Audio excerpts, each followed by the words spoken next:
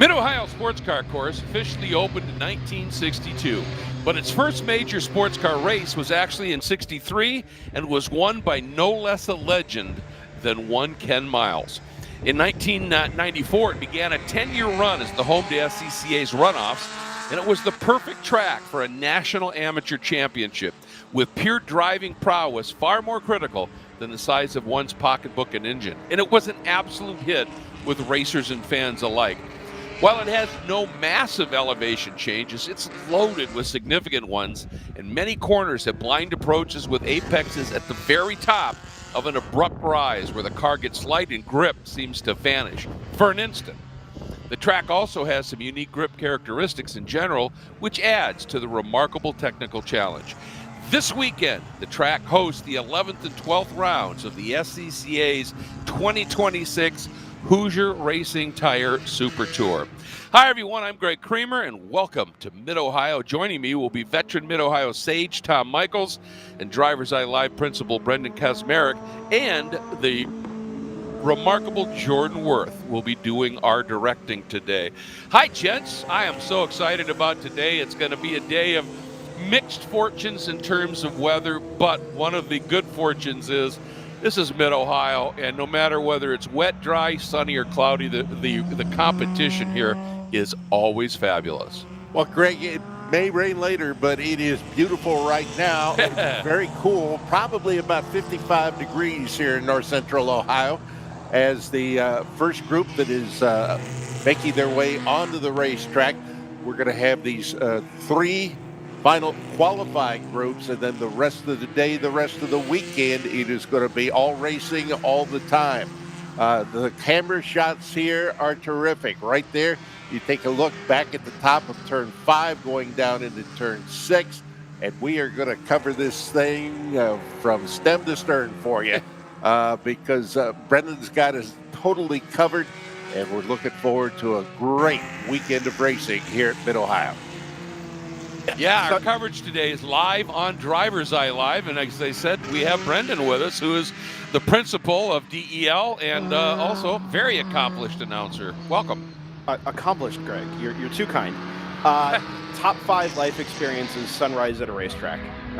It really is a special time. It is. These 8 o'clock starts. Yep, a lot of early mornings, and I've been here even longer than that, but it's especially special here at Mid-Ohio. The hills of north central Ohio really lend a pretty unique atmosphere towards early morning racing. Sun came up over the Honda Bridge this morning, and we've been greeted and serenaded with the sounds of small bore production. These purpose-built race cars in E, F, and H production, and then, of course, the B-Spec cars, among the most popular, fastest-growing classes in the SCCA all over the country, really, but a really healthy grid here this weekend as well. Excited to not just get today started, but pick up where we left off yesterday, which was a set of really good and really compelling qualifying sessions to set the grid for race 1. Yeah, it really was stellar. And I think this morning, Tom mentioned it, we're, 57 or so degrees, and I don't see any kind of a breeze out there. These are prime conditions for some really serious speeds. So I would think those, obviously these 3 groups had their qualifying a little bit later in the day yesterday, so their first qualifying. So this is prime opportunity for people to make big gains here. Just want to remind everybody, of course, we're at Mid-Ohio. For this event, we are hosted by the fabulous Ohio Valley region of SCCA. That's the Sports Car Club of America. And this is the 2026 OVR Great Lakes Race of Champions. So not only is it, part of the Hoosier Racing Tire SCCA Super Tour, it's a pretty prestigious event in its own right. So happy to be here. Yeah, this is the biggest of the amateur race weekends here at Mid-Ohio this year. There will be 4 in total as far as these kind of events go. 3 of them by OVR, 1 by the Cincinnati region. And we're just happy that folks can come on out here. If you are watching here and say, boy, I wish I was there, you can be here. $10 to get in, and along with that, if you are a Mid-Ohio season pass holder, doesn't cost you anything. right now watching the cars as they go up into the keyhole turn. We are using the 2.4-mile course. That's the amateur course is compared to the pro course. The amateur course has the little bit extra asphalt out there where you take that right and left going up into the keyhole turn. And that adds a little bit of intrigue as we see some of these classes. You can actually make a pass coming up there. Oh, sorry about that. I didn't catch the number. But that green car got on the brakes and it started doing the dance there, and great save, and didn't really lose anything to the competition in front of him. But I thought he was going to just really have a little bit of a tap there, but he was able to gather it up. So that's part of the thing here, Tom, is early mornings when it's cool here, not a lot of temperature in the track. That means it takes a lap or two longer to get real temp in the tires, and I think that competitor just learned that lesson. Oh, I think so too, and probably just as well that he learned it there than at the end of the back straightaway. This race course has gone over changes over the last couple of years, one of the major of which, you're just looking at it right now, and you look at it at every shot, they totally redid the surface of the course here at the Mid-Ohio Sports Car Course. Okay. And it's changed things out there as far as when things get a little bit dicey, if it's due in the morning or whatever. Yep. It makes it a little bit more drivable, let's put it that way. Yeah. My experience this morning, Tom, while I was out setting up cameras, my vaguely waterproof boots actually came away from my trudges through the grass completely bone dry. So it's been a dry overnight period. There was actually a decent breeze this morning that put a little chill in the air, but it's kept the off-track fairly completely dry. The track surface itself, no dew or anything like we might have surmised yesterday before we left. And that's unusual here. It is unusual here. That's kind of the reason I brought the boots in the first place. But happy to say I've started the day with dry socks, which is always a bonus.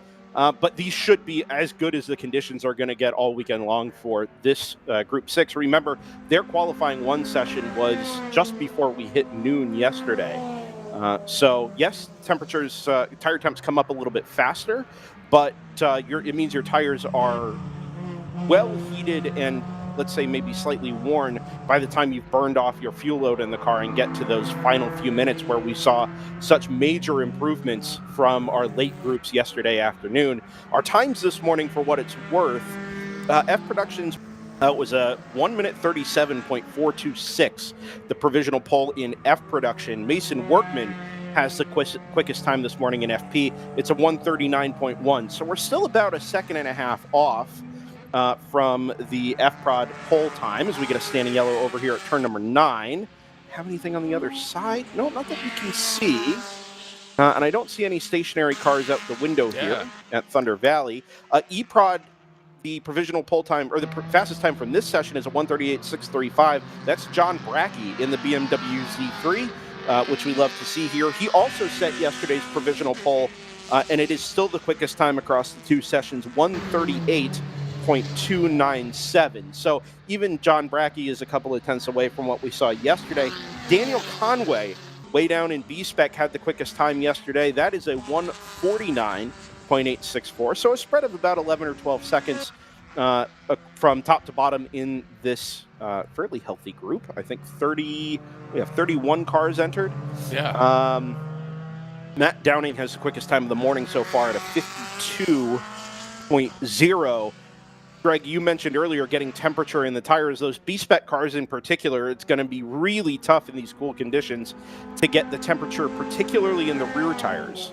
Remember, those little hot hatches are all front-wheel drive cars. So, yep, you can get the front temps to spike, but if the rear doesn't comply, you're in for a bad time, and it is going to take a couple of laps to get there, I think. Yeah, you've just got to be patient. Otherwise, you're just going to be sideways everywhere until you get that little bit of rear temp. Interesting note here, Craig Chima, that time he turned in the morning or in the qualifying session yesterday at 1:37.4 was 4 tenths underneath the old track record. Now, the track records are officially only set in racing conditions, as you pointed out yesterday, but that was a really good turn to speed. And I think that's why we didn't see anybody here on the exit of 9. It's because it was on the approach outside driver's left. Looks like where that incident may have been. Far be it for me to leave a blind spot somewhere trackside, but found one. Of course. You can only do what you can do, my friend. Yeah, my suspicion there, Greg, is that where that car ended up, that's probably a pull-off. Yeah. A mechanical pull-off there. Better to go driver's right if you can. There's a flag station right there. Speaking of pull-offs, looks like I was a mini. That's a mini, it looks off like. To driver's left here on the exit of the keyhole. But anyway, there's a gravel trap out there on the outside of the corner, and it didn't look like the... oh, you know what? There was a set of skid marks there leading up to where that safety truck was parked. So it is possible that car spun and just got stuck. Well, we've seen that happen a couple of times yesterday as you come scooting through what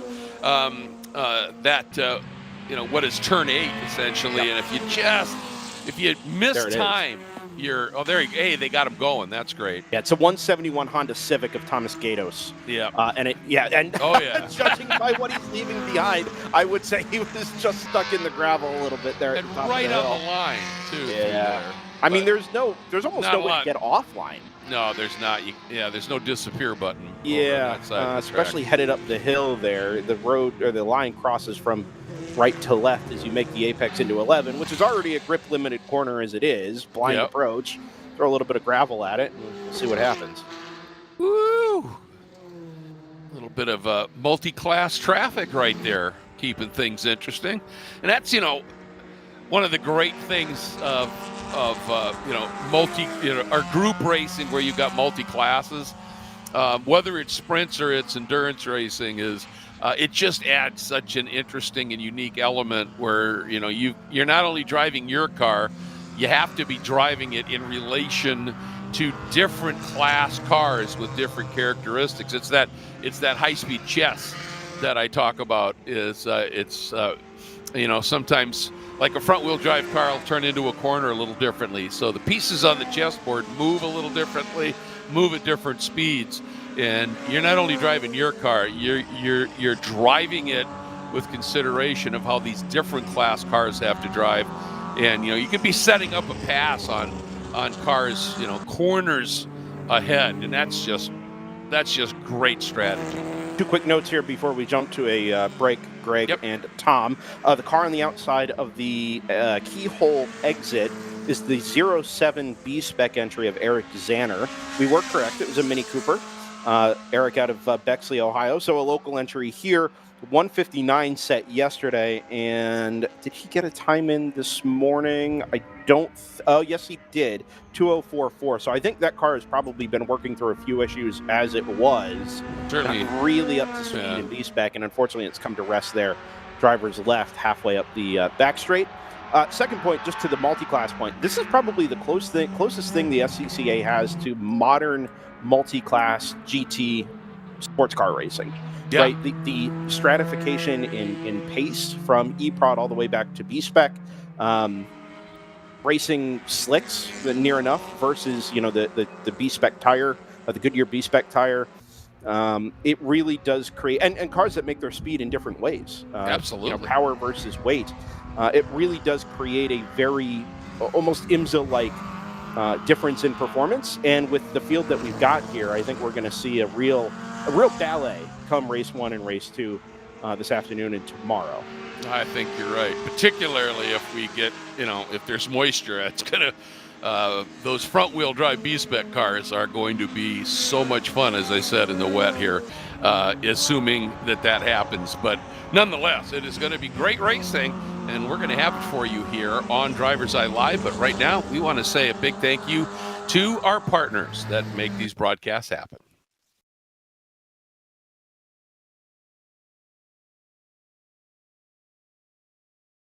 Okay, track day checklist. Let's go. You got your gloves, your helmet, water, snacks, sunscreen, your car is prepped and ready to go. Oof, forgot your track day insurance, didn't you? If you want to be covered for the whole value of your car, you need high-performance driver education coverage through Hagerty. We'll get you a policy for track days, time trials, and more in less time than it took you to apply that sunscreen. Hagerty, let's drive together. Shopping for tires used to really ruffle my feathers. That was before I went to TireRack.com. TireRack made it easy to identify the right tires. No more searching high and low, I got the best deal. TireRack has thousands of recommended installers. I chose a mobile installer. They brought the tires to my neck of the woods and put them on, right here in my driveway. You're all done? Thank you. When it's time for new tires, trust the experts. TireRack.com, the way tire buying should be. Hoosier Racing Tire is proud to be the presenting sponsor of this year's Hoosier Racing Tire SCCA Super Tour. As the world's largest race tire manufacturer, Hoosier has been at the forefront of motorsports innovation for more than 65 years. From local tracks to the global stage, Hoosier is dedicated to delivering high-performance tires that meet the demands of champions. Whether you're a seasoned competitor or an aspiring racer, Hoosier tires are engineered to help you push the limits. For more information, visit us online at HoosierTire.com or visit us trackside, and remember to connect with us on social media. For more than 30 years, championship-winning drivers have demanded the Hawk Performance braking advantage. Now you can experience that same advanced technology on your daily car, truck, or CUV with Hawk Performance Street products. With brake pads, rotors, and fluids that deliver smooth braking for muscle cars and tuners, Super Duty solutions for tow vehicles, custom-engineered motorsports friction designed specifically for road racing, autocross, drag, and everything in between, Hawk has all your braking needs covered. Visit hawkperformance.com to learn more. Hawk Performance, what's stopping you?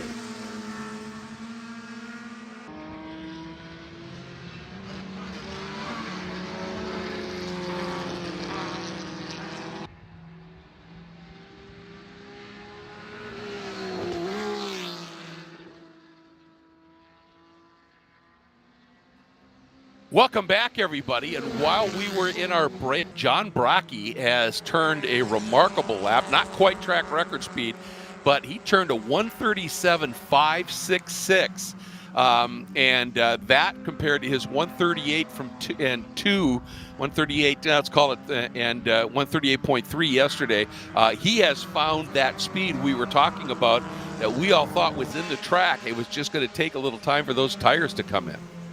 Yeah, that is the E-Prod pole time. John obviously still had the E-Prod pole from yesterday, but if anything, he's jumped up a couple of positions in the overall order, which, remember, Greg, because we're not doing split starts within the production cars, that is actually worth something, right? If you can put a couple of non-class competitors in between yourself and your other, in-class competitors, that track position could be worth actually quite a bit in the opening laps come this afternoon for race one. And with only 25 minutes to get it done, or 16 laps, I actually think that could potentially be pretty important for John.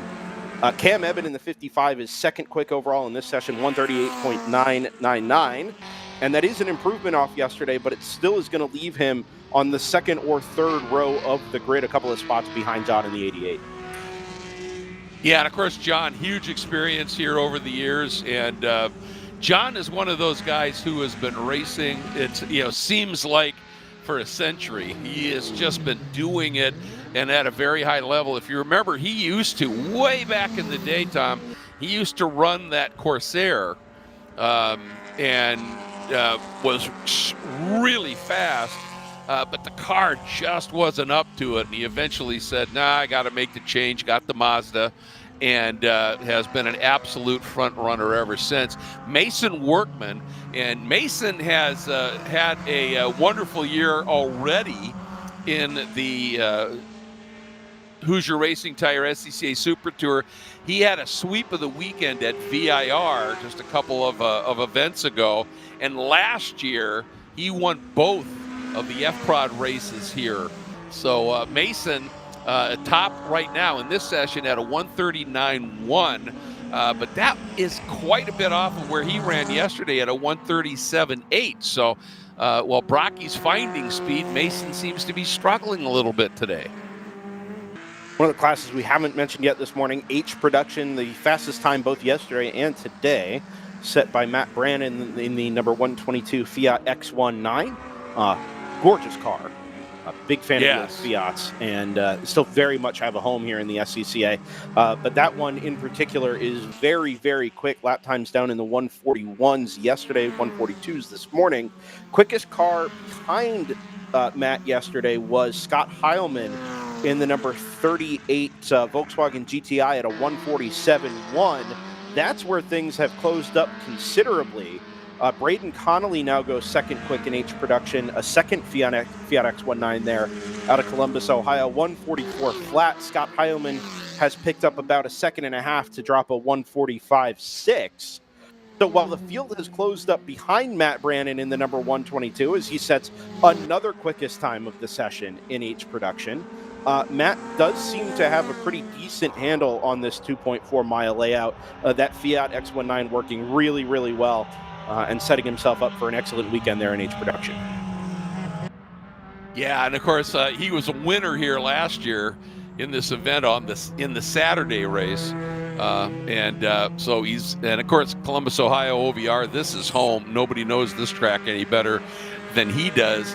And that Fiat X19 is a pretty well-balanced car, isn't it, Brendan? I mean, it just by its layout, it's really well-balanced, and on a handling track, that's gold. Yeah, a lot of times you see H-Prod kind of host the smaller cars, right? Lighter weight, maybe not optimized weight distribution, shorter wheelbase. In a way, it's a beefier version of what you'd see in B-Spec. If you're not familiar with maybe some of the old, VW Rabbits and Golfs that make up the that class historically. We did see a new Mazda 2 in H-Prod. Jesse Prather, I think, runs that in the middle part of the country, not here this weekend.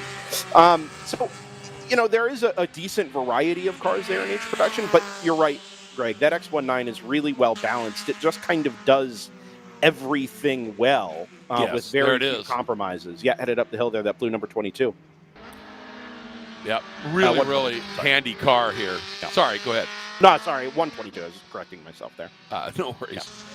We got about 2.5 minutes remaining in this session. And at that point, and probably wisely with the pace advantage he has, Matt Brannon says, I'm done. If somebody can beat me, they will have earned it for sure. Brocky, once he hit that 137.5, that's a pretty serious margin he's got at this stage. Yeah, and again, remember, no split classes within the production group, so those are going to be overall positions for all of our class pole sitters, right? Bracky, Mason Workman, and Matt Brannon there. So good way to start your weekend if you know you're going to have a few rows between you and your class competitors. Only class we haven't touched on really with any depth here is B-Spec. Josh Schmidt has the quickest time of the morning, 150.318. Babyface himself with about a tenth in hand over Matt Downing in the number 36. That is not a provisional pole time for Josh, but it is an improvement from yesterday. His time yesterday afternoon was a 150.412. Likewise, Matt Downing in the 36 had a 150.5. So improvements of about a tenth for each of them. It's going to be difficult to do the math here to see if that actually gets them any positions on the grid. That's an off. Yep. Plenty of runoff there at the carousel, able to get the car gathered up. I'll get a number here as it comes by. Finish. But anyway, there 44 is what we hear. That's the E-Prod entry of Anthony Parker, that Triumph GT6 Plus. Beautiful car. Love the Triumphs. Anyway, just to finish up B-Spec here very quickly, it is actually going to give a spot to Josh Schmidt and Matt Downing, or Josh Schmidt at least, at the expense of Chris Taylor in the number 62 Mazda 2, who has decided to more or less sit this session out. Just put the one installation lap in, came back into the pits. And unfortunately for Chris, it's just one position, but his decision to sit on his time from yesterday is going to bump him back a spot in the all B-Spec starting group at the back of this afternoon's race. So interesting decision in maybe ideal track conditions there to maybe save some Goodyear tire and save it for this afternoon, but it does come at a price.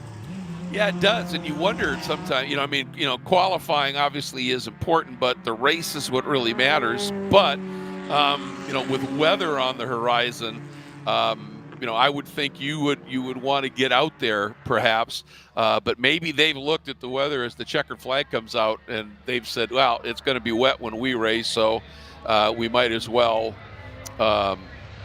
just sit this one out. So who knows what the plan was?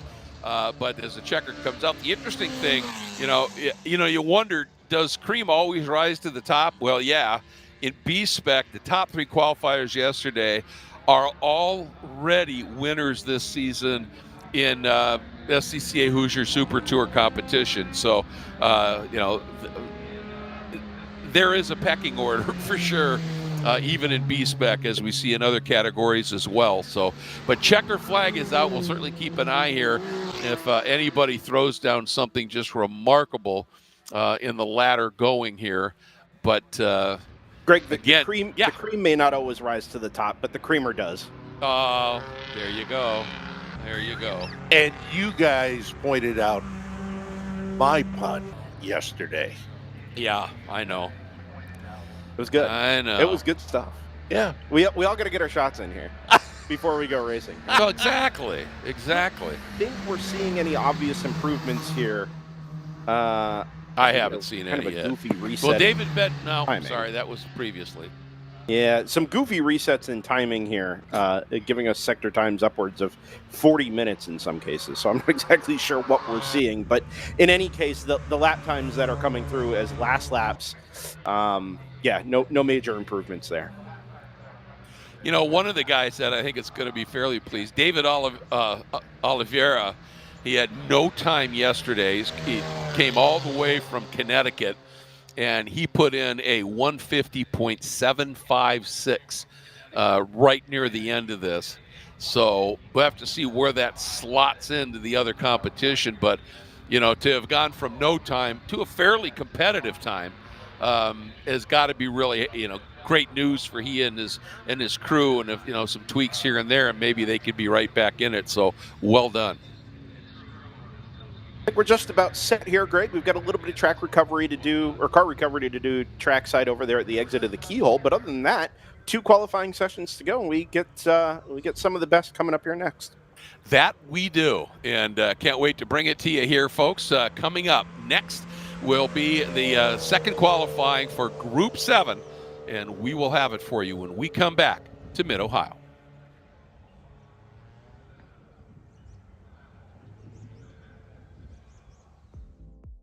My name is Joshua Smith, Business Development Manager for Mazda Motorsports. We're happy to be supporting the SCCA and Mazda racers here. So our team support program offers a couple of tiers of support, part support, technical support.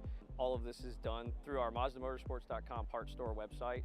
It's basically like signing up for an Amazon account. Simple information, prove that you're a racer. It gets you access to our 800 hotline that you can call and speak to one of our parts representatives 5 days a week.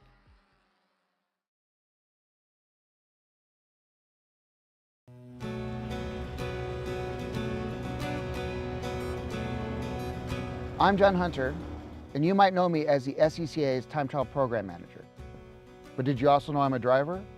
I've been autocrossing and doing time attack for a couple decades now, and here we're going to talk about some of the similarities and some of the differences in driving style between the two.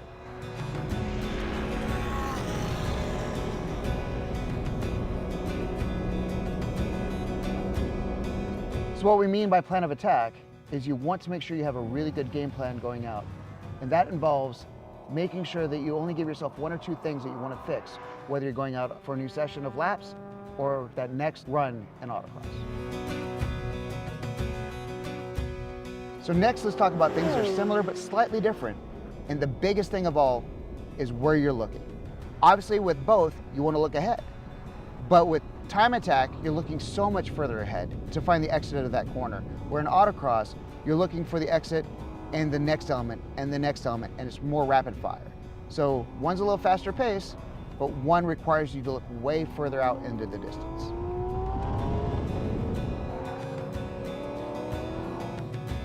In autocross, things come at you a lot faster. It's rapid fire, and you need to move the weight around very quickly, typically.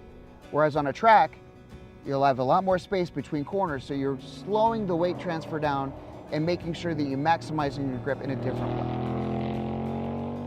So when you're coming from autocross and moving onto track, you'll really want to slow down your hands because you have more time to properly set the car up and get that weight transfer done to maximize the grip through the corner. Another thing that's similar but different is how you use the pedals. In both instances, you want to be aggressive but squeeze and maximize the weight transfer in each situation. However, once you move to the track, you really want to know how to heel toe so that you can manage that weight transfer even better. So let's talk about what's different. The biggest thing that I can think of is in autocross, you typically want to make a plan and stick to it because you only get 3 runs. But on track, when you're doing time attack, you typically can run that track over and over and over again. So it affords you the ability to change up that plan and explore new options on lines and how you take certain areas of the track. So even though I'd autocrossed for decades, once I started doing time attack, I found it helped me as an autocross driver as well. So don't hesitate to try the other sport. Whether you're an autocross or a time attack driver, do both. It'll make you a better driver either way.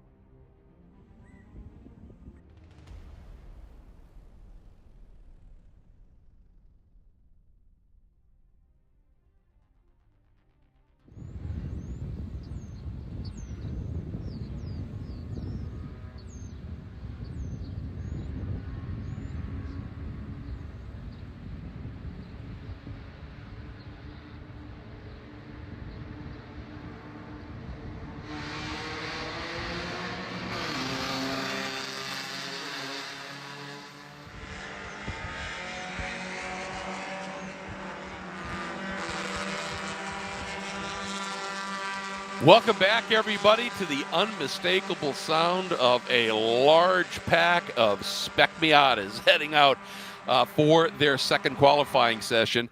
37 cars took times yesterday.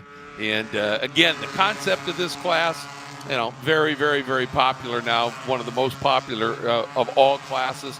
but all the cars are basically built to the same spec in terms of rules. There are minor little changes, but what it does is it puts the onus on the drivers and some car prep. I mean, a lot of these, it's individual teams, and the drivers are the mechanics, and they do their own setup and all of that. So, but those that can get it right, both in terms of setup and behind the wheel, they shine in this category, and that's what makes it so compelling. In terms of bang for the buck, it's one of the more inexpensive ways to go racing, and it is also one of the ways you can get out there and race and know that if you win, it's on you. If you're 20th, it's on you. And that's one of the most compelling things about it here, guys. Absolutely. And throughout the weekend, generally speaking, I'd say the Spec Miatas are the best race of the weekend because, number one, there's so many of them. Number two, they are so close. So close.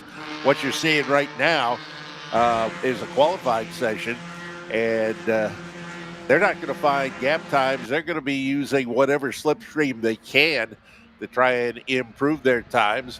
The car's just now getting on the clock for the first time as they come around. We are using the 2.4-mile amateur course that uses the right-left turn going into the keyhole turn. But I am looking forward to the entire day, obviously. But as much as anything, I'm looking forward to the Spec Miata race coming up later on this afternoon. Perfect lighting first thing this morning here. 8:35 a.m. qualifying session. These little NA and NB Miatas just look so good in that vaguely orange light. A little softer this morning as well because of a high cloud before we get some weather this afternoon. Presumably get some weather this afternoon.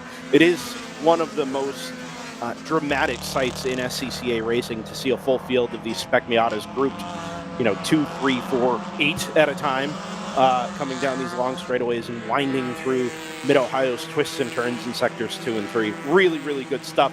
I am going to take you to task a little bit, Greg. Yep. You said earlier, if you win a race here in Spec Miata, it's on you.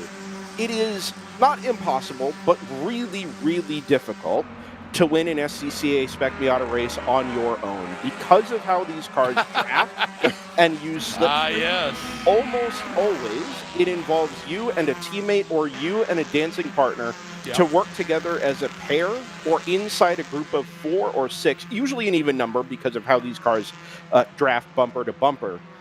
It really does take some cooperation and really, really good communication, both by hand signals and just by attitude of the car on track, to work together and get yourself in a position to win the race at the end of 25 or 35 minutes. So qualifying maybe a little bit less so. You need the draft and you're looking for a good time, but almost always these NAs and NBs are going to be hooked up with another car trying to get the most speed they can out of these little 1.6, 1.8 liter motor engines. Well, that is very true. However, if you cannot maintain the speed of the guy you're working with, or you botch it completely in trying to work the game, and you have a little off like that, something in that case, it's going to cost you. So you're right. It's a cooperative effort for sure. It really works. And, this is not a track that is really super well known for drafting. Indeed. But that run from the keyhole all the way down to here to the entry to turn 4 and up into Madness, there's enough pull down there. If you've got a really good partner to work with, it can make a difference. That's why you see, even in qualifying, these guys running in those little mini packs, like you said. And the fascinating thing, folks, if you haven't seen one of these races yet, the races, you will see, packs of 6, 7, 8 cars that are just running absolutely flat chat, nose to tail. And think about that for a minute. We'll make that point, but you can see it almost here as well. If you're that red car at the back here, you're driving through 4 windshields, yours and the 3 guys in front of you, because you're so close. And the slightest little mistake by somebody can quickly turn into a big incident.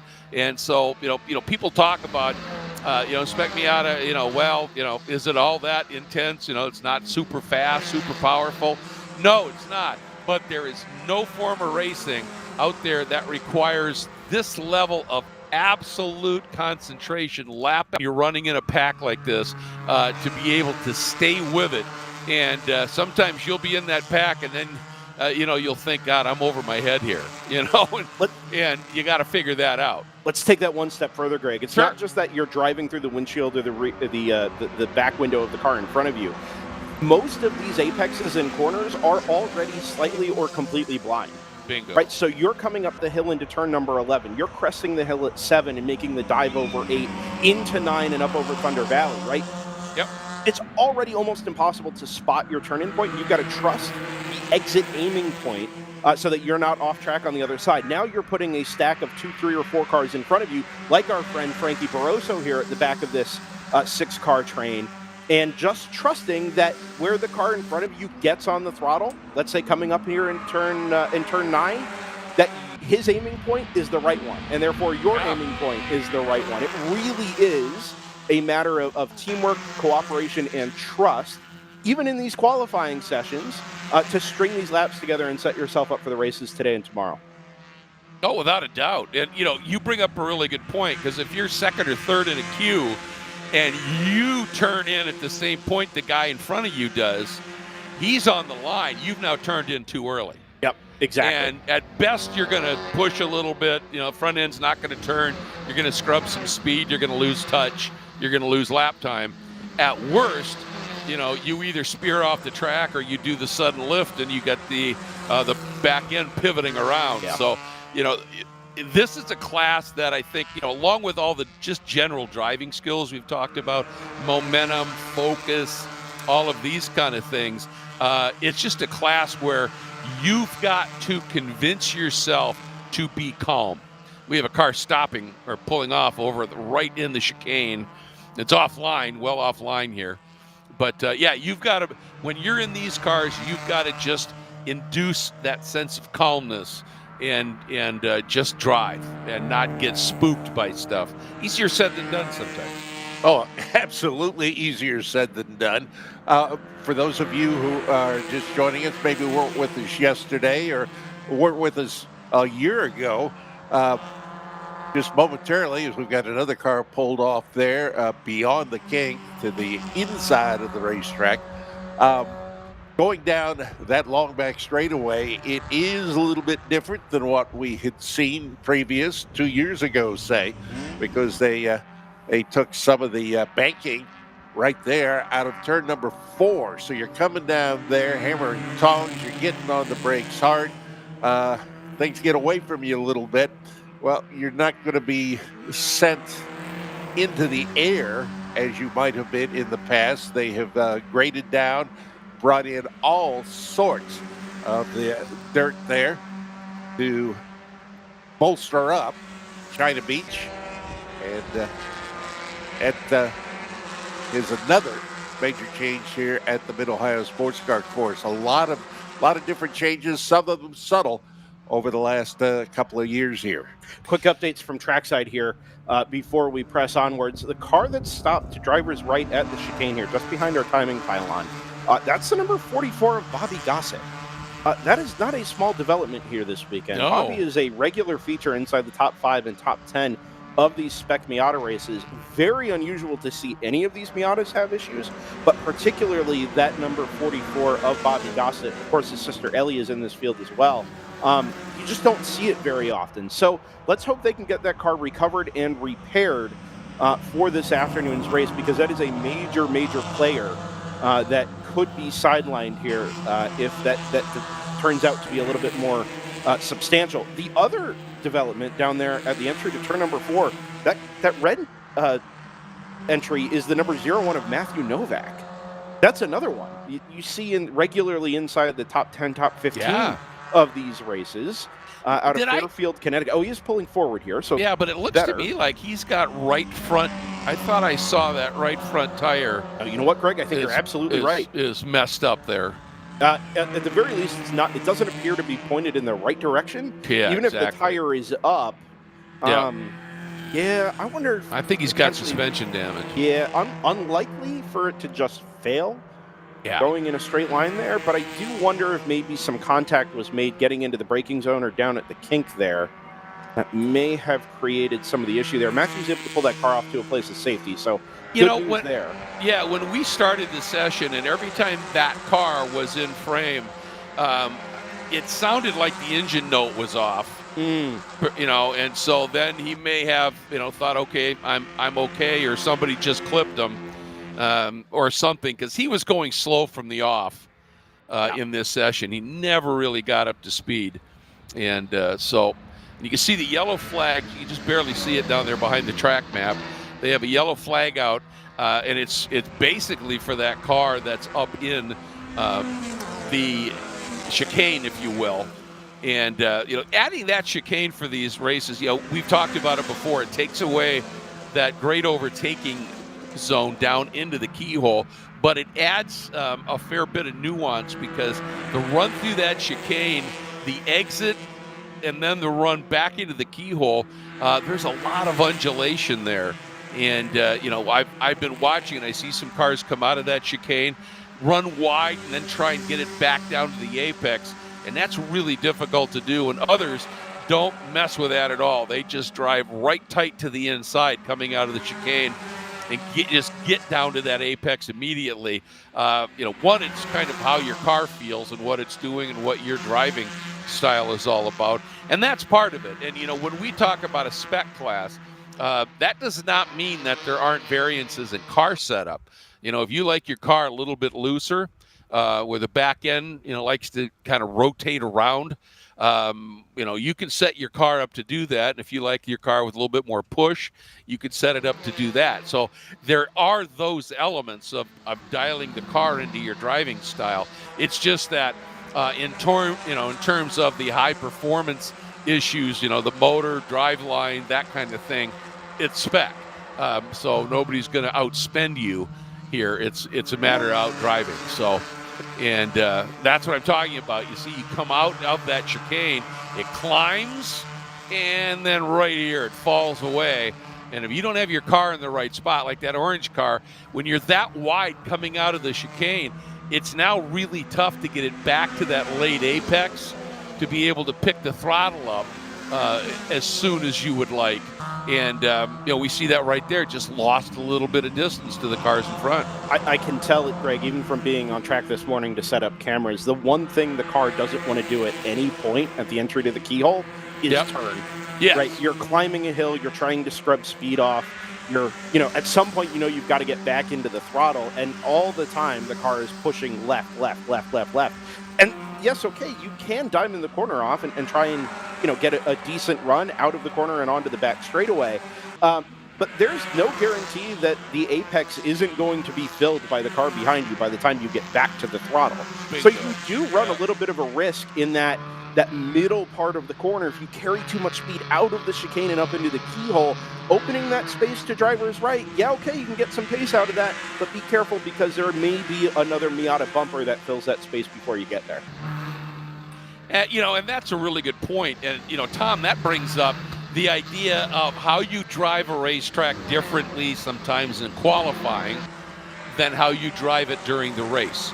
And, you think about it, that this track in particular, you go into sometimes into the carousel, and you're on a qualifying lap, you will go into the carousel and really open the radius up, then make a really abrupt turn, because you don't really care at that point how fast you are into the carousel, but you want to straight line that exit out of the carousel and into the flick, and onto the front straight at turn 13, and just get as much of a run out of there as you possibly can. But as Brendan was just talking about, if you do that again during the race, a Miata is going to slide up the inside of you. There's no question. Like that, right there. So it's all a matter of understanding, okay, in qualifying, I may want to open that up. I may want to actually do that diamond in the keyhole, and, to get that really stout early throttle coming out of there. You do that in the race, you've just lost, and in Spec Miata, you probably lost 10 positions, because you're going to get knocked out of the way. Well, and, you may not be able to prove that here with Spec Miata because they're running this Yeah. like a race right now. Look They at these really guys. are, yes. And we've seen some 3 wides coming through. These cars can also, like back in turn number 9, they can make passes at points on the race course that many of the other classes cannot. It's almost like watching the motorcycles come around here. They can come through 2 wide through a normally single file kind of a deal. Right there, you see we've got 39 cars in this class, huge class, but that's pretty much what we have for the entire weekend with total entries somewhere around 250, which is excellent in this day and age. Yeah, it really is a stout entry. And, you know, these SCCA Hoosier Super Tour events, you know, they are the cream of the crop in the SCCA Summit Road Racing program. There's Super Tour, then there's the majors, right? So these draw the cream of the crop in terms of the drivers, because remember, one, you're going for the SCCA Hoosier Racing Tire Super Tour Championship, and 6 of the races count for points, and then the runoffs make for that 7th race, right? So that you can score points in. So one, it's a big hook for the runoffs, but you're also going for a championship within the Hoosier Racing Tire Super Tour package itself. So this is it, you know, and if you win a class championship at this level of SCCA racing, you are truly an accomplished driver. So it's a big deal.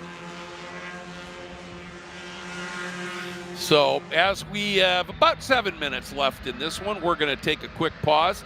Things seem to have settled just a little bit. Well, as I say that, Tyler Brown has just uncorked a 142.3, which is a 10th quicker than he went yesterday and quicker than Max Stallone's time. So we've got a new overall pole. There's more to come, and we'll be back to take you to the finish.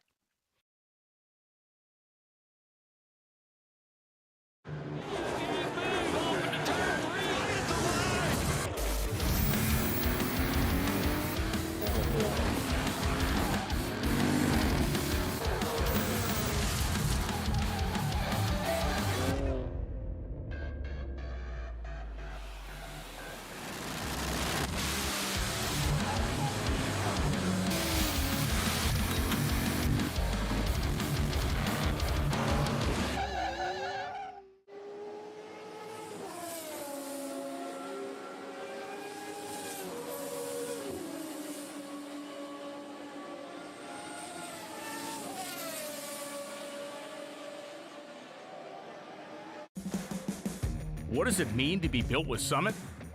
It means you're hitting the autocross, drag strip, road course, trail, dirt, or open road with confidence. Because built with Summit means you're using parts from the top names in performance, priced to make your project affordable. And it's all backed by trusted tech expertise and blazing fast shipping. Summit Racing Equipment. Let's build it together. SummitRacing.com. Did you know SCCA members can save $20 on every track night they sign up for? That's right. Track Night America, driven by Tire Rack, now hosting 150 events at more than 30 tracks across the country, is the easiest and most affordable way to get you and your friends on track in street cars all year long. Visit tracknightinamerica.com to learn more and get yourself on track. It's the 2026 Hoosier Racing Tire SCCA Super Tour, the premier amateur road racing series bringing together top SCCA road racers from around the country. The Hoosier Super Tour visits some of the greatest tracks in North America, showcasing each of our 25 championship classes, production to GTs, prototypes to Formula cars. The Hoosier SCCA Super Tour packs a ton of wheel-to-wheel racing action into every event.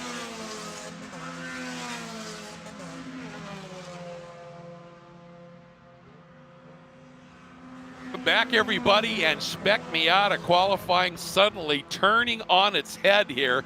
Max Stallone had in that session yesterday had the fastest time at a 142.3. Nobody had really gone around and usurped that. Then Tyler Brown had jumped up and put in a really good lap as well at a 1:42.32. We talked about it right as we were going to the break, that was a new pole time. Well, Frankie Barroso said, I'm not done yet either, boys.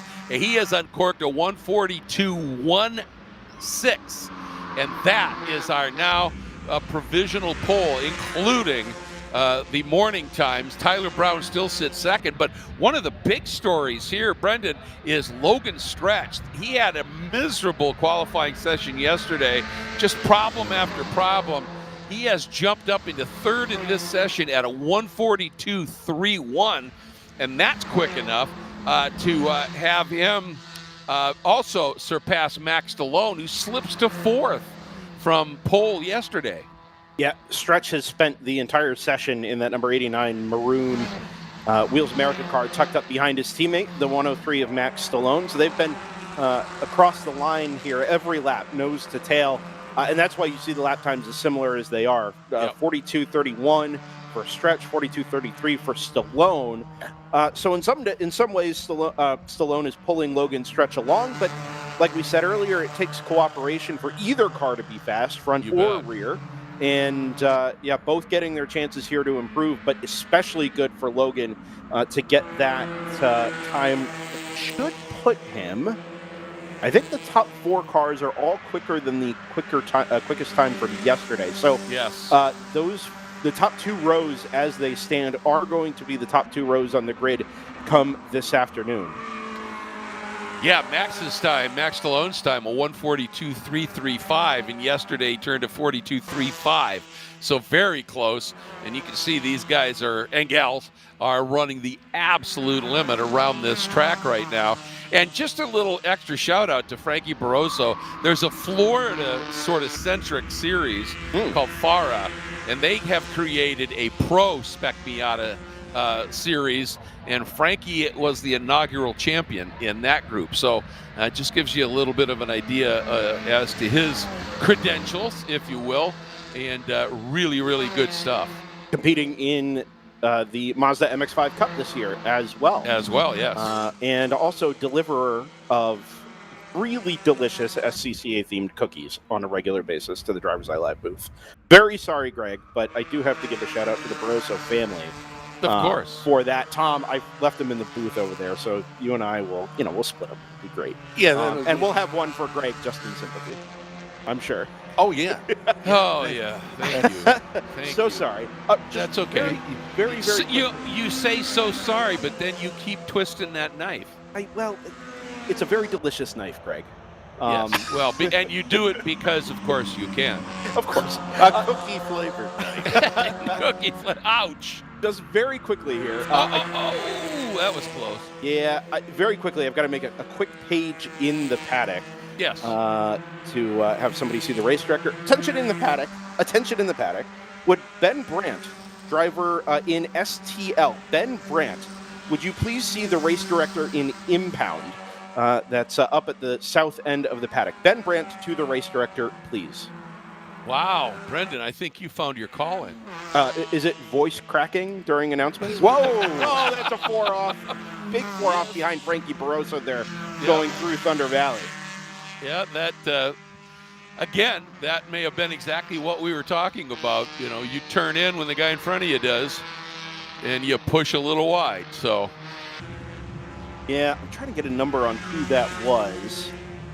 With the number 40. I think it's the 02 is what I'm seeing on our Flactronics display. Yes. That's Christian Meyer.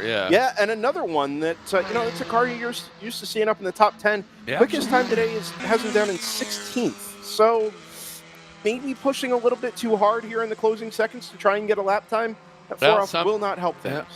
Well, and that happens so often, doesn't it? As the checker flag comes out, is, you need a little bit more time, and then you start to overdrive. And sometimes when you overdrive, suddenly the car's scrubbing a little bit more sideways, and all of these little things that just rob you of these incredibly minute increments of speed, and that's the other thing to think of here. I mean, I'm looking through just this session alone, top 17 are covered by less than a second.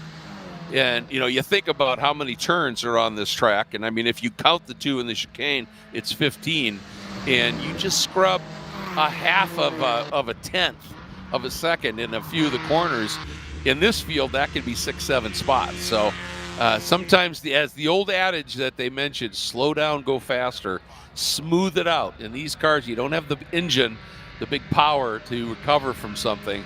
Be smooth, exit that turn quicker than your competition can. That really, it comes down to that simple. But the packs are still alive here. Yeah, you're not going to believe this. This quote didn't actually come from anybody I know in racing, but in my past life as an air traffic controller, I had a trainer tell me, slow is smooth and smooth is fast. Right? And it's a counterintuitive thought, but particularly in these momentum cars, Greg, it really does take a reset or a recalibration of driving style to understand how to eke speed out of these cars. And the very best have figured it out. Max Stallone actually reset the pole time here at the checkered flag. Greg. Oh my goodness, what a lap! 142.117 goes half a tenth clear of Frankie Barroso and teammate Logan Stretch to put the 103 Wheels America car onto the front row.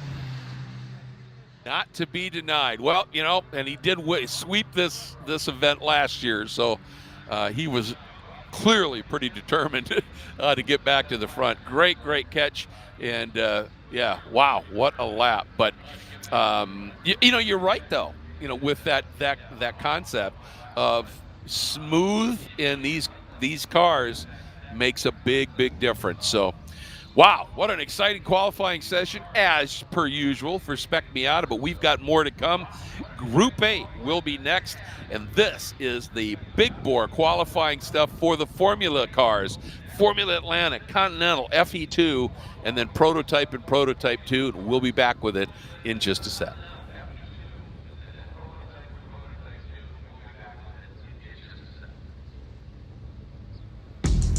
We're not supposed to be out here. Outside expectations. Built for the outdoors. With the capability to climb this high, we're not supposed to be out here. Which is exactly why we are. The off-road ready Mazda CX-50. We're looking for outsiders.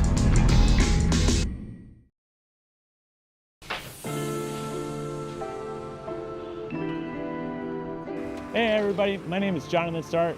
I'm racing the number 51 GT2 Viper ACRX here at Road America this weekend. We're going to kind of talk about some changing conditions that are happening this weekend. We're going from rain to wet to dry to kind of wet, trying to figure out the correct setup, which tires we might need to run in our particular racing line that we need. With racing in the rain, you usually want to soften up your vehicle. Some of the things that you can do is change your shock settings, change your spring rate, and maybe if you can also change your sway bar. We can change our shock setting, so we go soft. You really want to go soft in the rear in this car, so we can kind of put the power down a little bit easier. With any type of racing, you have different tires. In this scenario, as you start seeing that rain coming down, it's time to start trying to figure out which tire you have. There's full wet, there's intermediates, slicks, and what we call a DOT slick. This is where it kind of gets challenging, and the best of the best can really kind of figure out which tire to use at the right time. If it's drying and you think it's going to be really dry, you put that full race tire ready on that slick tire and go for it. But definitely if it's raining and you think it's going to be raining the whole time and wet, we use that full Hoosier rain tire. One thing that really factors into this is what you're going to do as a driver. A lot of people change their actual racing line or driving line. As you look, you're looking for puddles, you're looking for glare. If you're on the rain tires and it does start to dry, you're seeking the wet to keep those tires cool. But if you are on those dry tires and it is starting to dry out, you try to get to that dry line as soon as you can to keep those slick tires warm, and hopefully you have the chance to win that race. Hopefully these items that we covered today help you at the track and hopefully make you more successful. But it is my time to go. We're about ready to go race ourselves. I actually need to figure out which tires I'm going to use here in just a moment. Guys, have a great day. Thanks for watching.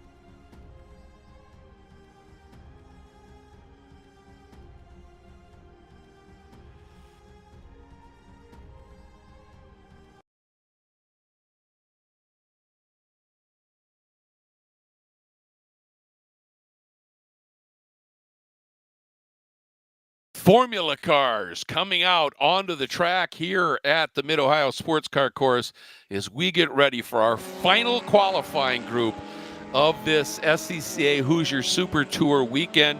And there's multiple categories out here. We've got Formula Atlantic, which is in theory the fastest class around here, although a well-driven prototype car in what SCCA calls a prototype can be equally quick. Formula Continental, and basically those are 2-liter engine winged Formula cars. The Atlantics have huge amounts of downforce, is what and pretty peppy engines to be sure. But then you also have a grouping of cars that is called FE2, and that is from FE means Formula Enterprises, and it is a category of car that is a true spec car, where all the cars built by Formula Enterprises are absolutely identical, and it's the second evolution of that category. And then we have Prototype and Prototype 2, and as you might imagine, Prototype 2, a little bit less performance than in the Prototype category, but nonetheless, some really fun and trick equipment out there. So we're getting ready to go here. In the sessions yesterday, nobody was, knocking on the door of track record times. And again, track records are set in the races, but it just gives a little bit of a clue as to what we might be looking at. Fastest yesterday was Larry Howard out of Kansas City, Missouri, in Kansas City region, in his Swift 016, the Epic Electric Service entry. The guy who was second, and not too far off, but surprisingly a half second, was Nico Vardis. And Nico is the guy who swept the weekend here at the SCCA Hoosier Super Tour last year here at Mid-Ohio. So Nico obviously going to be looking at it. Third was Tony Ave, and Tony, as I said earlier, could well be driving like in 5 different race groups here. And at VIR this year, one of the earlier stops on the SCCA Hoosier Super Tour, swept the weekend at the very challenging VIR. So he's certainly going to be somebody to keep an eye on here. And a couple of other drivers to be looking at and just considering.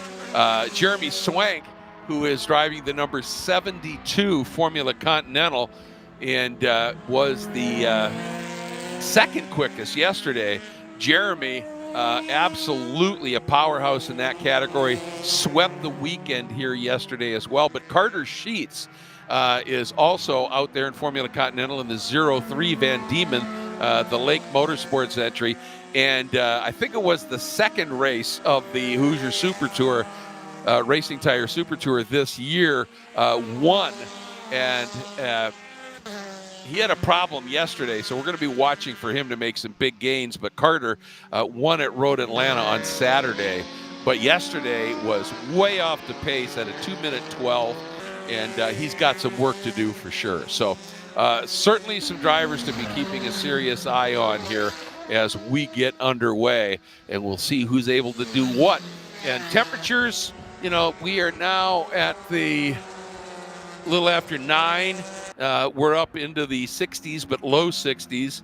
But that cloud cover is getting a little bit more thick.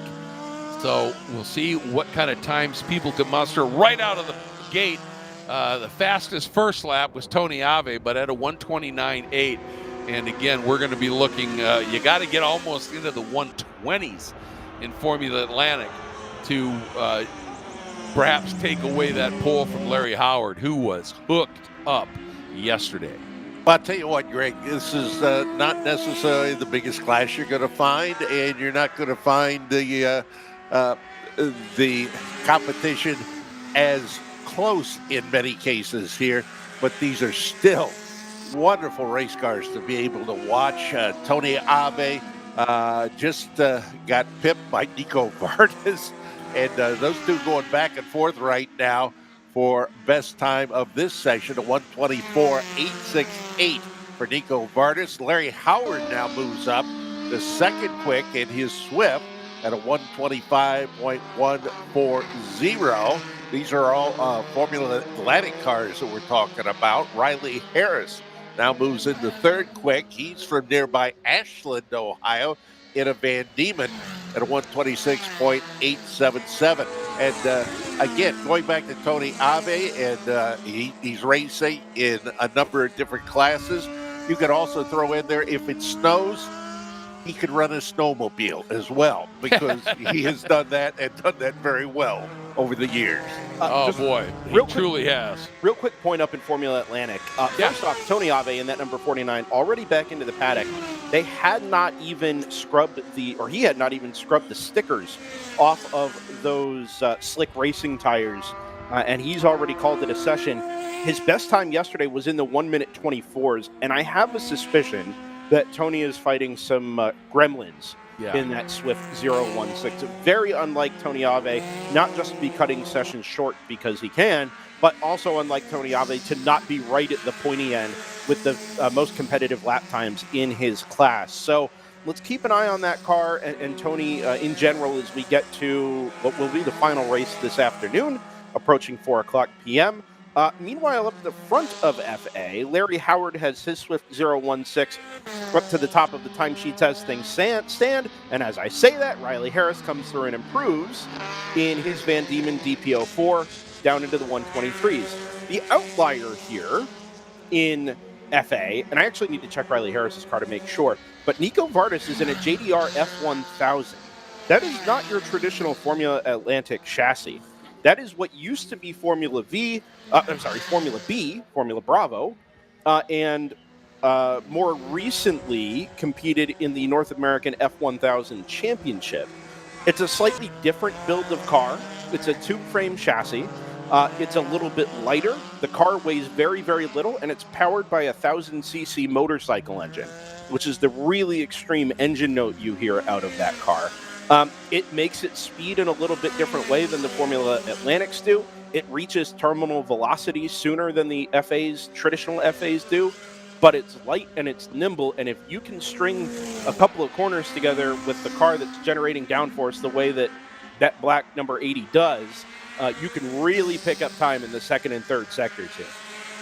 And it's interesting because, generally those cars, the F1000 cars, if you will, they don't have quite the downforce of the actual ground effects Formula Atlantic cars. But as you said, that agility and the ability, they're so light that when you go to throttle, they just leap out of the corners, and that makes a big difference. And I was going to ask, for instance, we've been following Riley Harris, who goes to the top now at a 122.39, and yesterday he was at a 27.8. Yeah. So they have found something. But the Van Diemen DP04, is that another of those F1000 chassis? It is, yeah. I had to wait till he came across the line to confirm it, but it is an F1000 chassis. Yeah, I thought so. Big old diffuser off the back end, tiny little side pods on either side.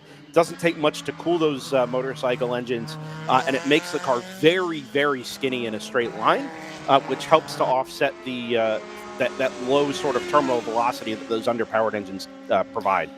And then just adding a little bit more flavor to the category now in Formula Atlantic, the number 7 of Alex Lima is running a Tatuus Formula 3 chassis. So we've got all kinds of blends here that make up Formula Atlantic. Larry Howard at the very top in that Swift. 121.9. He's within a second of his time yesterday, Tom. And then Harris, Vardis, Hill, Bufamonte. Bufamonte in the Formula Enterprises 2. So actually a very interesting qualifying session because we've had a number of switches there at the top, and we've seen Tony Abe all the way back to 9th quick overall here in the session. Yeah, he pitted early as we were watching and as Brendan informed us, and has not made a reappearance as of yet. Also a shout out to Richard Colburn, who is leading in the P2 category right now. He is one of really a legend almost in SCCA racing. He's been doing this for decades. And he was the one there. I think that is Mr. Colburn coming into the pits.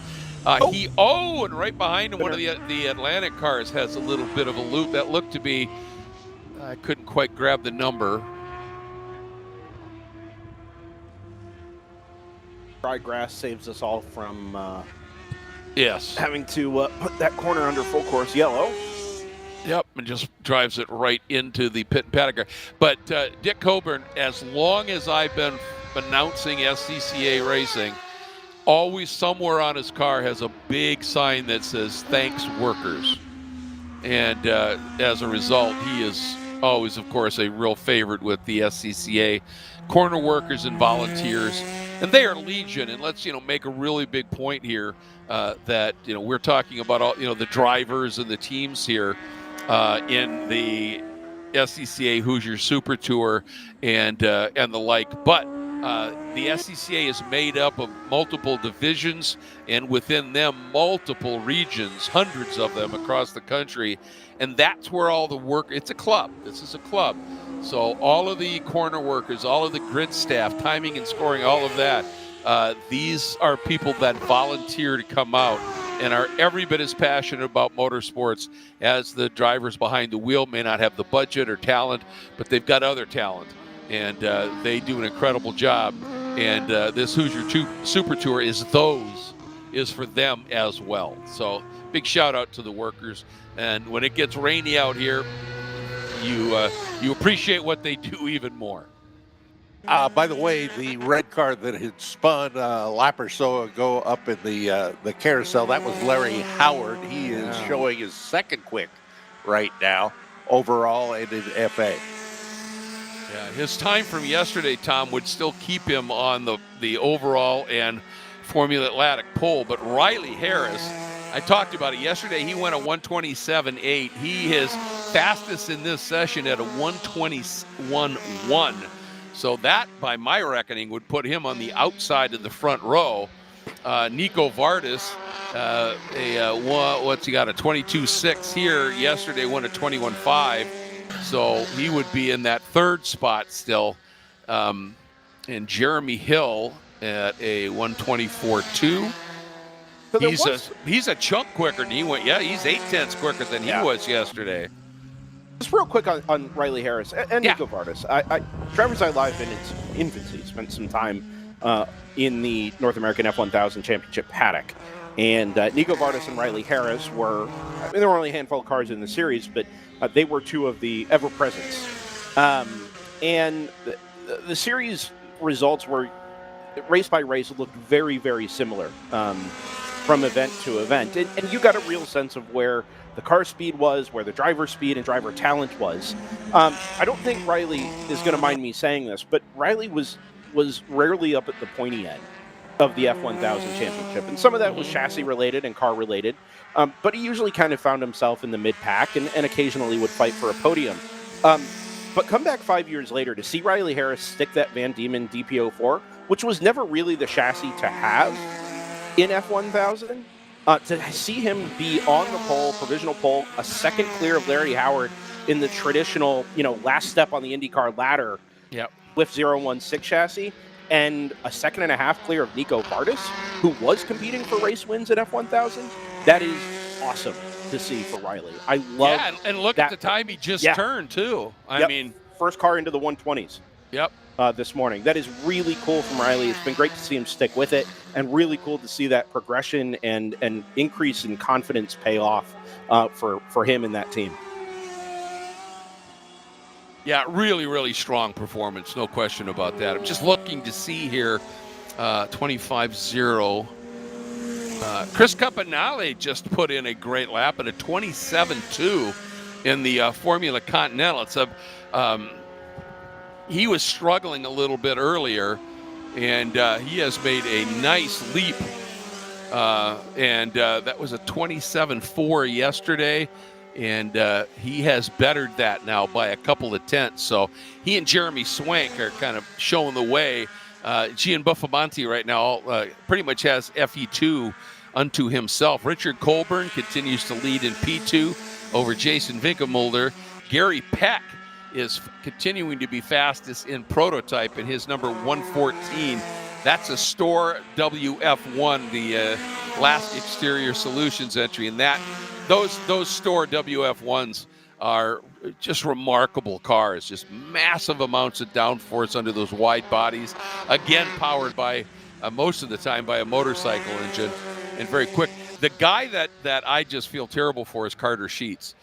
Carter had a miserable time yesterday, 2:12.7, was really struggling. Comes out today and is even slower, way off the pace. And this is a guy, as I had talked about, Carter is generally a front runner. Won one of the Formula Continental races at the Road Atlanta round of the SCCA Hoosier Super Tour. The guy's a player, and he's really struggling here. Yeah, clearly fighting some gremlins in that car as well. Tim Adolfson in the YouTube chat says, Tony Ave knows what he's doing. I want to believe that. Yes.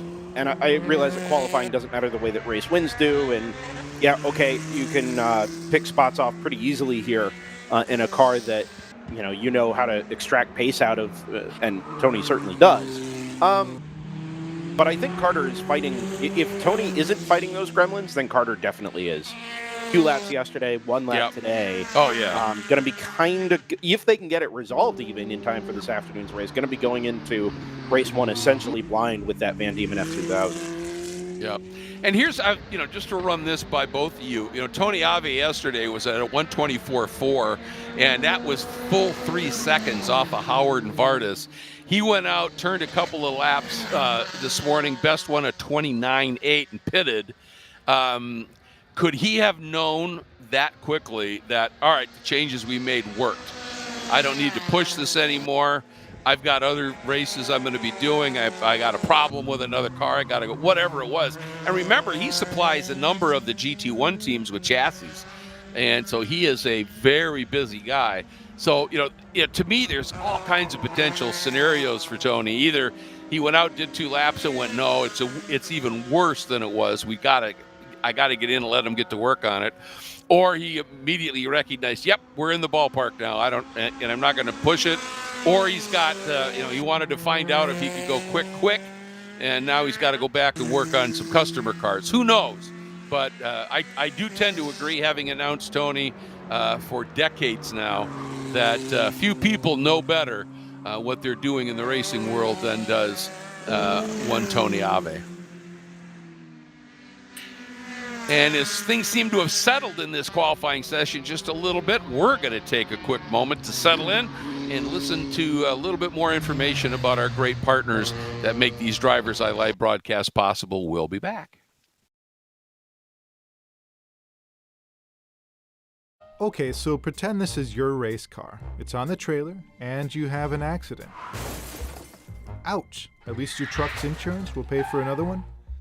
Yeah, not so fast. Standard insurance won't replace your race car, whether it's in the trailer, in the paddock, in the garage, or the repair shop. But at Hagerty, we can protect it for what it's really worth anytime it's off the track. No matter what or where you race, offer less than a set of race tires. Hagerty, let's drive together.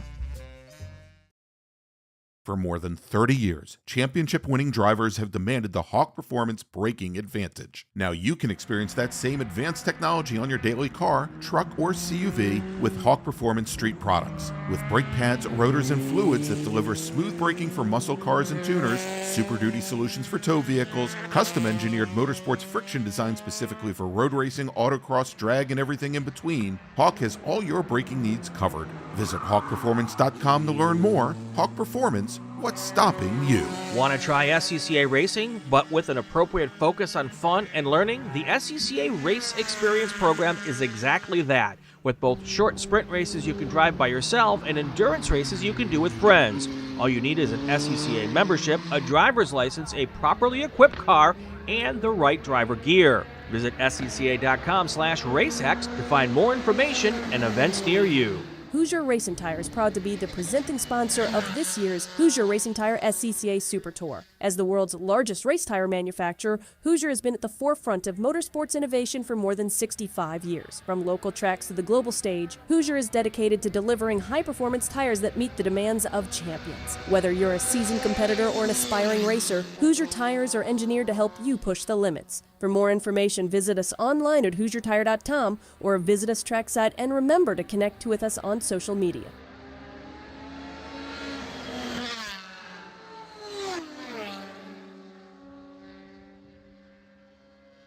Just under 5 minutes to go here in final qualifying. This is the last session before we go racing for the rest of the weekend. And things have calmed a little bit. Riley Harris put in that ridiculously quick 1 minute 20.6. That, folks, is an absolutely stellar lap. I wanted to just check on where we are. Yeah, we're still a little off of track record time, but that was just a fabulous lap. And you think about where things were yesterday. A 1:21.005 was the fastest time by Larry Howard. And Riley was way back in the 27s. He's now gone 1:20.6. And this is stunning to believe, but he's 1.1 seconds clear in Nico Vardas. That's unbelievable. You might notice the clouds in that last picture that we saw there. We are starting to see the approach of the possibility of some really bad weather. There it is. Where the purple dot? Yeah. And it's coming in there. Yeah, it's but not too far out. Is there a window in Dayton? Yes, as a matter of fact, let's go down there. Well, the Dayton Speedway, that is a landfill now. But I got to drive that a couple of times because it was right across the street from the TV station I worked at, which was cool. But anyway, these guys, this has been a pretty good qualifying session here, Greg. Oh, it has. As you mentioned, Riley Harris, local driver, 120.691, continues there at the top. And as we said, rain likely to hit here just about the time that we get the green flag for racing. Yeah, look at that darkness up there. That's going to be interesting. And, so that really is critical here, for the guys that have the opportunity to go for the overall pole, because if you can qualify in that front row and lead down into turn 4, and remember, race starts here at Mid-Ohio all happen on the back straight. And there's a flag station back there. If you can therefore lead into turn 4, you have clear visibility. And, these open wheel cars in particular just throw up a lot of spray, obviously. There's nothing to contain the water coming off the tires. And so it's a huge benefit to qualify in that front row and try and lead, because then you're not driving in anybody's spray. Then everybody else has to deal with that. And, they've made great improvements, Tom, on this track. You've talked about them, repaving, and then in some spots where there are concrete patches, just taking them completely out and repaving the full corner, etc. And this track used to be absolutely diabolical in the wet. Much improved now, isn't it? Absolutely. And we will likely see that in action coming up in just a little while. Right now, we're following the last of the qualifying here for the weekend. Got just over a minute left to go in this session. Harris, Howard, Vardas, Nico Vardas. We have seen that car in many races here at Mid-Ohio, and he has had that car right there on the very pointy end of the field. Absolutely. Right now, it is sitting there with a 121.642. He's been known to lead from the pole and just go off and hide. I don't think that's going to happen today. Exactly. Just before we throw the checkered flag on this session here, guys, I want to take a minute to answer my own question in the spirit of, if I have this question, then almost certainly somebody else does. Oh, and too low for snow. It has exactly the same question in the YouTube chat. It's a much smaller grid, especially for FE2s than I would expect for Mid-Ohio. I also wondered where all the FE2s were this weekend. 3 FE2s is not the number we have come to expect out of that spec class. Even at Portland last weekend, where we were right around 100 cars total, we had more FE2s than this. The answer is that they're all in Formula V this weekend. There are a lot of drivers that kind of took that next step up in open wheel racing. And families, like the Whitston family, the Jenner-John family, all jumped up into FE2 a couple of years ago, but maintained their Formula V. And I think with the community-centric increase in FV participation this weekend, unfortunately, it's come at the expense of some of the FE2 entries as well. So, no, not necessarily a net gain or a net loss there, just the community making a slightly different choice this weekend. Well, and that's one of the wonderful options of Sports Car Club of America, isn't it? Is you can bring more than one car and be able to run in different classes, and obviously sometimes they'll run both. Sometimes you just make the choice. But anyway, the choice that has been made by the starter is checkered flag. Oh, I love that sound.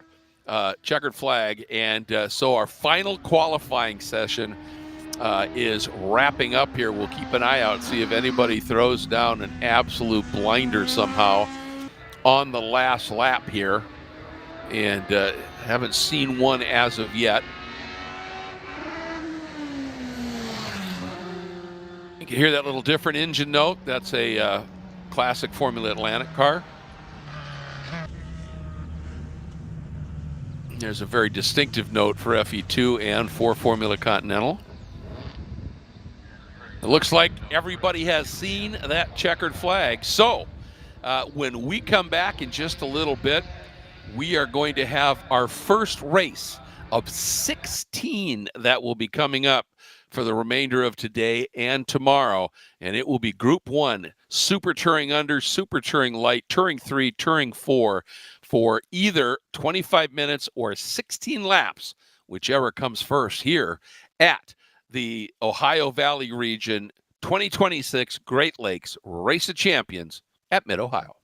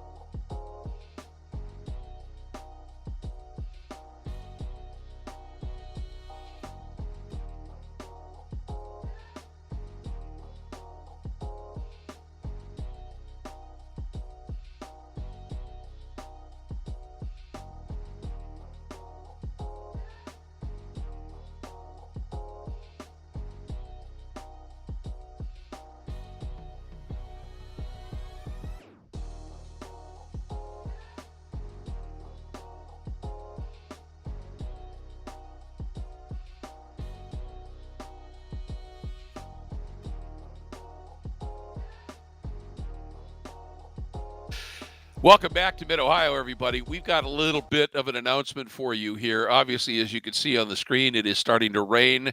Of greater concern, however, is there was a lightning strike within the radius that is set up for every race to be really problematic in terms of safety, especially for any workers out around the track that are exposed.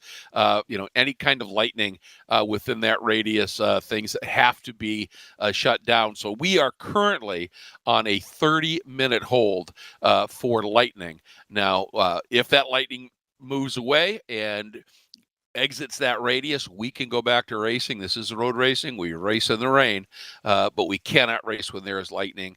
So Group 1, our STU, STL, T3, T4, as you can see, the rain really starting to come down right now. We are on a pause. We'll update you as soon as we get any further information from race control.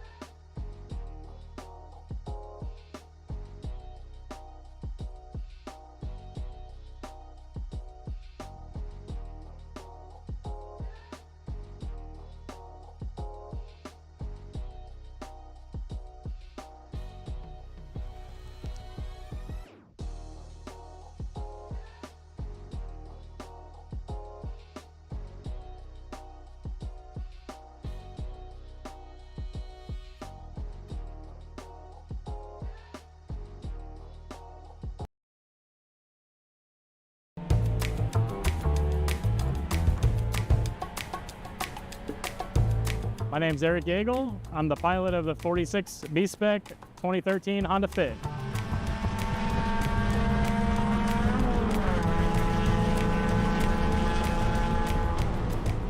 I'm out here racing this weekend. If you want to come join me, you obviously need a race car. There's 3 options: a brand new build from a prep shop, start from scratch build, or what I did, buy something in progress and make it your own.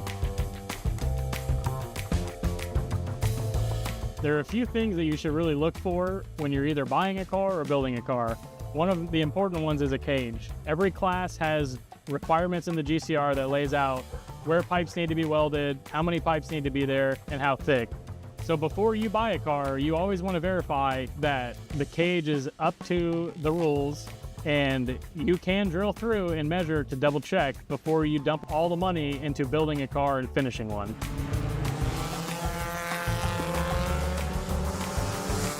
Another important factor is driver comfort. I bought this car with a seat that was way too small for me, so remounting a seat is 9 times out of 10 gonna happen with either a new build or a pre-existing build. So what I look for in a seat is obviously how far back away you are from the steering wheel, so you can fully depress all of the pedals, and then shifter comfort is a big one. You're shifting a lot during laps. If you have trouble reaching up to 5th or 3rd, it's gonna be a problem. So those are the main 3 things that I look for, and you want them to be right while you're on track.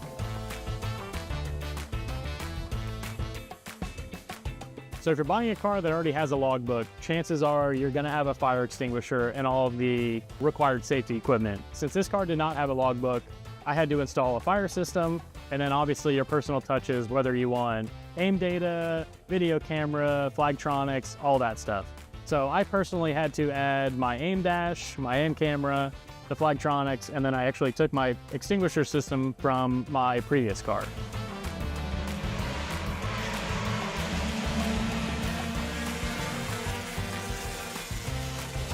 One of the things I like about B-Spec is there's not a whole lot you can do. Some cars you're allowed headers, some cars you're allowed intakes. This specific car, you're allowed an intake with a slight weight adder. It's a lot about personal preference, little things like tow hooks. This is kind of a bump drafting class, so you don't want a big tow hook that sticks out where you have the opportunity to stick another guy's bumper and turn them. So that's why we prefer the fabric tow hooks. But besides that, Everything is more or less stock, and you can buy all the parts from the parts store. And the main goal for this class is really just to go out and have fun for not a lot of money.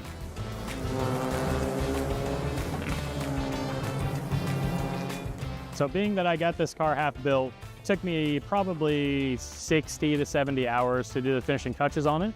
And the first weekend went pretty flawlessly. And I've been lucky enough to not have any problems out of this car, but don't feel bad if you do, because this is racing and stuff happens. Just know everything's fixable and you'll be all right. We're here to have fun, and you're gonna have fun in a car like this.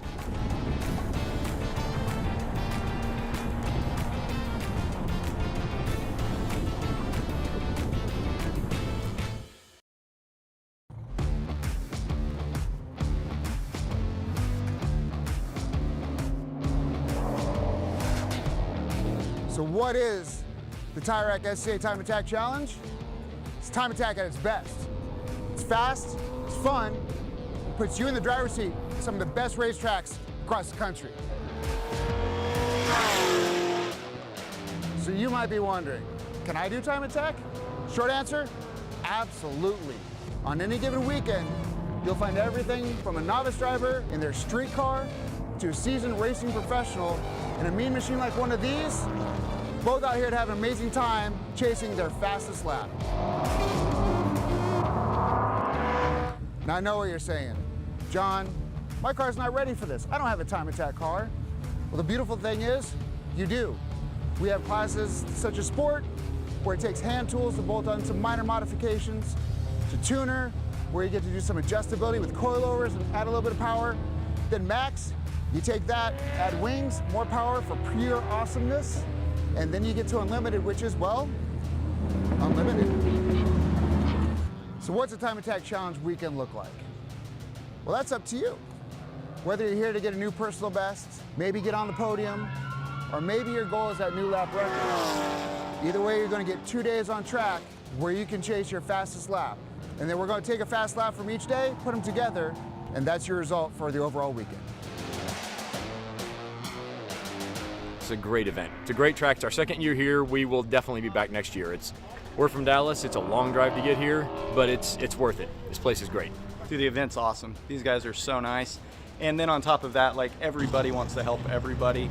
Everybody wants to see everybody improve, and it's just such a, like, the whole time you're here, you feel really good, you know. People are really nice, so I love it. If you want to go the time trial route and put a clock on the car, everybody that's your competitor is also your best friend. You'll meet a new family here. Sound like a good time to you? I know it sounds like a good time to me. So come join us. You'll find more information at timetrials.scca.com.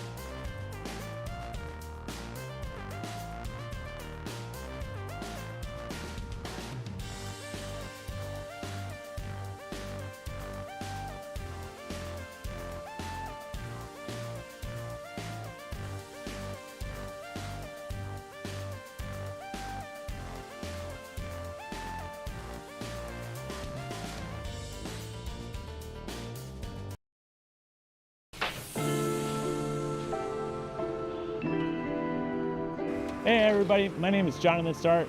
I'm racing the number 51 GT2 Viper ACRX here at Road America this weekend. We're going to kind of talk about some changing conditions that are happening this weekend. We're going from rain to wet to dry to kind of wet, trying to figure out the correct setup, which tires we might need to run in our particular racing line that we need.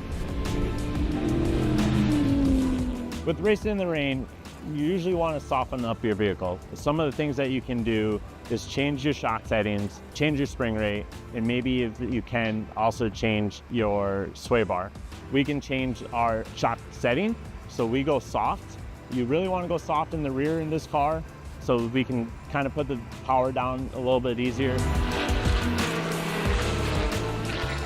With any type of racing, you have different tires. In this scenario, as you start seeing that rain coming down, it's time to start trying to figure out which tire you have. There's full wet, there's intermediates, slicks, and what we call a DOT slick. This is where it kind of gets challenging, and the best of the best can really kind of figure out which tire to use at the right time.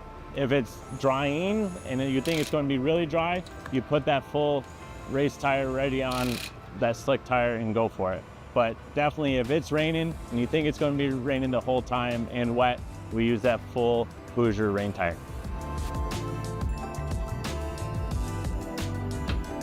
One thing that really factors into this is what you're going to do as a driver. A lot of people change their actual racing line or driving line. As you look, you're looking for puddles, you're looking for glare. If you're on the rain tires and it does start to dry, you're seeking the wet to keep those tires cool. But if you are on those dry tires and it is starting to dry out, you try to get to that dry line as soon as you can to keep those slick tires warm, and hopefully you have the chance to win that race. Hopefully these items that we covered today help you at the track and hopefully make you more successful. But it is my time to go. We're about ready to go race ourselves. I actually need to figure out which tires I'm going to use here in just a moment. Guys, have a great day. Thanks for watching.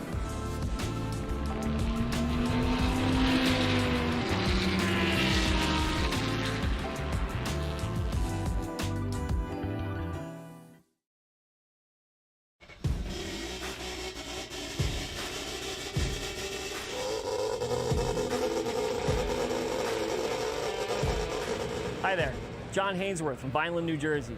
This is my number 95 E-Production RX-7. When I bought this car 7 years ago, I knew it was a special car.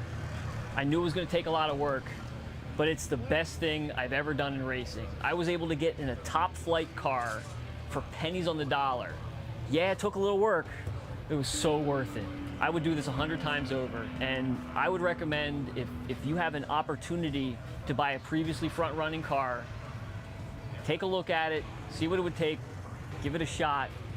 It can be well worth the effort. A car that was this fast prior to being put away for a couple years, they have a lot of secrets to them. First rules do no harm. You don't want to start ripping out all the special parts that the people before you had put in there for good purpose. You have to see what's working and what isn't. And once you figure out the weak parts, fix them, and then figure out what makes the car go fast. The transmission was definitely one of the things that makes this car go fast. But again, no manual. So you got to find out who built the transmission, who helped maintain the transmission, where do you get the parts, where do you get the bearings. The motor is the same motor that was in there, except it's been rebuilt a couple times. In the 7 years that I've campaigned this car, I'd say just about every single part has been replaced at least once. But a couple parts need to get replaced every few weekends. You need to figure out what they are so you can be reliable on the track and make your track time count.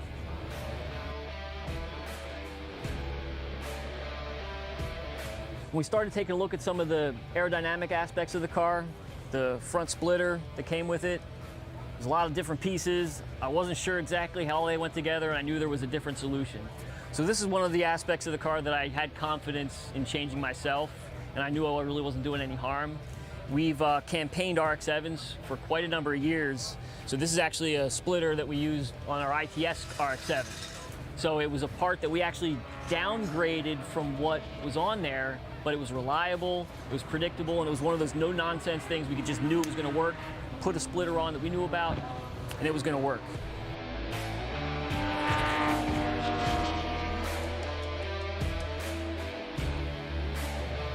When it came to suspension, I used what I had on there. Just because it worked for the previous owner, why not give it a shot? Just don't start pulling parts out and throwing in new parts until you see if you got good stuff. It might not look pretty, but it might work really well.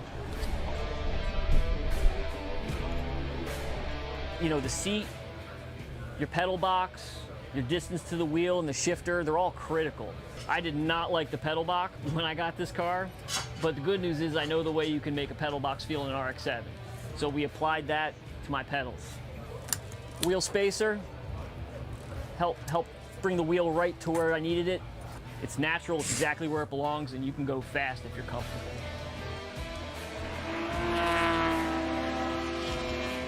When I started working on the car, you know, you could tell it had good bones. There were a lot of really well thought out aspects to it. They just needed to be refreshed. You put a little TLC into it, and you can put it right back up at the front where it was initially designed to be.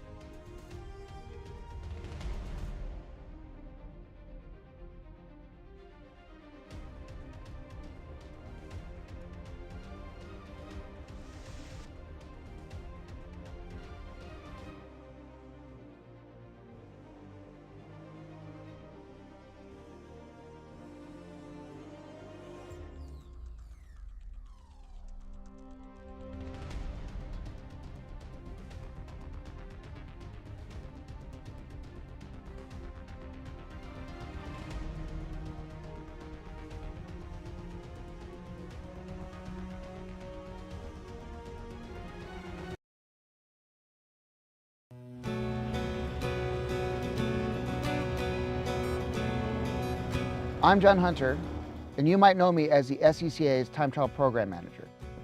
But did you also know I'm a driver? I've been autocrossing and doing time attack for a couple decades now, and here we're going to talk about some of the similarities and some of the differences in driving style between the two.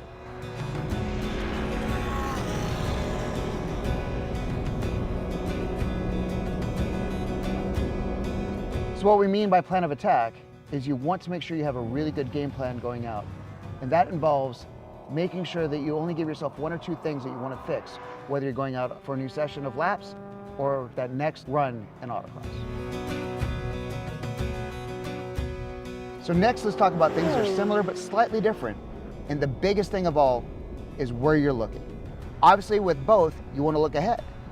But with time attack, you're looking so much further ahead to find the exit of that corner. Where in autocross, you're looking for the exit and the next element and the next element, and it's more rapid fire. So one's a little faster pace, but one requires you to look way further out into the distance.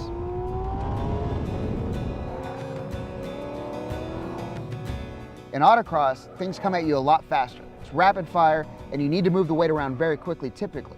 Whereas on a track, you'll have a lot more space between corners, so you're slowing the weight transfer down and making sure that you're maximizing your grip in a different way.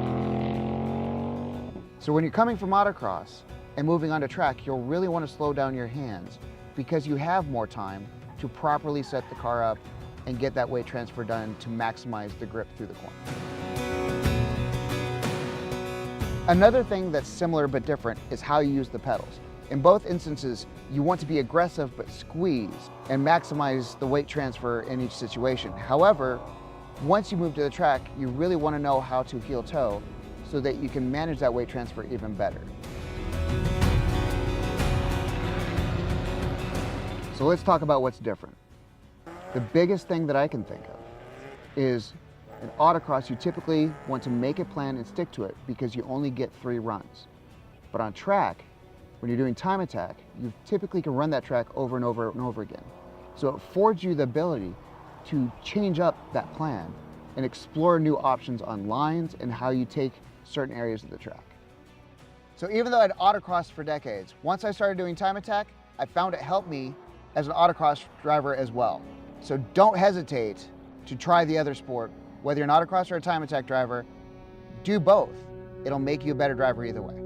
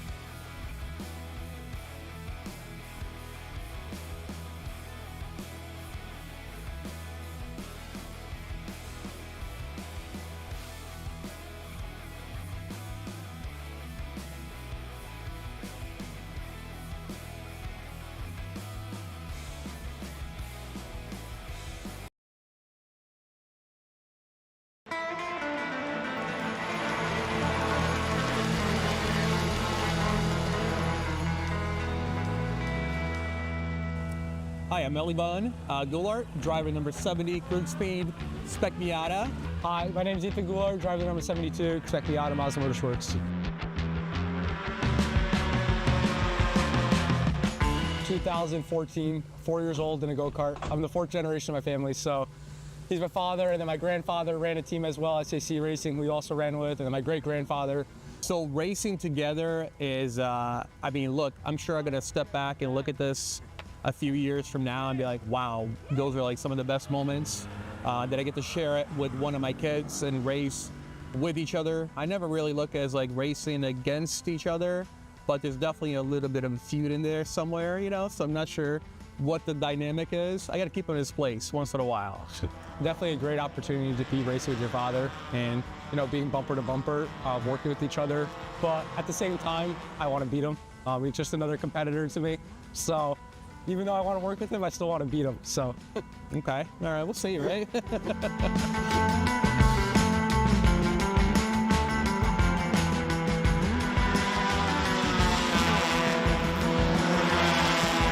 Obviously, we're working with each other. We're looking at the data and video after each session and seeing what we do differently. There's many things that he does better than me and many things that he's learning from me as well. So it's a combination of both. I'm still learning a lot with the racecraft side of things, and he's teaching me. And I even see things visually while on the track, just like yesterday during testing, I learned something like when he was passing somebody, you know, he just stayed a little wider, opened up the radius and let me get in. So it's about teamwork and staying together, but I also learn a lot from other drivers as well, because everybody does everything a little bit differently. So I like to pay attention to everybody and pick up on things and make myself a well-rounded driver altogether.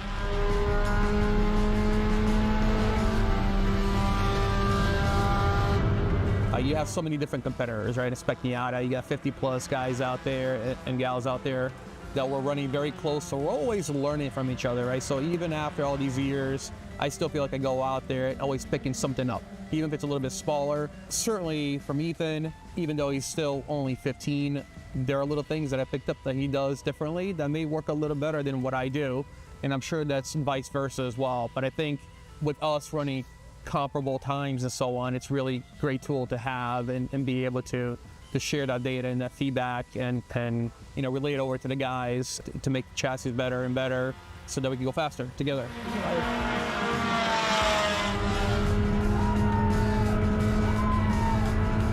So there are many sports out there. Racing is the one that I fell in love with, and I think that racing with your family especially is one of the most beautiful things out there. It's definitely a moment that you can share with each other.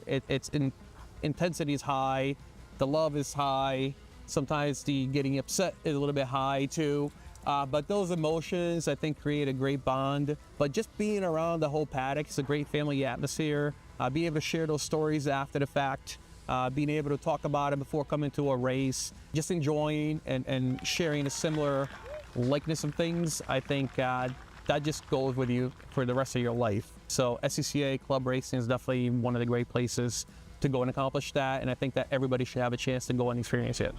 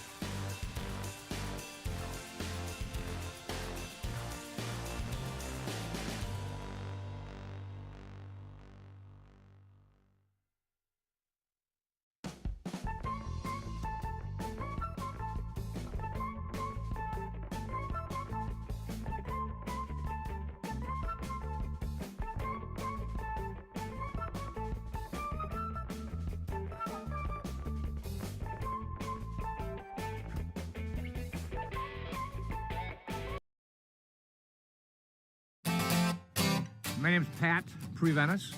Dave Onischuk, Chicago region. I'm Tiffany Bingheim, and I'm with Milwaukee region. My name is Carter Kundinger. I'm a part of the Milwaukee region, and I have been doing this for 3 years. Since about 88, so 30-some years. I've been doing this for 50 years. 2009 is when I started, so I don't remember a year how long. What makes you keep coming back? It is honestly, it's one of those, the cars and the racing are great, but you stay for the people. It's come for the racing, but stay for the people. Racing and, good people. It's not only the racing, but it's the people too. I mean, I can't go away from that. I've met a lot of my very close friends here, and just connections that you make with your fellow workers, even drivers, safety crew, just about anyone is honestly just something that, it just keeps me coming every single year, every single weekend. Because both my son and my daughter and my brother also flag, so it's a family thing. Well, there's a lot of excitement. There's a lot of excitement. If you're a race fan, there's no better spot. There's been a lot of great memories, a lot of friends, a lot of racing friends. It's a great group of people. Everybody cares for one another, helps each other out. Those are probably the biggest memories, more than just the racing. I mean, it's fellow workers, the drivers. It's been amazing. I've met my best friend here, and my husband. So it's really a family event. I mean, it's great. I came out here when I was a high school student as a spectator and kind of fell in love with the place. And during my college years, I joined as an SCCA member and started working corners right away, and I've been doing it ever since. This is the best seat in the house.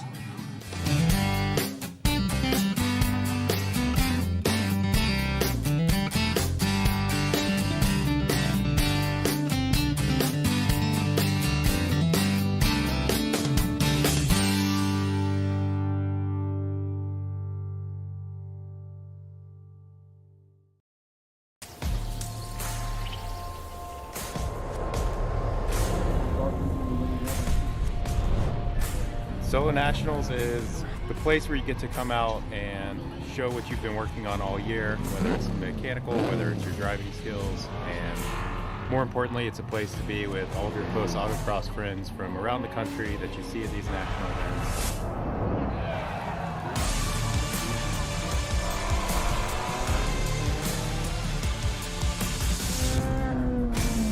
Solo Nats is a ton of fun and has some of the best people around. Solo Nationals, party that I planned for all year. Yeah, I mean, I don't know, all my friends are here, and then we get to go have fun with cars.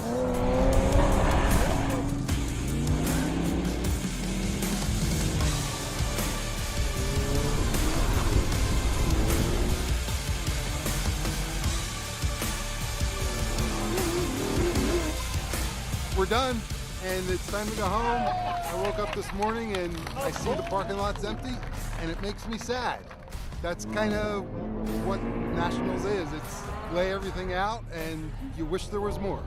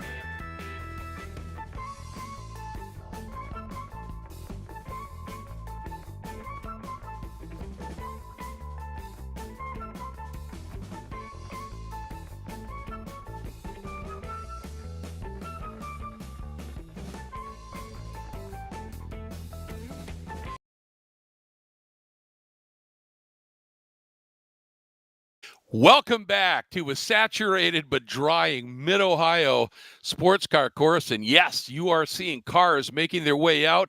It is time to start racing here at this Ohio Valley Region 2026 Great Lakes Race of Champions. And so happy to be here with you. This is going to be a good one. Group 1, the small bore GT cars, STU, STL, T3, T4. Now, because of all the massive delays, we are running 15-minute races today. Hopefully tomorrow we'll be back to the full and expected length, but we want to give everybody a chance to get some racing in. So I'm going to get right to the starting lineup here, and I think we may have answered the question why Tony Ave ducked into the pit so quick, because he didn't know these rain delays were coming, because he's on pole overall in an STU here in his number 144 Honda Civic. So at that point he was thinking, I got to get turned around, get ready to go racing. 2 hours later, he's had plenty of time. Starting alongside on the front row, the number 190 of David Fiorelli in a Ford Mustang. Starting third is the 74 STU of Eric Feast. That is a Honda CRX SI. Joined in fourth by the number 122 of John Mills in a Miata. Starting fifth overall in an STU, the 84 of Peter St. Pierre, Honda Civic. And starting sixth, the number 165 STU of Jorge Nazario, and that is a Mazda Miata. Starting seventh, and I think the guy you might just be licking his chops here, is the number 19 of former national champion Chip Herr in his STU all-wheel drive Audi. There you go. Think about that here. Starting next in the 8th spot, the number 33 STU entry of Zach Arnold in a BMW 330i. Starting ninth, another top-flight driver, former World Challenge champion, the number 70 STU Ethan Gular in a Toyota GR86. Then, starting in the 10th spot, on pole in STL, the number 39 Mike Taylor in his Acura Integra.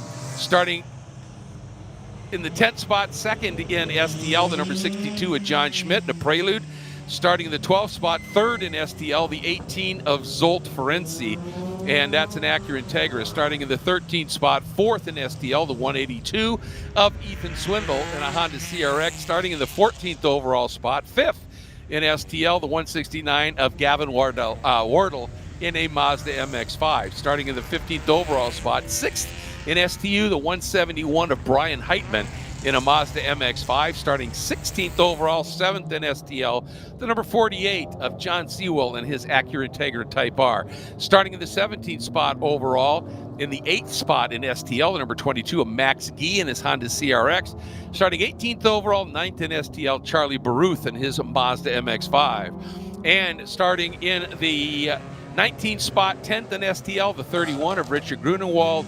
And then starting in the 20th spot, 11th in STL, the 184 of Dan Harding, both of them in Mazda Miatas. Starting now, we go back and now pick up the second part, and this is a split start. So in our second start, on the pole there in T3, the number 43 of Nick Haman and his Nissan 370Z Nismo. Starting outside of that first row, the number the number 0 in T3, Scotty B. White in his Mustang.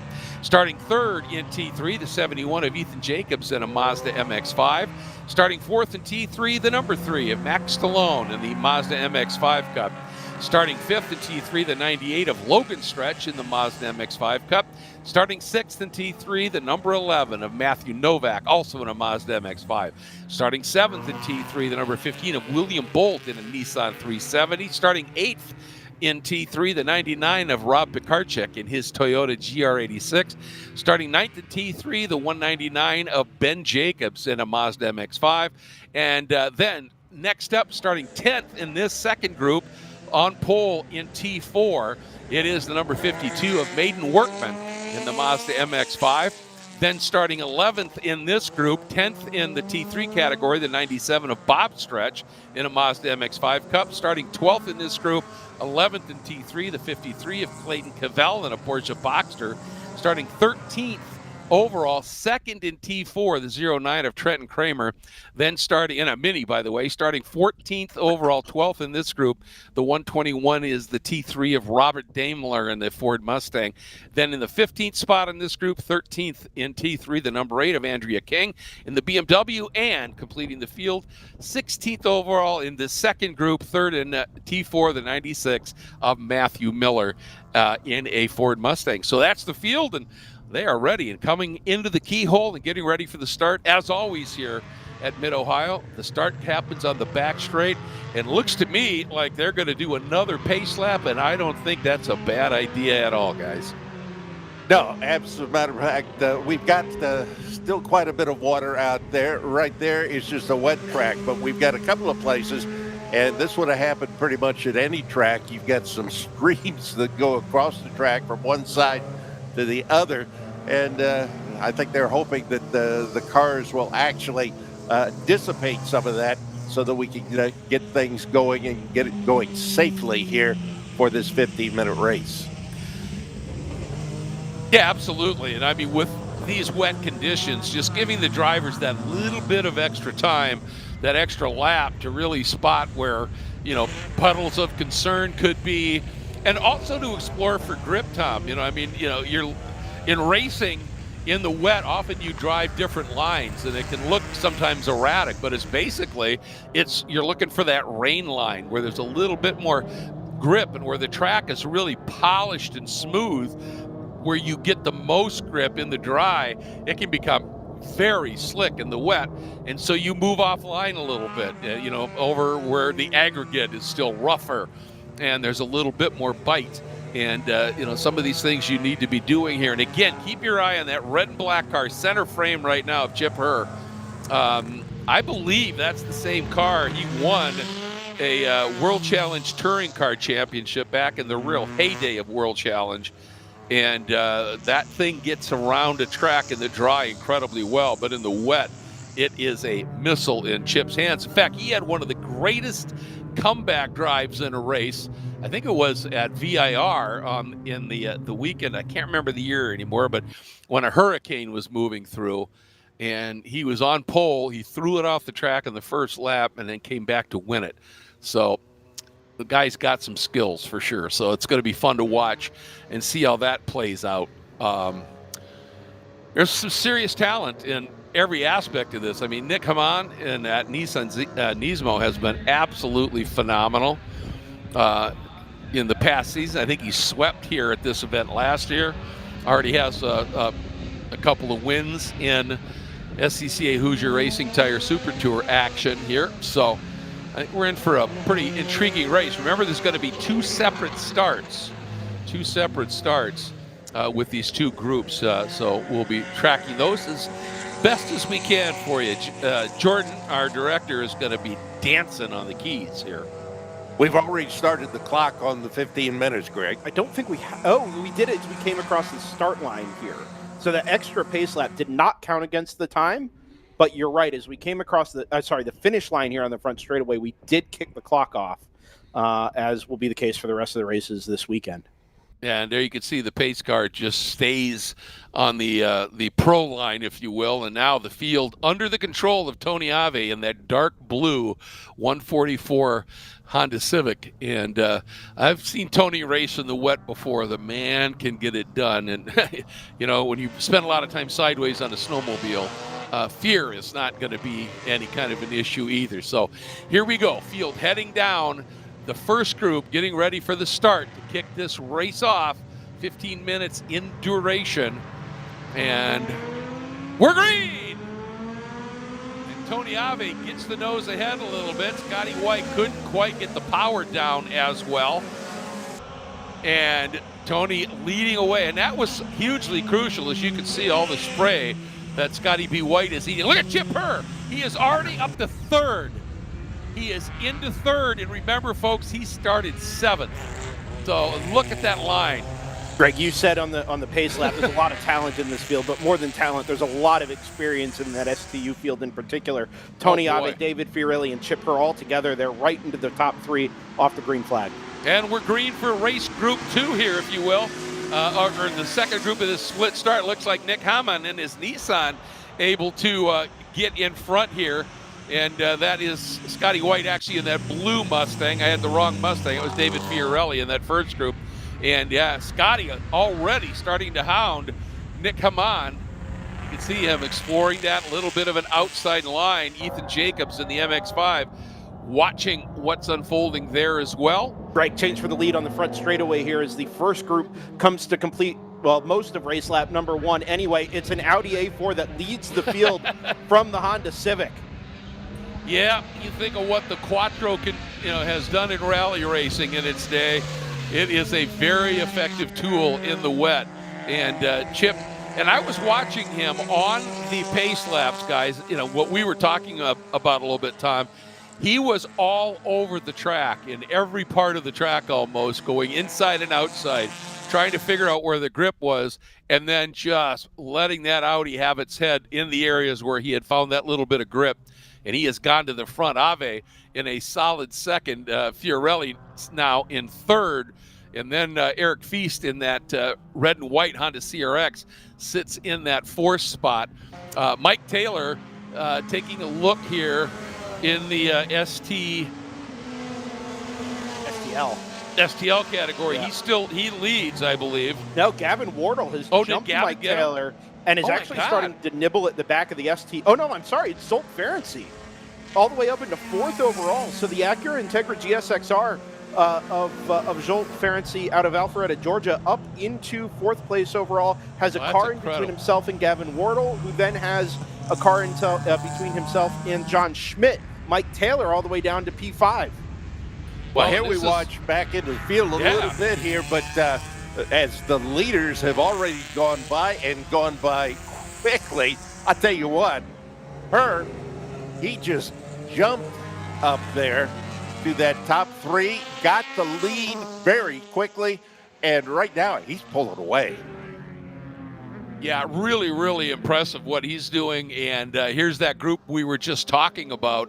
And Tony, he knows he's going to have a real struggle here to be able to hang on and have a shot at Chip here. Now, for Tony, if the track starts to dry out quickly, that's really his hope. But these races have now, at the length they are, it's going to be really, really difficult for Tony. Take a look at this. Zolt Ferenczi looking at David Fiorelli. Doesn't have quite the horsepower, but definitely has the handling in terms of that Acura Integra R. Look at him dive down to the inside on the exit. But again, I think Fiorelli is going to have the power. Watch them in the background. There goes Chip. Here they come. Fiorelli's there, but look at that move around the outside by Ferenczi into the chicane. Just with that Acura Integra able to roll a little bit more speed in these slippery circumstances, went right around Fiorelli, and now it's going to be Peter St. Pierre has got an opportunity as well. But we've got ourselves some battling going on here, and what a launch in the early going once again by Zolt Ferenczi. Huge story. Just a couple of details I want to touch on here, Greg. Sure. Part of the reason we saw Chip Hurd jump right to the front of the field, as you pointed out quite rightly, is that Quattro technology. It's the four-wheel drive in the Audi A4. No surprises there. Excuse me, I think we just had somebody go off into China Beach. I think you're right. Was that Ferenczi? There's... yes, it was. That was your STL leader.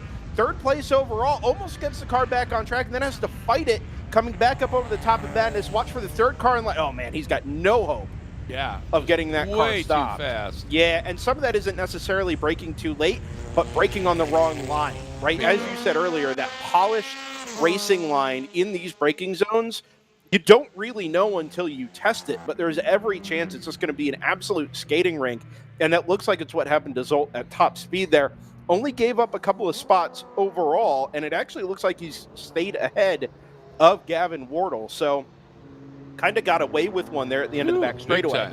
Yeah. But I did just want to finish the point. Yeah, absolutely. Zolt Ferenczi in the STL car picking off STU cars through the first couple of laps. Front-wheel drive car, remember, compared to the rear-wheel drive Ford Mustang. Additionally, and I need somebody to confirm this in the chat for me, I believe Tony Ave's STU Civic is actually a rear-wheel drive Civic because it was originally built as a GT3 car. Oh, sure. Those classes converged last year into a GT3U, and now this year are running exclusively under STU, but it means we've got a mix of technologies and build styles that I think have Tony a little behind the eight ball as a rear-wheel drive GT3 spec car. Well, that makes a lot of sense, seeing just how he's slipping a little bit here at this early stage of the race. Chip Herr continuing. Let me look at this margin of that Chip's built up in 3 laps. He's 12 seconds, almost 13, clear of Tony Ave. It's Peter St. Pierre sits third, and David Fiorelli fourth. Those are all STU cars. Then Ethan Swindell. Well, I was going to say he had gotten around Gavin Wardle and taken the lead, but Zolt Ferenczi is powered by him and claimed that STL lead with Ethan Swindell in second and Gavin Wardle in third. And one of the things to watch for here, folks, is, for instance, at the top of Madness, when you get to turn 4 and then you do that climb, you'll see a lot of people running a really wide line there. Why? Because water runs downhill. And if you run the wider line, the high line, if you will, on any kind of a banking or slope, much better grip. That's part of that rate. Like right here at this purple car. Look at the grip, just pounding her up and around the outside. So that's part of the magic of driving in the wet. Look at that. That Mazda is just gone. I think that might be Ethan Jacobs in the T3 and the Mazda MX-5. That is another car off there at the exit of Madness. That Ferenczi again? It sure looks like it. Yeah. That one's going to cost him a little bit more, I think. Yeah, all the way down to 18. Big so time. He's had something more substantial happen there. He was fighting back up inside the top 5 even after the initial off. I wonder if he got stuck in some wet grass out there to driver's right. He is now plummeted down to 18th overall. Oof. And if I pick him out on the sorted list here, down into 6th place in STL from the looks of things. So great start. Tough follow-up here. And of course, Greg, these are short races, remember. It's not like you've got 20 minutes or 15 more minutes to go figure this out and get a couple of spots back. We're down to 5 minutes left on the clock. Yeah, it just disappears in a hurry. And I mean, we've got this great little pack that's unfolding. You got a number of the T3 drivers that are pressing some of these STL guys as they come up here. And look at that wide line. Again, a little bit of a run there. Here comes the Mazda trying to get around the outside. And one thing about the Mazdas, they are incredibly well-balanced cars. So once you get the handle on them in the wet, you can do some great things with it. But I saw Nick Hamann right in the middle of that group. Remember, he was the pole qualifier, and he's the one showing his nose right there, trying to get a little bit better visibility back in this order here. So, you're talking Eric Feast, John Sewell, Mike Taylor, all these guys. And I think the guy who made that amazing move in that purple MX-5 and just drove away from this group may have been Matthew Novak. He was flying, and we have a full course caution. Yeah, unfortunately, I think this is going to just about do it for this session here. 4.5 minutes left on the clock. I haven't found the source of the incident yet. Checker's out. Oh, and Checker is out. Yeah. What a shame, but... So, yeah, Checker's out, and, not a lot of time left anyway, and then a full course caution, to get him lined up in the back around for a start. It's kind of like if there's, just an incident, you stop. If it's going to take longer to clean the incident up, you wave the checker. Well, here, if it'll just take too long to get them grouped and back in racing, you just wave the checker. I'm seeing a 53 car stationary in China Beach, just off to the side of where our camera can pick them up. That would be Clayton Cavell. Oh, you can. Yeah, we're just way, way off there. Oh, yeah. Parked in front of what appears to be a truck there behind the barrier. It's just outside of where our cameras can pick it up. Well, our normal cameras can pick it up. But Jordan, ever the master, from 500 yards away. Yeah, just to the right of that grandstand, basically. Yeah, so that 53 car is, Clayton Cavell in a Porsche Boxster. And, Greg, you got to assume pretty much the same thing that we saw from Zolt Ferenczi earlier on. You try and add a little bit too much brake pressure on the racing line on the way into turn 4 there, and it just becomes like it's on rollerblades, Absolutely. It just, you're gone. And how about this for a stat? Chip Herr started in 7th overall, and I'm not sure exactly what the actual length of this race was, but it wasn't much over 10 minutes. And his official margin of victory is 18.5 seconds. I mean, I think we just saw a masterclass. Yes, he has the right tool in these conditions, but you still got to drive it. Some of that is sticking to your guns, right? How long has Chip been running that A4? That was an old World Challenge car, I think, right? Well, he won a touring car championship in it, and I used to watch him. There was a shot we used to have, in World Challenge at Road America.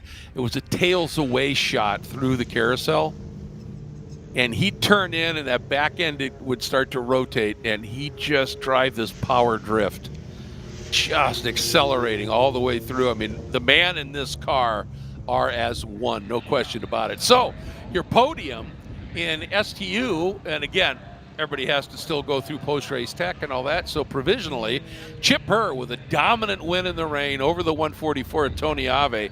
Give him some props. That was a rear-drive car with a fair amount of snort in that engine compartment. And Peter St-Pierre doing a really nice job as well. He was not far behind Tony Ave, only about a second back at the end. Then your winner, how about this? Ethan Jacobs in a T3 Mazda MX-5 finishes 5th overall out of Oshkosh, Wisconsin, and wins in T3. Gavin Wardle comes up and wins in STL, 6th overall in his Mazda MX-5. Second in T3, Matt Novak, and the number 11 Mazda MX-5, who was just wheeling it out there. Then finishing second in STL, the number 48 at John Sewell in an Acura Integra Type R. Third in the STL, number 39, Mike Taylor. And third in T3, Anthony Picelli in the number 14 Subaru Impreza, which also, I believe, is all-wheel drive. Started shotgun on the field in that car as well, Greg. So it's a good recovery in ideal conditions. Yeah, phenomenal drive he put in. And then we move into T4 and Maiden Workman. Boy, those Workmen, anybody named Workman seems to go really well here. Not a surprise, out of Canal, Winchester, Ohio. Gets the win in T4 and his number 52 MX-5. Second in T4, Trenton Kramer in a Mini Cooper S. God, I love that they still race. I know it's the modern version of the Mini, but it's just still cool to have the name. And we got to go back a bit. Third in T4 is the 96 of Matthew Miller and his Ford Mustang. So that's your podium in each of the groups that made up this first race group here on this Saturday. So going to do a turnaround, and then we will have another 15-minute race. This one should be insanely fun on a drying track, potentially. Group 2, Spec Racer Ford 3. Wow. I can't wait to see this one unfold. Any final thoughts, guys, before we go to break? Chip Herr's fastest lap, 154.9. Ethan Jacobs' fastest lap in a rear-wheel drive a Mazda MX-5, 157.2. It'll be interesting to see what happens between these guys when we get to a dry track coming up tomorrow, hopefully. Yes. That whole front front of the field could be back in order, if you will, come tomorrow. And that's one of the great things about these doubleheader weekends, because you get two different conditions. One that doesn't suit you, well, that doesn't mean the next day it won't be right up your alley. So it's going to be great fun. And SRF 3, Spec Racer Ford 3, we will have that race coming up here in just a little bit. So stay with us.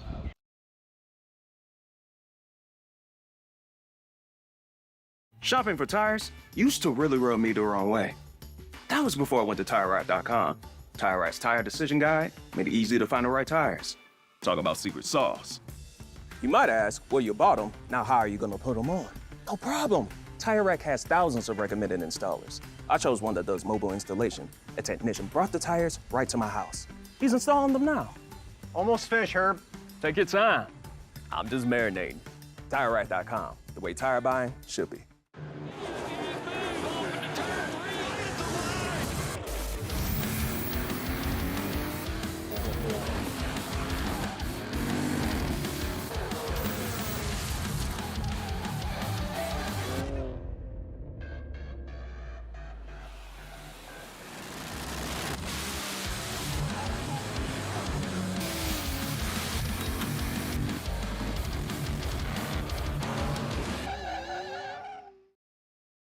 Hoosier Racing Tire is proud to be the presenting sponsor of this year's Hoosier Racing Tire SCCA Super Tour. As the world's largest race tire manufacturer, Hoosier has been at the forefront of motorsports innovation for more than 65 years. From local tracks to the global stage, Hoosier is dedicated to delivering high-performance tires that meet the demands of champions. Whether you're a seasoned competitor or an aspiring racer, Hoosier tires are engineered to help you push the limits. For more information, visit us online at HoosierTire.com or visit us trackside, and remember to connect with us on social media. If you like what you see today, become part of the action by joining the Sports Car Club of America. Whether you want to drive, flag, organize, officiate, have fun with cars, or meet 65,000 enthusiast friends, SCCA offers plenty to feed your motorsports obsession. Ask someone trackside how to get involved or visit SCCA.com for more information. Did you know SCCA members can save $20 on every track night they sign up for? That's right. Track Night America, driven by Tire Rack, now hosting 150 events at more than 30 tracks across the country, is the easiest and most affordable way to get you and your friends on track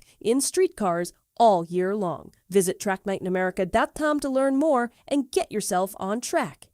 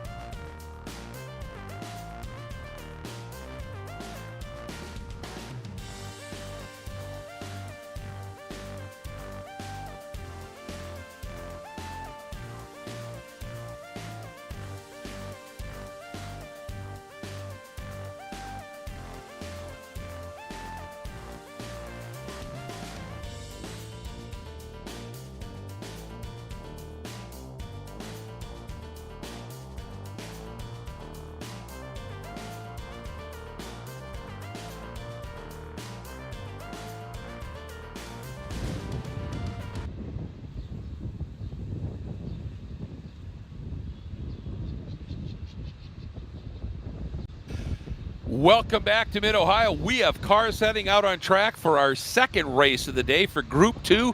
This is a single-class group. It is called Spec Racer Ford 3. Let's take you through the starting lineup. On pole, Bobby Sack out of Bloomfield Hills, Michigan, in the number 19 at a 1:35.311 for Further Motorsports. Starting second, the number 8 of Simon Gable from Lake Barrington, Illinois. Starting in the third spot, in the number 95, Zach Della out of Heartland, Wisconsin in the Elite Autosport machine. Starting fourth, the number 17 of Gian Buffamonte from Naperville, Illinois. Just outside of in the Chicago region area, the Buffamonte Racing entry. Starting in the fifth spot, the number 105 of Tyler Stevens out of Bixby, Bixby, Oklahoma in the Northeast Oklahoma region, and Hallett Race Shop machine. Starting in the sixth spot, the 104 Peyton Long from Conway, Arkansas for Arkansas region, and the Hallett Race Shop and Sawbelt entry. Starting seventh, the number 22 of Caleb Rothel out of West Bend, Wisconsin, Milwaukee region for him, and the GBM Racing entry. It's a teammate to Bobby Sack. Starting in the eighth spot, the number 89 is Dexter Zuba from Hollis, New Hampshire, and that's New England region for his Alliance Autosport entry. Starting in the ninth spot, the number 7 of Justin Clotchery out of Jackson, Michigan, Detroit region for him. Another teammate in Further Motorsports, also sponsored by Irish Hills. Starting 10th, the number 48 of Chris Jenner-John for Hartford City, Indiana. And he is in the Jenner-John machine entry. Starting in the 11th spot, the 78 of Jace Petty out of Oakland, Illinois. And he is in the... I think I said the number 78. Starting in the 12th spot is number 5, Alan Deininger out of Manford, Oklahoma, in the Northeast Oklahoma region. Hallett Race Shop, his sponsor. Then starting in the next spot, the number 13, Rob Peelsticker in the number 33, Bravo Screen Printing entry out of Colorado Springs, Colorado. Starting 14th, the number 85, Isaac Rothel out of West Bend, Wisconsin, Milwaukee region for him and his GBM Racing entry. Starting in the 15th spot is number 9, Tyler Fox out of Overland Park, Kansas, KC region, and the Prestige Worldwide SRF3. Starting in the 16th spot, one of the longtime competitors here, the 07 of Sandy Satullo, the third out of Hillsborough Beach, Florida, and he's in the Northeastern Carolina region, the Crown Eagle Racing entry. Starting in the 17th spot, the 04 of Greg Miller out of Lancaster, Ohio for Ohio Valley region. Home race for him in the Subway Further Racing entry. Starting 18th, the number 46 of Grant Vogel from St. Louis, Missouri, St. Louis region, and the Carrier Turn to the Experts machine. Starting in the 19th spot, the number 30 of Leon Kerper out of Langhorne, Pennsylvania, Washington, D.C. region for the Doggone Racing entry. Starting 20th, the number 79 of Stephen Greenhill for the Libertyville, Illinois, Chicago region, and Blackhawk Motors, his sponsor. Starting 21st, the 133 of David Anzalone, the Glen Head, New York region entry for the Results and the Results Gimli entry. Starting 22nd, the number 12, Russell King out of Minneapolis, Land O'Lakes region, my old region, in the PM Racing Joe Pelican Motorsports entry. Starting in the 23rd spot, the 47 of John Vogel for St. Louis, Missouri, St. Louis region, Carrier Air Conditioning. Starting 24th, the number 15 of Mike Anderson for Green Pond, New Jersey, North New Jersey region for Doggone Racing. And starting in the 25th spot, the 65 of Bart Morris out of Bellefontaine, Ohio Valley region, a home race for him. Starting in the 26th spot, the number 21 of Charlie Rogers out of Pittsboro, North Carolina region for Alliance Autosport. And the 27th starting spot will be the number 45 of Tom Burt out of Shoreline, Washington. And then starting in the 28th spot, the number 00 of Jared Odrick out of Lebanon, Pennsylvania. Starting in the 29th spot, the number 18 of R. Mark Carter from Victoria, Minnesota, but runs out of Chicago region for Oak Tree Motorsport. And completing the top 30, it is the number 73 of Nick Heining out of Jenks, Oklahoma, Northeast Oklahoma region for FiberTech Composites. And we're going to have to stop there as the field is coming around. And Bobby Sack will have it under control as the pace car has pulled off as we get ready to go racing here at Mid-Ohio. Again, this is Race Group 2. Spec Racer Ford 3, huge field, 37 cars, and this is going to be absolutely spectacular. Watch for it, wait for it. Bobby doing a nice job letting them pack up. We're green! Boy, a couple of optimistic moves back in the pack just a little bit, and a really nice start as well by Simon Gamble alongside Bobby. He did not lose much. And Bobby feeling a need to protect from that might be Zach Della. That might help Simon Gamble. Is he going to try the outside line? He is, and that's going to pay off. Beautiful move. We used to call that in the day the Paul Tracy line. But then, returning the favor, Bobby Sack using that grip on the outside. That's what I was talking about. And Zach Della followed Bobby around that line, right through, and picks up second with Simon dropping back to third. What a start, guys. Absolutely. Very back of the field looked like we had a couple of the cars that had it coming together there at the top of turn 5, but I am really surprised all these cars got through turn 4 and that swish of water that we saw spray up there as they got between turns 4 and 5. Peyton Long with a really good start up into second place now in that sort of Argyle textured number 104 Hallett Motor Racing circuit. A spinner at the back of the exit at turn 11 there. That car is I didn't see facing contact, us. so I hope he can just get it going again. Yeah, it's on a kind of a flat tabletop there at the top There of turn he 11, goes. so should be able to pull away even in the wet grass, and does. Sandy Satullo is up into third, so it splits the Hallett cars of Long and Stevens. Not And that the Sandy draft is- came from 16th. That's tremendous. That is absolutely tremendous stuff. I saw that car flash in the background, and I wasn't sure who it was, but he just pulled right at as soon as the green flew there in that 07 and just stayed inside, just blew by everybody, Brendan. Yeah, I mean, like we talked about in the last group, Greg, this is a question of experience more than it is just raw talent or raw pace. If you know on literally no wet track time where to go find the grip, where to go hunt for the braking, where you can brake, where you cannot, where to find the grip. Bobby Sacker on the outside of turn 5. We saw the same thing from him earlier. Peyton Long is managing to do both. Really good pace and seems to know exactly where to position the car to get the most out of this SRF Gen 3 chassis. Now all over the back of the 19 of Bobby Sacker. And we got a car straight off at the end of turn 4. And I think Gat is probably up to the wheel hubs there. And we're probably going to have to go full course yellow to dig that one out. That's in a very tough zone there. Yeah, watch for it in the background, Tom. You spotted it. Let's see if we can figure out what happened here. Contact. Yeah. It was hell? the 11th place car into the back of the 10th place car. I think that may have been Chris Jennerjohn into Caleb Rothel, or Rothel, excuse me, in the number 22. We'll get confirmation. It's like, oh no! That's Bobby Sack, Yes, your it pole is. sitter. Long had just taken the lead in the number 104. Sack was running in second. I wonder if he was just trying to hang with the back of Peyton Long there under a little bit of pressure, having just lost the spot and lit the rear tires up over the top of the hill. Oh, there's Long around the outside. Does it pinch Sack to the apex? It sure yes, does. it does. I'll tell you what, Greg, you don't like to see cars go backwards or spin out there at the top of the hill, but that was perfect car positioning by Peyton Long to take the line away from Bobby Sack and to have to cause him to compromise his exit and open up that advantage. Really good stuff from Peyton Long. Oh, really good. And, you know, you're right with Bobby there, pinched to the inside a little bit. He had to either just lift and, you know, cede the spot you know, because there's no way at that same speed with that amount of turn in on the steering wheel that wasn't going to happen. And I think he was hoping to be able to squeeze through, and it just got away from him. So now we'll see whether he is going to be able to put up a drive through the pack. But, you know, along with the another car that's off. Long. That was Peyton Long straight off at turn number 4. Wow. The lead changes hands again, and now it goes to your 16th place starter, the number 07 of Sandy Satullo. You know what? I believe as I was going through the grid, I said he's one of the longtime competitors in this category. Watch this. Yep. Just way too quick. So much for knowing where the grip was on the racing line there going into turn number 4.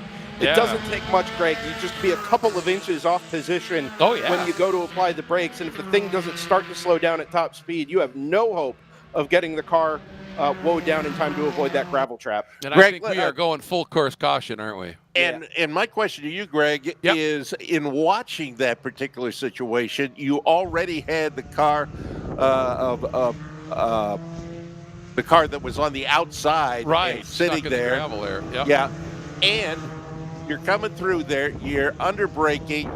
You're going too fast. Did he not want to take a chance on spinning that thing and just drove it straight on off so that he doesn't wind up in the lap of the driver who was already sitting there? Well, I think that's possible, and obviously when you lose the grip and then you go to the brake, the car just locks up. These don't have anti-lock braking. These are proper race cars, and they don't have anti-lock, and that's modulating the brake. But when you see what's happening, and if the trajectory of your car at that point, you're going off, if it is aiming to miss that car in front of you, just keep your foot straight on the brake. Don't try and turn. Don't do anything. You're going to go off anyway. Don't compound it by hitting somebody. And I think that's a really great observation, Tom. Better to just bail a little bit than end up, slamming into a competitor there. And I understand in these, in this, situation, some people say, why weren't we full course caution right when that first car went off? Well, these are 15-minute races. And, obviously they want to try and give all these classes some race time. But the minute they do this caution now, it's just going to eat up a large chunk of that race, if we can even get back to racing. So I understand their thought process for sure, to try and give them a little bit of leeway. Can everybody negotiate it? But when that second car went off, they had absolutely no option but to throw the yellow. Yeah, I just to correct something I said earlier, I believe I had said it was Barthel I had said was potentially off in the gravel trap there at turn 4. In any case, It's Liam Kerper. Number 30, according to our Flagtronics feed. They've already got the safety truck with that car. I also show a car pulled off to driver's right, headed up the hill here, which doesn't appear to be the case, but we may be missing the 08 somewhere over there, Andrea King. Oh, okay. What the situation is there, but oh no, moving again now, so disregard that. And one we didn't even mention, coming onto the front straightaway here, Tom Burke had a problem. That was probably about 3 laps ago, and we can finally tell you about it. So with where we're at here, 6 minutes left on the clock, full course yellow. We've already got the safety truck down with the car at turn number 4. I think we may have the chance to actually get this race restarted. If we can keep the speed up here under the safety car, maybe get that car extracted from the gravel trap in one more lap and set ourselves up for a 1 or 2 lap dash to the finish here. Now, did we get the one car out of the gravel trap, the one that the second one in, or is it back toward the back? It actually continued. Peyton Long came out of the gravel trap. Going. Okay. Yeah. So all that only cost him 4 spots. Now, it also potentially cost him a win, which is a little more significant. But in any case, he was able to pull himself out, bury his foot in the throttle, and come out the other side in P5. And the nice thing is here, if we can get another look over at turn 4, they have these big sort of lifts that can just drive right into that gravel, wet, dry, whatever. They are so effective, and it's just a matter of just hooking that car up. And usually on these SRF3s, they could just loop it through the roll bar. And I'm not sure what the issue is here. It looks like they might just try and flat tow it out so that the driver, as soon as he gets out, they can drop that tow strap and just get going again. Fingers crossed that they can make that happen.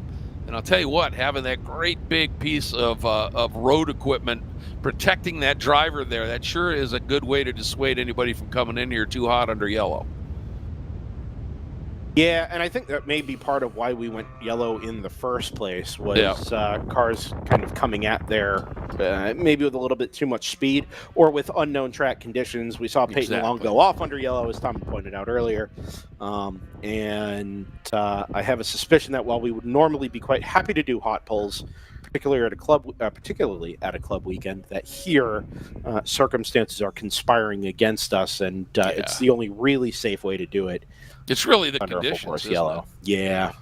And I'll tell you, the guy, if we do get back to, I think it's going to be a huge ask.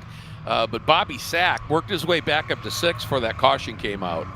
And we know he's got some speed. So he and Peyton Long, man, if they can, kind of work together here, They might be able. One of them might yet be able to get to the podium if we go green like next lap. You know, That's Greg, the problem. I don't want to jump to conclusions here, but after what we saw at turn 11, I'm not sure that Bobby Sack is terribly interested in working with Peyton. You're not sure Bobby's what? Terribly interested in working with Peyton Long. Well, that too. But here's the deal. You know, Peyton Long, that was simply a great strategic move. 100%. He never squeezed Bobby. He just said, I have earned this piece of track around the outside. You can either lift or you can spin. That's up to you, dude. And that's as fair as it gets. With credit to Bobby, he left Peyton exactly enough racing room on the outside. He didn't run him off the road. He didn't try and squeeze him onto a wet curb or wet paint or anything like that. Oh, no. It was very Bobby, respectful. And I think Bobby just stayed in it a little bit too long coming up over the hill there. Unfortunately, we have just received the official word that Bobby and Peyton will not get the chance to try and pick up spots on the restart because there is no restart. We're going to take the checkered flag here next time by and call this one a day. Well, we're going to then be setting a fairly intense precedent, aren't we? Because we had a guy come from 7th to an 18-second win in race 1. And in this one, we had a guy come from 16th to the win.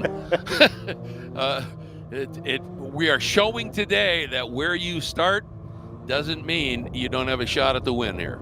Yeah, I will say this. I think each of our next probably 2 to 3 races are going to be their own little adventures. I think race 1 was probably the most obvious in terms of conditions.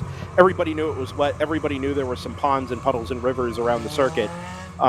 From here on out, we're going to be drying. Sun is out, temperatures coming up. The wind has picked up as well.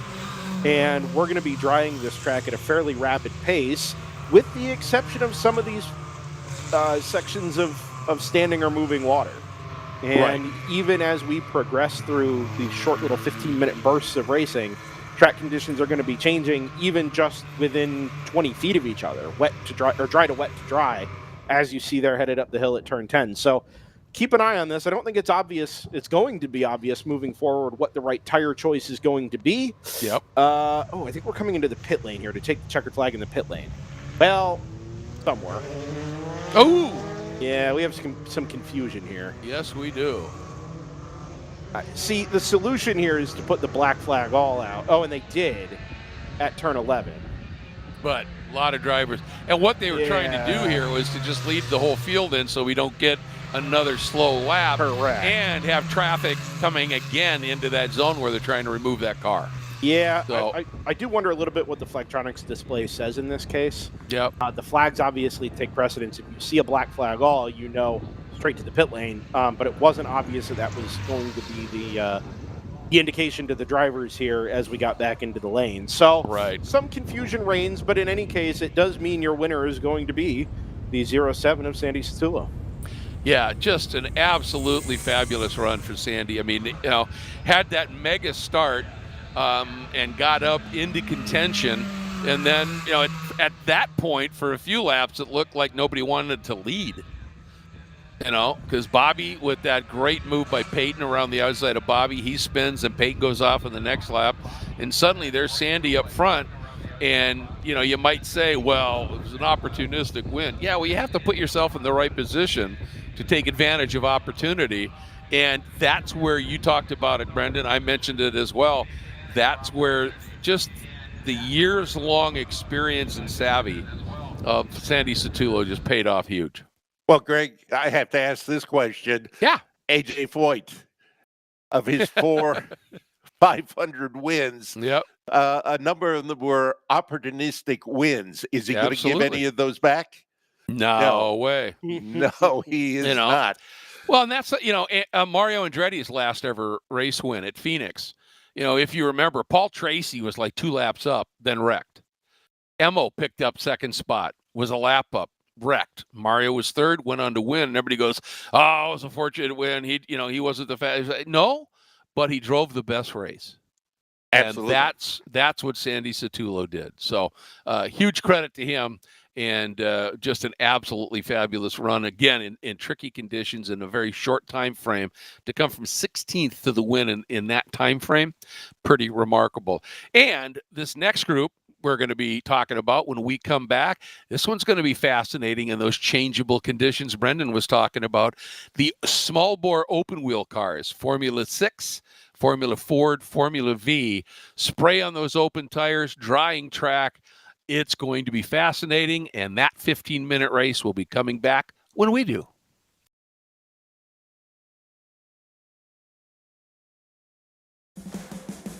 What does it mean to be built with Summit? It means you're hitting the autocross, drag strip, road course, trail, dirt, or open road with confidence. Because built with Summit means you're using parts from the top names in performance, priced to make your project affordable. And it's all backed by trusted tech expertise and blazing fast shipping. Summit Racing Equipment. Let's build it together. SummitRacing.com.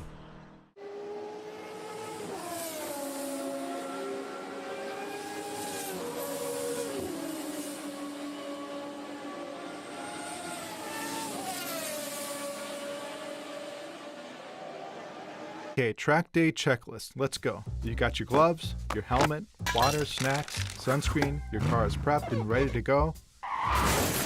Oof, forgot your track day insurance, didn't you? If you want to be covered for the whole value of your car, you need high performance driver education coverage through Hagerty. We'll get you a policy for track days, time trials, and more in less time than it took you to apply that sunscreen. Hagerty, let's drive together.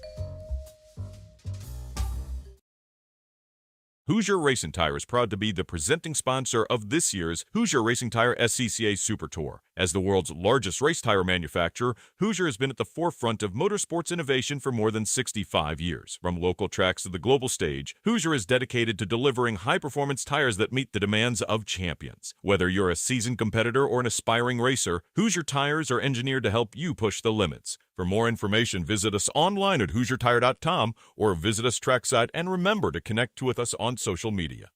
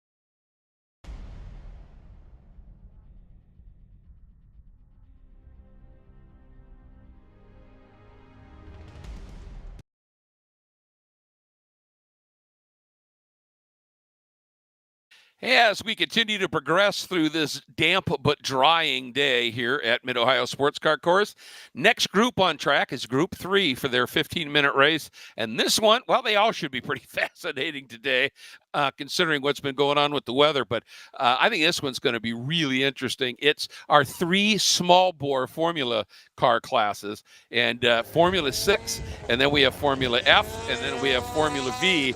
And for those of you who might be a little bit new to this, Formula 6 is basically, it's a very small, very low-to-the-ground car, super stiff, powered by a motorcycle engine or a sort of snowmobile engine with a centrifugal clutch. Formula F is what used to be Formula Ford, and now they have also allowed the Honda Fit engine into the class, so that's why it is Formula F. And then in Formula V, which will be a separate group, just it'll be another split start.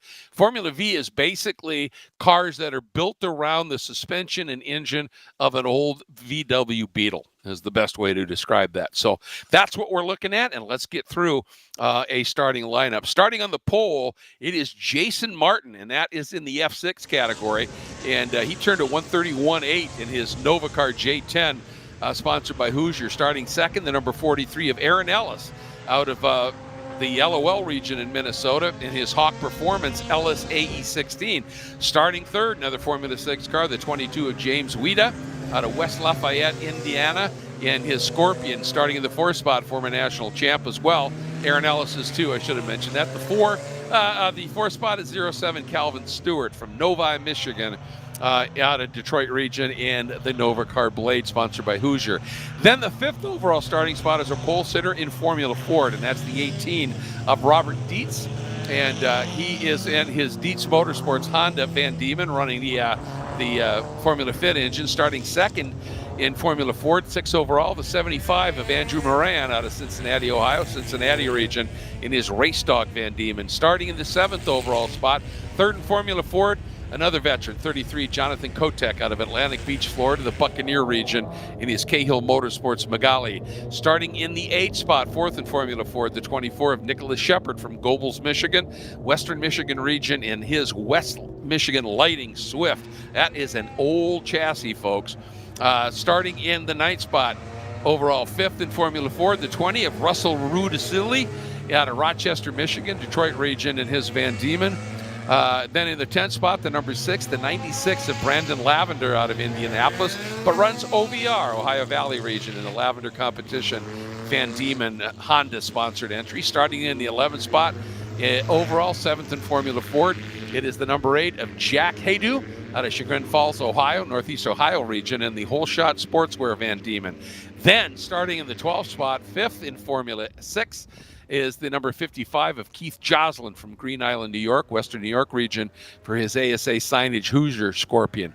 Starting in the 13th spot, 8th in Formula Ford, the number 02 of Megan Rudisuli-Weiss out of Highland, Michigan, Detroit region, in her Van Diemen.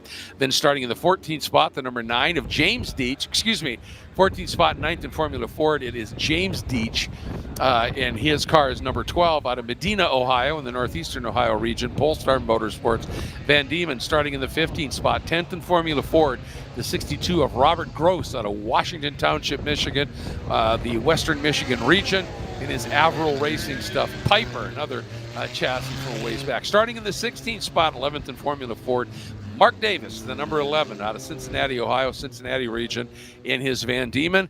And then starting in the 17th spot, 5th in Formula 6, the 27 is Sven de Vries out of Holt, Michigan, in SVR and his Novacar. Then we go back to this group, which is our Formula Vs. Starting on pole in the number 25, Andrew Abbott out of South Lyon, Michigan, Detroit region, in his Hoosier Vector. Starting in the 2nd spot in Formula V, the 08 of Steve Whitston, and he is out of South Lyon, Michigan, Detroit region, in his Hoosier Vector. Starting in the 19th spot, starting in the 20th spot, overall 3rd, Formula V, Brian Farnham out of Medina, Ohio, in the Northeastern Ohio region, Quixote Bugs Life Silver Bullet. Looks like they have opted to just, the track's good enough, so we're going to stop there. We'll get back to the rest of them as we are getting ready to go green for race group 3. And here we go. We're green. We are racing And outside front row, fabulous move from the outside front row. I believe that is Robert Dietz, and got the jump there and has a couple others going with him. The F6 cars aren't really that fun in the rain, to be honest with you folks. And I think we've seen a number of their drivers up at the sharp end of qualifying have opted either to start at the very back of the field, we can see them there, just to not be in the battles here. But the Formula Vs are now racing, and as I said, this is a group, a lot of experience in this group. Andrew Abbott on pole, Steve Whitston right there. We got a car, that's one of our Formula Fords, has looped it right to the inside of turn 4, guys.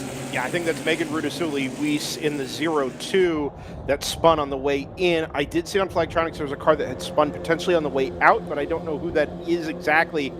Greg, just a real quick point. I had noticed on the out lap, on the way off the grid, tried to pick up tire choices on some of these cars, being that we're open wheel.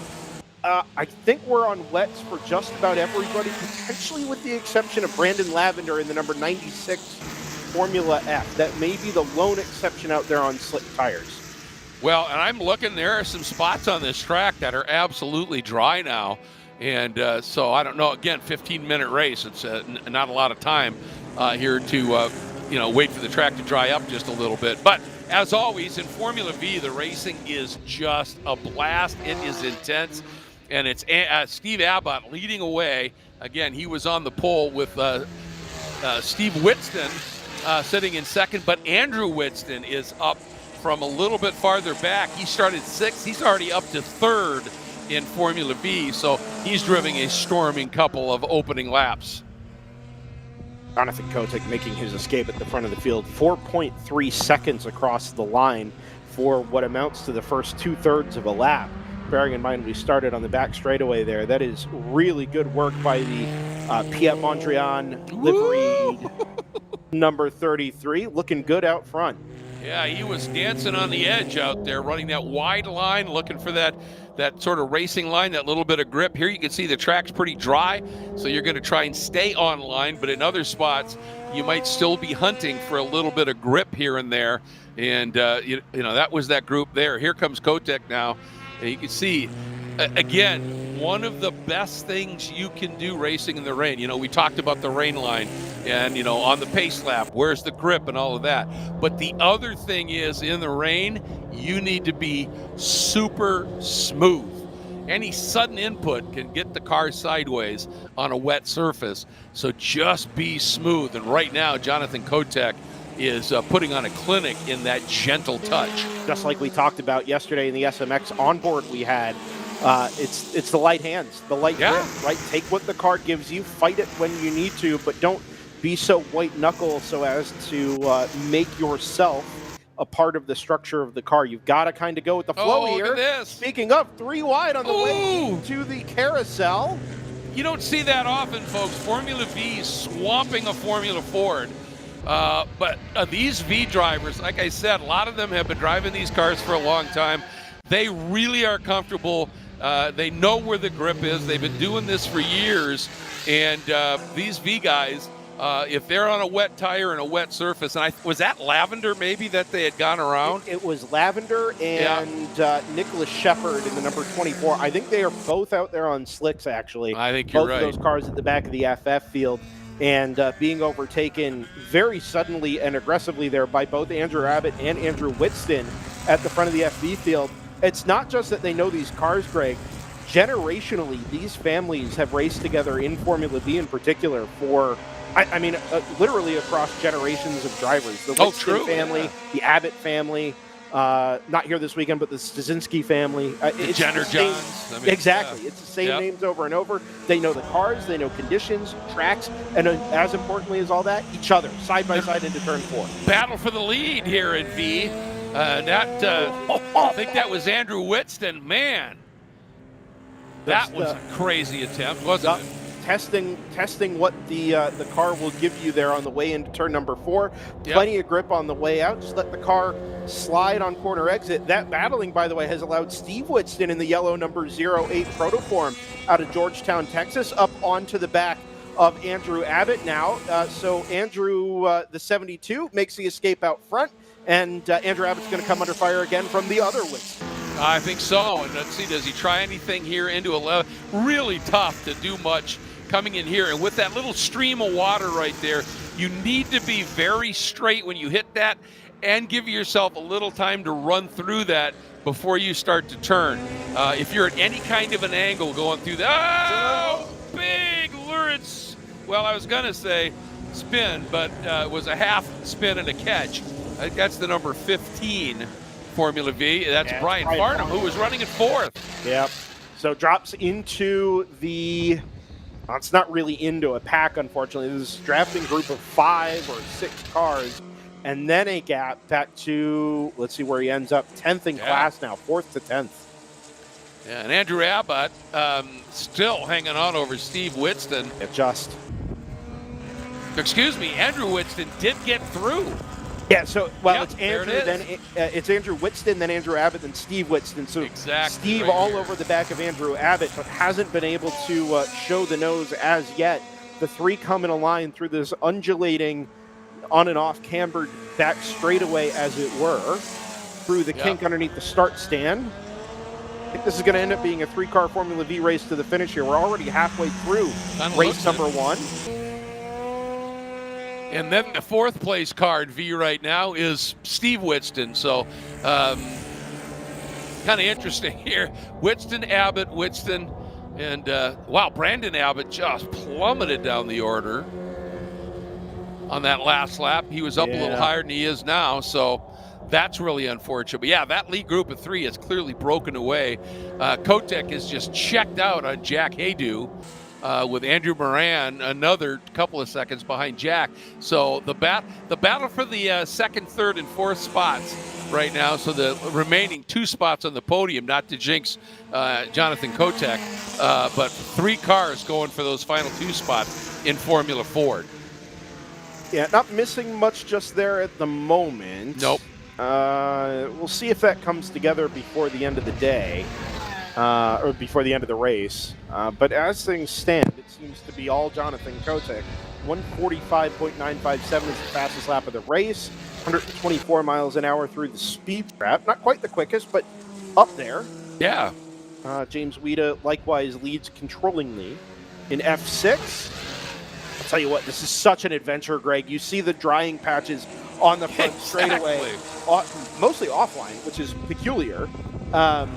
But then you look in the background and you see the just mountains of spray being thrown up by these cars over the top of the carousel, up and over the hump at the final corner, and then that river that runs across the track just as you're trying to get on the throttle, as we have a spun Formula 6 at the exit of the carousel. Driver's right. Yep, there he is. And is going to be lucky to get this going, as a matter of fact. It's in a tough spot to try and get it turned around, and he very nearly had the car high-sided on the edge of the circuit in very, very wet grass. Let's see if we can do a quick flick spin and get this thing pointed in the right direction. He's got it moving now. Oh, he's pulled it into the grass. Oh, man. Oh. Yeah, that was always going to happen. Yeah. The good news, if there is any, with 5 minutes left on the clock, is I think that car is safe there. I do too. It's driver's right, so it's not really in an impact zone. It was performing a recovery as it happened. That is the number 55, by the way, which is Keith That's Jocelyn. Keith Jocelyn, yeah. You don't see that very often. That's a Formula 5 car, actually. Formula 5 running in Formula 6. This is your battle for second in Formula V here. Steve Whitston all over the back of Andrew Abbott. Actually had them side by side up over the top of turn number 11. Not able to get the move done. All this battling, meanwhile, has allowed Andrew Whitston to check the heck out at the front of the FV field. Now 4+ seconds to the good over Andrew Abbott, who has it all to do with the other Whitston. Well, Steve is Andrew, his brother. He's also his best friend right now. Yeah, no kidding. He is just completely hounding Andrew Abbott, and it's just Andrew Abbott is bleeding time trying to keep him behind, and you can just see the margin that has been opened up now. And then back behind them, another absolutely furious battle going on. Graham Lohead, Chris Jenner-John, Mark Farnham. They have been, and a couple others. Here they go, 1, 2, 3, 4. Yeah, there's like 5 cars there that have been swapping and drafting each other, and they've now opened it up just a little bit. But this group, it has been intense. Greg, we just got a checkered flag at start finish for Jonathan Kotek. I wonder if it's because that car's sitting out there. That's exactly what it's for. I'm actually a little surprised they pulled the trigger on this. I know we're under some schedule pressure to keep things moving, bearing in mind we still have 5 15-minute races plus resets, track resets, field resets to go. This one caught me off guard a little bit. So this is going to be the final lap here, not specifically for Andrew Whitson, but the battle behind him. Steve Whitson jumped Andrew Abbott. It's a Whitson 1-2 in Formula V with 5 corners to go. Oh, man, how many times have we seen or heard that before? It's a Whitson 1-2 in Formula V. Now, it's a matter of hanging on to it. Nice job there as Steve Whitson recognized, keep it straight through that little puddle. And now, 2 corners to go. Be careful. Oh, he was a little wide. Caught a little slide there, but he gathered it up and had it straight before he hit that little bit of water. And it looks like he is going to hang on and does so. So it is, in fact, a Whitson 1-2. We saw. Look at this nasty little battle here as they come through. Who got it for third? Looks like Lowhead did it. Yep, P4 goes to Lowhead. He was able to get Chris Jennerjohn on that final lap. Yeah. Potentially didn't even know it was final lap. On the front straight away. It's one of our Fords, or FFs, I should say. It's the 24. That was one of the cars that we thought was out there on slicks, had kind of been just trying to get the laps completed. Nicholas Shepard. Exactly. Yep. Thank you, Tom. Spun it right in the middle of a pack of Formula Vs that are coming to the checkered flag. That was really sketchy stuff. And right as you mentioned that the checker had come out, quick fingers, Jordan got us, Jonathan Kotek coming through, taking the overall win and the checkered flag. Tremendous drive by him in a 13-minute race, going and opening up a lead. And again, remember, he started third in Formula Ford, but ends up with a win by almost 12 seconds over Jack Haydu, and then Andrew Moran completes your podium there. In Formula 6, your winner is James Weida, and you have to then go down a ways because a number of those F6 guys, Aaron Ellis started at the very back of the field. He'll finish second. And third will be that Keith Joslin spin and all. But then again, in Formula V, it was the 72 of Andrew Whitson with the win. In the second spot, it was brother Steve in the 08 with a second, and pole sitter Andrew Abbott still on the podium, but finishing in that third spot, and then that fabulous battle behind. So that wraps up our coverage here in DriverSeye Live of Group 3 for the small bore Formula machines. And, as always, the Formula Vs, man, what a show. That's just what they do. And it's that simple. So when we come back, we have another single class group coming up. It is SMX, and it's basically really a slightly faster version of the Spec Miata class. It's a little bit newer. It's based on the MX-5 cars, and the drivers in this class also are absolutely phenomenal. Their 15 minutes of fame on this Saturday will be coming at you in just a few.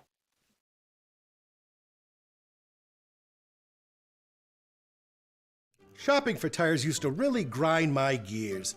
So many tires, and the thought of choosing the right one made me, Precisely. That's before I went to TireRack.com. I got the best deal hands down. My tires ship fast and free, arrive the next day like clockwork. Tire Rack even gave me 2 years of free road hazard protection. Precisely. TireRack.com, the way tire buying should be.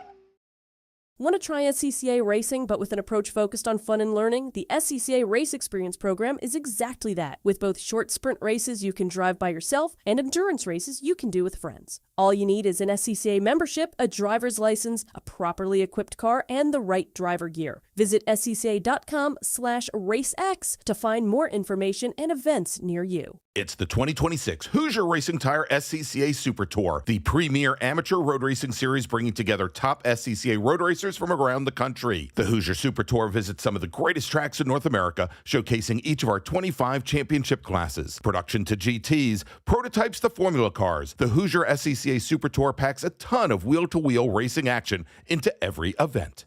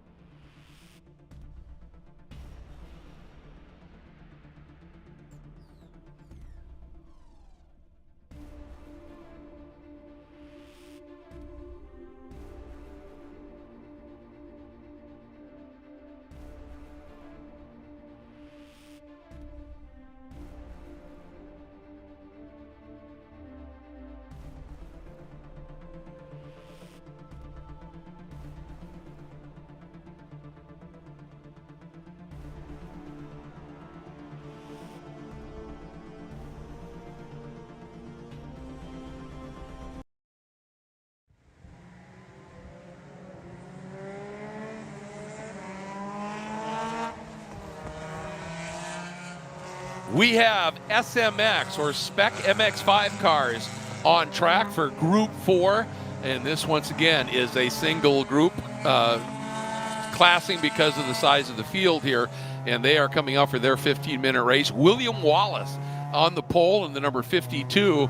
That's a Mazda Motorsports MX-5. Second on the outside of the front row, the 66 of Cam Eben from the legendary Eben Racing family in Appleton, Wisconsin, and he is also in an MX-5. Of course, they all are. Starting in the third spot is the number 24 of Camden Gruber from Winchester, Virginia, in the Washington, D.C. Racing Planet Miata entry.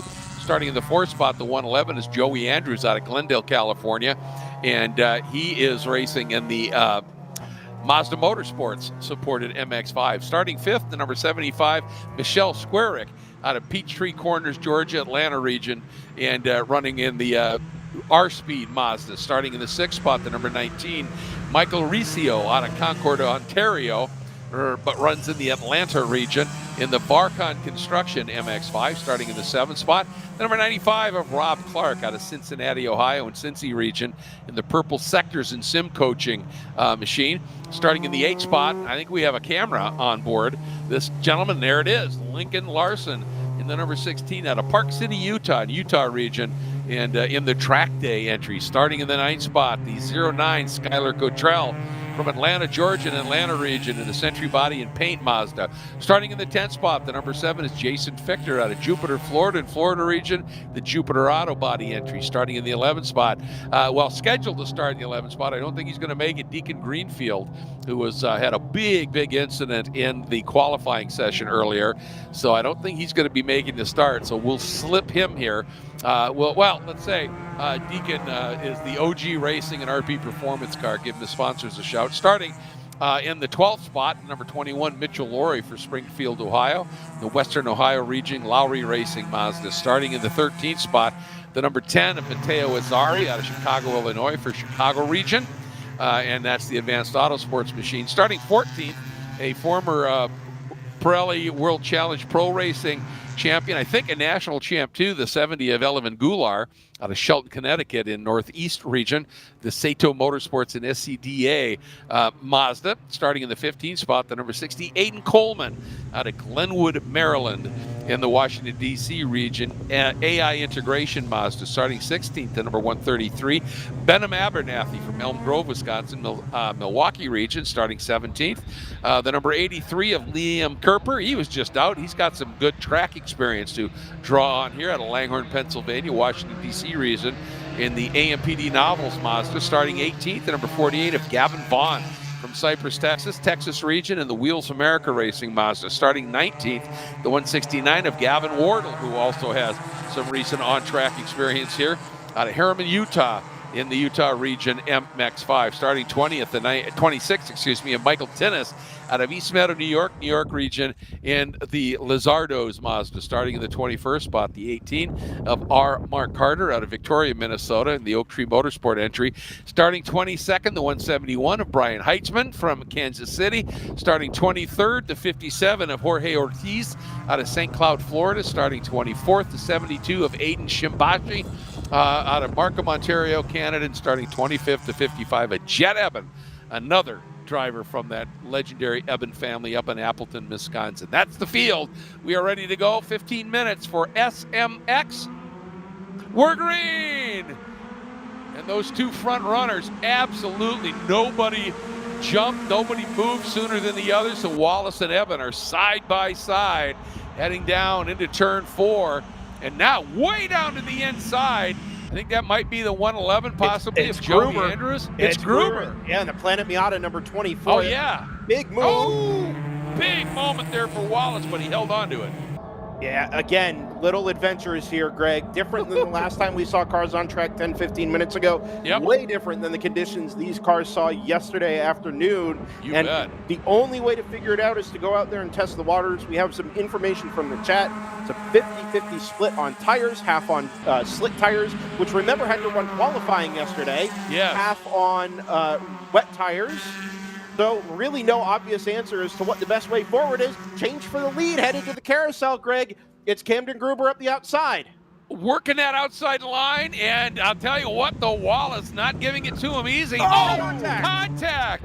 pretty good bang side to side, and somebody off, and with a huge splash in the background. But Camden Gruber completely sideways through turn 13 onto the front straight. But that little moment was just enough to give that lead back to William Wallace. Cam Eben has slipped back. It looked like Gruber was able to get through at turn 1. Let's see, is he holding it? He did it. Gruber leads with, again, Wallace. I think Gruber is just willing to take more risk right now, and it paid off. Ooh, big push there. Then Andrews, then Eben, who slipped back into 4th. Woo! I actually have wondered, Greg, if William Wallace decided to redress that pass on Gruber. Gruber basically had to move down around the outside onto the way into the carousel. Yeah. Wallace was hanging tough on the inside there and just ran out of grip mid-corner on the slightly damp track. I wonder if that contact, inadvertent though it was enough for Wallace to say, listen, I didn't mean it. We're going to, fight this thing out over the next 12 minutes, give the spot back and try it again the right way. I wouldn't be surprised, because when the visor snaps down and the green flag flies in SCCA, you are, and a big loop right in front of traffic. How did nobody get him? That was phenomenal. I think that's Matteo Azzari in the 10. Yep. Yeah. Whew, that was a moment. But as I was saying, in SCCA competition, when the green flag flies, you are at absolute war with your competitor, as you should be. But in the paddock, your friends, your buds, you'll give a guy who could probably beat you apart if he can't race without it. That's how it works. I wouldn't be at all surprised if Wallace said, no, let's fix that. Let's make it right. Well, and shouts to the driver. We call him the driver coach, the driver ambassador. Ambassador. Thank you. Yep. My friend and yours, Greg Amee, is down there in the trailer at Impound. He's done a lot of coaching, not just this weekend, but over the last couple of seasons of the Spec MX5 Challenge, this SMX class, to try and install into these drivers' heads a real respect for themselves and for each other as they go wheel to wheel out here. It is arguably one of the most hotly contested classes in SCCA club racing at the moment, and I think things like we saw at the front of the field there are things that will have come from cooler, older, wiser heads like Greg down in the trailer there. Oh, absolutely, and the other aspect is, if you do somebody quote-unquote wrong, and Wallace didn't do anything intentionally, just floated a little wide, and you fix it yourself, believe me, should Camden Gruber ever see Wallace needing a little help, he'll help. Yep. Because he'll remember that, no question. Great onboard here with Joey Andrews sliding up and battling with Cam Evans. That's for 3rd. And Cam, the the second qualifier, has worked his way back through into 2nd. Andrews now are into 3rd. I'll get that right. And then Joey Andrews now on board with Joey. Look at these amazing shots. And up top, I love you get to see the attitude of his head and how far through the corner he's looking and all of that. And Lincoln Larson behind him, we've had some great onboards too. So 4th and 5th right now. And then Elvin Goulart, and I talked about how Elvin started way back in 14th. He's up into 6th, and he is a very savvy driver. And I think that was Lincoln Larson just making the pass on Joey. Yeah, 2 camera cars getting together there, and Lincoln Larson able to take over the position there, now in 4th place. There you ride on board with Lincoln Larson. You can see how hard he was working on the wheel, but his goal was get that thing straight before you hit that little stream on the front straight. And that becomes something really critical here. Now we're back on board with Joey here as he sits in that 5th spot. And now he's going to start studying, where can I maybe do something to get back around here on Lincoln Larson. And here's what I'm talking about, folks. Watch this. Right there, you turn in, you lose all the camber. And you can see it looked to me like Joey just a little bit more circumspect there. And that allowed Lincoln Larson to pick up the throttle a little bit and open up that small gap. But boy, I'll tell you, Camden Gruber doing a beautiful job up front, up by 1.7 seconds. And in this field, that's a big number. It is, but let's not lose sight of Wallace back there in 2nd. Last lap, it was 3 purple sectors. Now, we'd anticipate seeing, green sectors for just about everybody, plus 1 purple sector as the track conditions continue to improve. But Wallace is the one that's had the pace after dropping about 1.5 seconds to Camden Gruber in that Planet Miata car. It's way down to less than that. We're measuring in car lengths now, maybe singular car length headed up the hill to turn 11. Really, really great charge there, and that, third of a lap. He closed that entire margin up, and so he has figured something out. And it's interesting to watch their lines, particularly at the top of Madness. We'll see if they do it again next time through. But Gruber looks like he almost tries to get there to the top and then really turn in. And Wallace seems to, let the car push a little bit. But look at how much ground Wallace loses coming out of the final turn and through turn 1. He had that margin down to nothing, and it's now up to almost a second. So there are spots on this track where it might be the setup on the cars or the driving styles, but where one is more effective. But the guy who just set fastest lap of the race and is flying is Cam Eben, who qualified second, and he is all over the back of William Wallace right now. And Wallace coming up has got up and all over the back of Camden Gruber. Boy, this is a complete yo-yo type of a race here. Camden defending a little bit, Wallace trying to see if he could do the squeeze play. Couldn't make it work. And now look at that rotation that Camden gets there. I think Camden is using over-rotation of the car to try and get it turned, really leaning on those rear tires as he comes back into the throttle. And in some places it's quicker, but it's costing him in others, and it's allowed William Wallace to gain the lead. Here comes Cam Eben, first to third in half a lap for Camden Gruber. Yeah, we were seeing that. I'm sorry, Tom, go.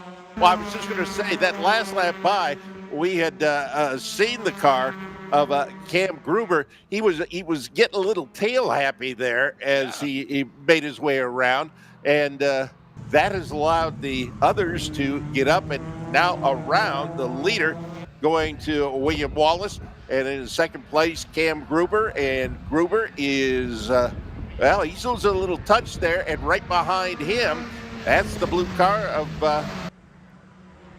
that is Gruber, I should say. Evans, the other one, I should say. I think I figured it out here, guys. I think Camden Gruber is out there on wet tires, kind of on an island. I think Wallace and Eben are both on slicks, and that's why we get these big swings in gaps from not just lap to lap, but sector to sector and corner to corner. You see the back end step out there of Camden Gruber in the drying track over. That's Skylar Cottrell, I think, who's gone around on the inside of turn number 1. It's a unique place to point an MX-5. Yeah, you don't often end up there. Get going, though, buddy. There you go. So as we watch the replay here, we'll pick out the pink and black number 09. There he is. On the way in. Yeah, just a little shallow on entry, maybe a little wet patch under the bridge there, and the car goes around on him. No harm, no foul, other than a couple of positions lost. But just back to this Camden Gruber thing, he gained car lengths and positions in the final 2 corners coming back to the start-finish line this past lap. And to me, that says as he navigates those rivers and standing water in that section of the track, just gobs of grip that the other two just haven't got. Unfortunately, I think with the progression of the track through these first 10 minutes, that first 2/3 of this race, I think Cam Gruber is going to be just a little bit out to lunch here when it comes to trying to fight for the win. I think so, and I was watching Lincoln Larson, who's that 4th place car, as he came through the carousel and that wet stuff. He had a wobble. It was so big, I thought he was actually heading into pit lane.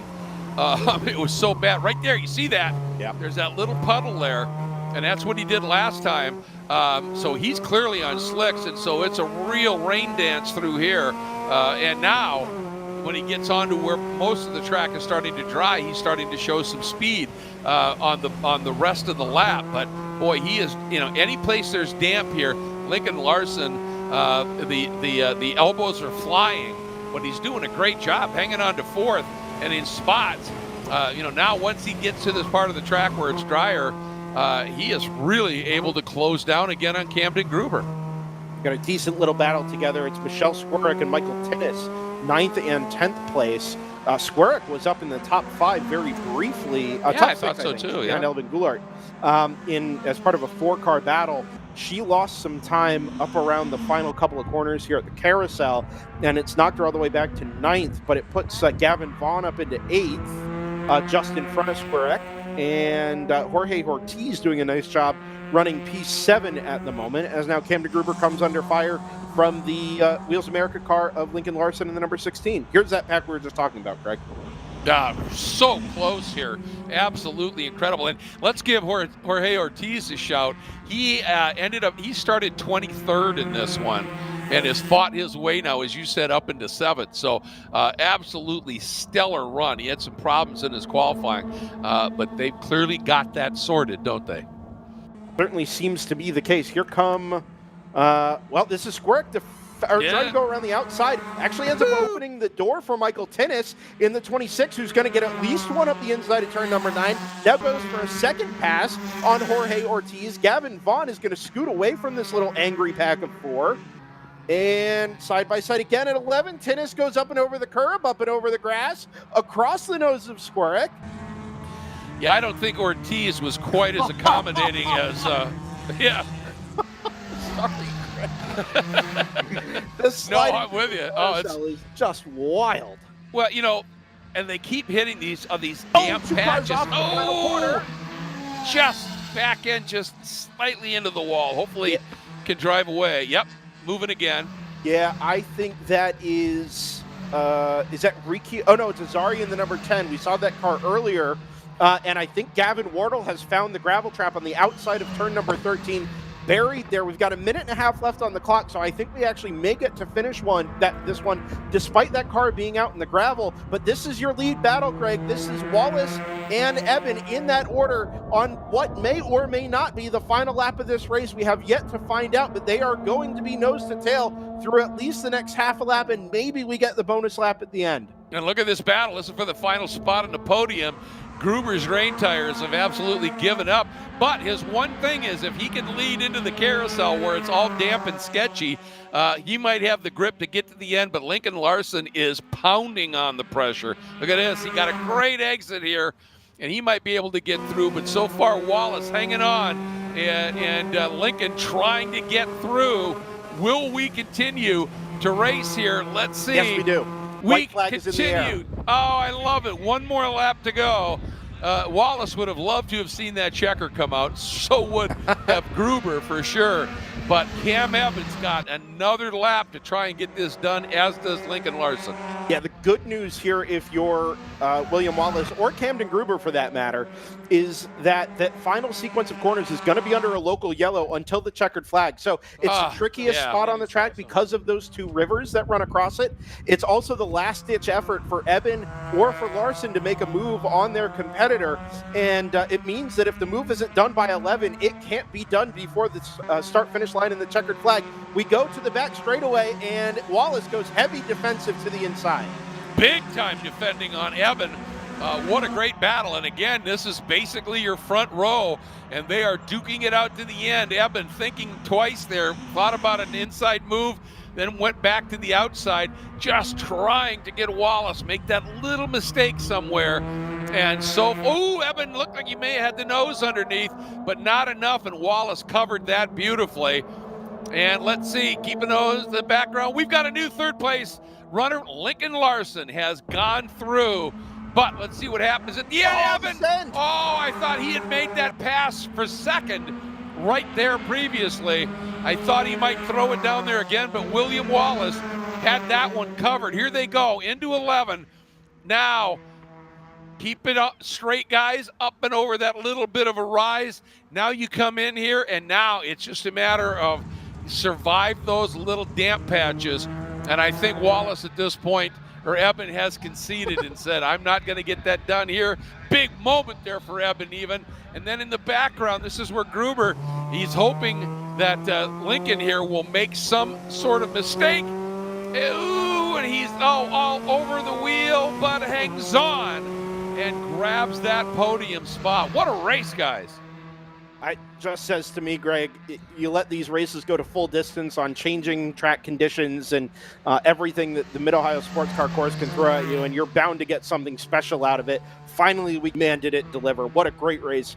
Wallace, Eben, Larson, Gruber, all four of them exceptionally clean and really, really exciting right the way through. And it's what we talked about yesterday, probably the best race you're going to see this weekend Perhaps. These Yep. guys always put on a great show, and they did right there. They absolutely did. Official margin of victory, again, provisionally, looks to be about a half a second here.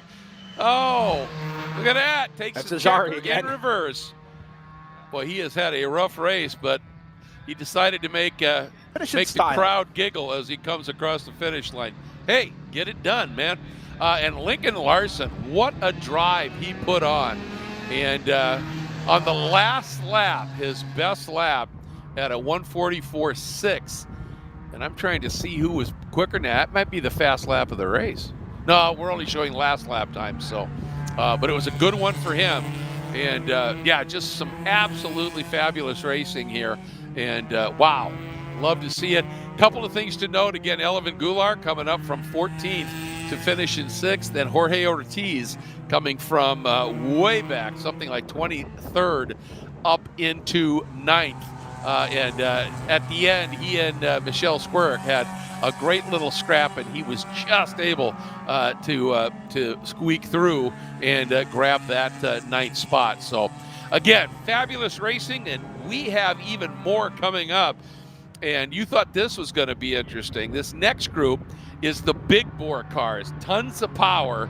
The GT1 cars, 900 or thereabouts horsepower, just insane stuff. GT2, GTX, and that's a car in the wet stuff that could be really effective, but track's drying pretty much. Then T1, T2, and A sedan. That's coming up. 15 minutes of racing in Group 5 when we come back to Mid-Ohio.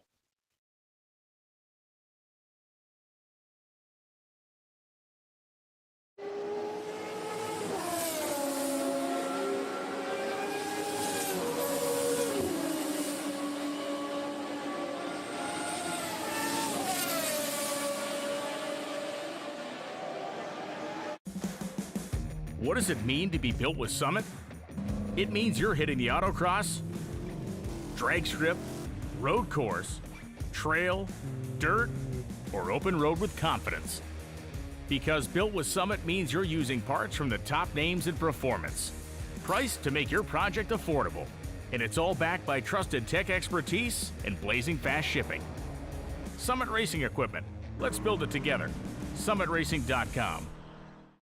Hoosier Racing Tire is proud to be the presenting sponsor of this year's Hoosier Racing Tire SCCA Super Tour. As the world's largest race tire manufacturer, Hoosier has been at the forefront of motorsports innovation for more than 65 years. From local tracks to the global stage, Hoosier is dedicated to delivering high-performance tires that meet the demands of champions. Whether you're a seasoned competitor or an aspiring racer, Hoosier tires are engineered to help you push the limits. For more information, visit us online at HoosierTire.com or visit us trackside, and remember to connect with us on social media. For more than 30 years, championship-winning drivers have demanded the Hawk Performance braking advantage. Now you can experience that same advanced technology on your daily car, truck, or CUV with Hawk Performance street products. With brake pads, rotors, and fluids that deliver smooth braking for muscle cars and tuners, Super Duty solutions for tow vehicles, custom-engineered motorsports friction designed specifically for road racing, autocross, drag, and everything in between, Hawk has all your braking needs covered. Visit hawkperformance.com to learn more. Hawk Performance. What's stopping you? If you like what you see today, become part of the action by joining the Sports Car Club of America. Whether you want to drive, flag, organize, officiate, have fun with cars, or meet 65,000 enthusiast friends, SCCA offers plenty to feed your motorsports obsession. Ask someone trackside about how to get involved or visit SCCA.com for more information.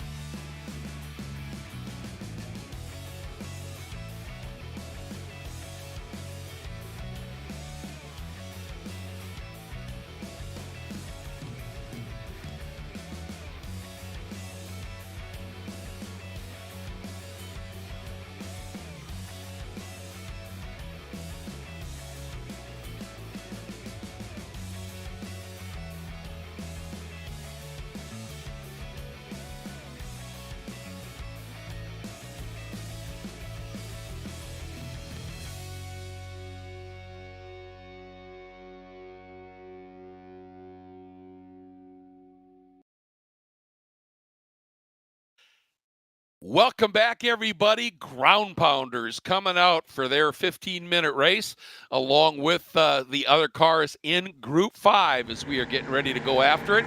Sizable field. I'm going to get right to the starting lineup. On the pole, overall in a GT1, the 57 of David Pintarek out of Canfield, Ohio, in the Mid-Valley region, I think it's called, in his Kreider Racing Ave Motorsports Ford Mustang. Starting second in overall in a GT1, the 07 of Ryan McManus out of Seville, Ohio, Northeast Ohio region in his Corvette. Then starting third, but on his second pole of the day, the number 144 on the pole in GT2, Tony Ave out of Maiden, North Carolina, Central Carolina region in his Ave Motorsports Nissan 350Z. Starting fourth, second in GT2, the 82 of Ray Mason out of Blacklick, Ohio for Ohio Valley region, Alliance Autosport Ford Mustang. Starting fifth overall, third in GT2, the 72 of Zach Arnold out of Tiffin, Ohio, the Northwest Ohio Arnold Machine Porsche GT3 Cup. Starting sixth, one of my favorite competitors for decades, fourth in GT2, the number 50 of Tom Patton out of Fairfield Township, Ohio, Cincy region, and his Hoosier Tires Felice engine Sunbeam Tiger.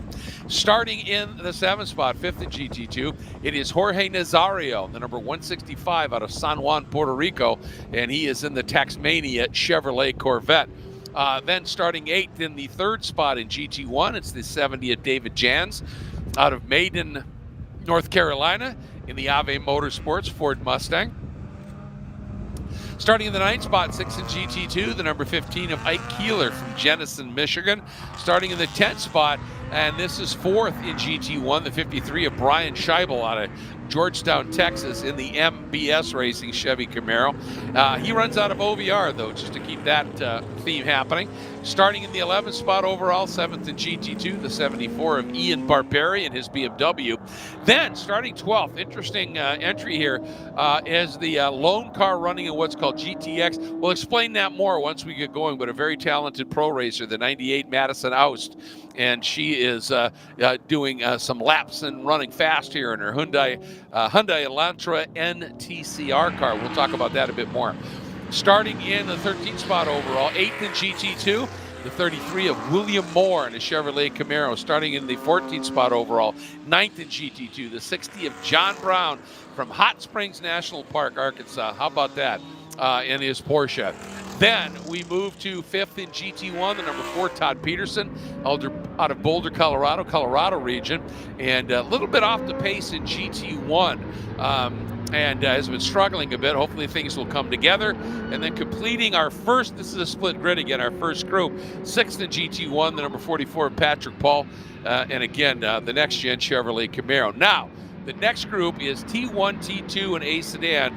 On the pole in that group, and in T1, the 48 of Brian Goodman from Fairfield, Connecticut, New England region, and his high-speed motorsports Hoosier BMW. Starting next to him on the pole in T2, already a dominant winner today, in the number 2, Chip Herr out of Lidditz, Pennsylvania, and in the I think it's the Susquehanna region, in his Warwick Auto Park Carbotech. This is another Audi. This, though, the RS3 LMS TCR car. Then second in T1, starts 19th overall, the number 109 of Ryan Schakowsky out of Kiel, Wisconsin, and runs out of Milwaukee region. Second in T2, starts 20th, the 18 of Aaron Kaplan. Third in T2, Scotty White. Fourth in T2, Russell King. And fifth in T2, Steve Greenhill. Wanted to get here on pole in A Sedan, the 54 of Philip Smith out of New Albany, Ohio, OVR, Ohio Valley region, in the OPIC US and PRS Racing Mustang, and he will be joined on his row by the number 2 in A Sedan, the second qualifier in A Sedan, the number 14, and we're racing. You can hear those engines come up to power. Somebody is spun coming out of the keel. That's a Porsche back there. That's no question about that. And here we go, and McManus already getting passed into the braking zone of turn 4. He's lost 2 spots. As that's Tony Ave with a huge wiggle and hung on to it. And I think that's Ray Mason sitting in that third spot overall in that white Mustang. But here's the second, the split group start. And again, Brian Goodman and Chip Herr leading away in that group. And you can see the BMW and then the Audi And then the rest of the field, boy, there's a Mustang coming from well back in that group.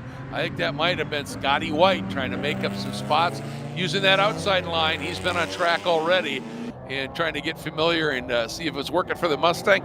Not too shabby, guys. He might have just slipped into third. Oh, and McManus has spun. 3 cars off there, Greg. Yeah, McManus looped it, and now everybody else is taking evasive, I think. And they all, ironically, I think they're all GT1 cars. Yeah, they are. Jans is in there as well in that number 70. We saw him in the gravel trap yesterday come up over the rise here at turn number 11, and McManus just loses it at the apex. Jans has to go off partially into the gravel to avoid and kicks up a bunch of the stones there on the outside of the corner. Spins in sympathy, as does, is that Brian Scheibel in the 53? I think it well could be, yeah. McManus has gotten going again. Jans appears to be either stuck or stalled in the wet grass there to driver's right. I think he may be stuck, actually. Anyway, remember, this is going to be a... Oh, go ahead. He's moving. Oh, yeah, finally get some traction. And I think what happened there, guys, was exactly what we were speculating or wondering about, was McManus hit that wet spot on the track going up into 11, and it got those rears damp and turned in, and they were gone. Yeah, so McManus has bailed for the pit lane. He's called time on this one. Tony Ave has taken the overall lead from David Pinteric now. First, well, there goes Pinteric. Ave should be well out in front now in his GT2 entry. Ike Keeler now runs third overall, second in GT2. It's kind of left Pinteric in no man's land now, with McManus having gone by the wayside and retired from the race. Yeah. He now just kind of has to cruise home. Also, Greg, you mentioned Maddie Aust in the number 98 Hyundai Elantra NTCR. There she is. Not the only TCR car in the field. She runs that TCR in GTX. Chip Her is in the Audi RS3 LMS TCR in Touring 2. So slightly different approaches there. That is the 82, Greg. Is that Ray Mason? Yes, it is. Oh, boy. That's a... No, and he's got big damage to the left front of that car. He sure does. Yeah, left front wheel is not pointed where it ought to be. Well, it ought to be pointed left, just not that left. Yeah. And it's down on the side skirt there as well. I don't know that Ray's going to be able to get that car. I don't think so. Pulled forward. Even if he does, trying. It's going to rest low in the wet grass, which is no bueno. No. And I was pretty sure I saw the pace car making its way down pit lane. Now, it would have done that to go stage by pit out, but I think it might be called on here pretty early, unfortunately. Yeah, if we do have to recover Ray Mason from trackside there, it should be a fairly quick recovery, not out of the grass. Oh, actually, he's found reverse and is going to pull forward here. If he can get it down to the end of the pit lane, he may be able to hook the hard left, kind of block the pit exit there. But let's see what Ray decides to do. Yep. Very least a left front puncture there. Yeah, I think that might be it. And just Madison Aust, she is up into the top 5 overall. So great opening couple laps for her. Yeah, just to close up a loop from earlier, John Brown in the number 60 Porsche Cup car was his car that spun coming to the green flag down there at the keyhole turn, proceeding slowly at the moment, not up to what I would call race pace, but Tony Ave has just put that car a lap down as he finds hopefully some grip and some speed here.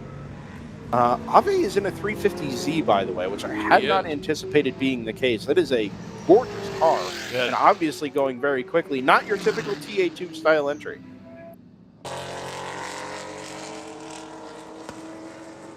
And There's you see, Mason. Yep, Ray just trying to get out of the way and let people race here. You were speculating, obviously, that Madison was here trying to get just a little experience of this Mid-Ohio track. She's a regular in Michelin Pilot competition. I think that's the case, Greg. We actually saw it from a couple of the Touring 3 NDMX5 Cup cars. My suspicion there is that I think they're on the same bill as the Pilot Challenges headliners here at Mid-Ohio in 2 weeks' time. And anything you can do to get a little extra track time, given the limited testing in IMSA, is potentially going to benefit you. And I actually think the wet running here is of particular value.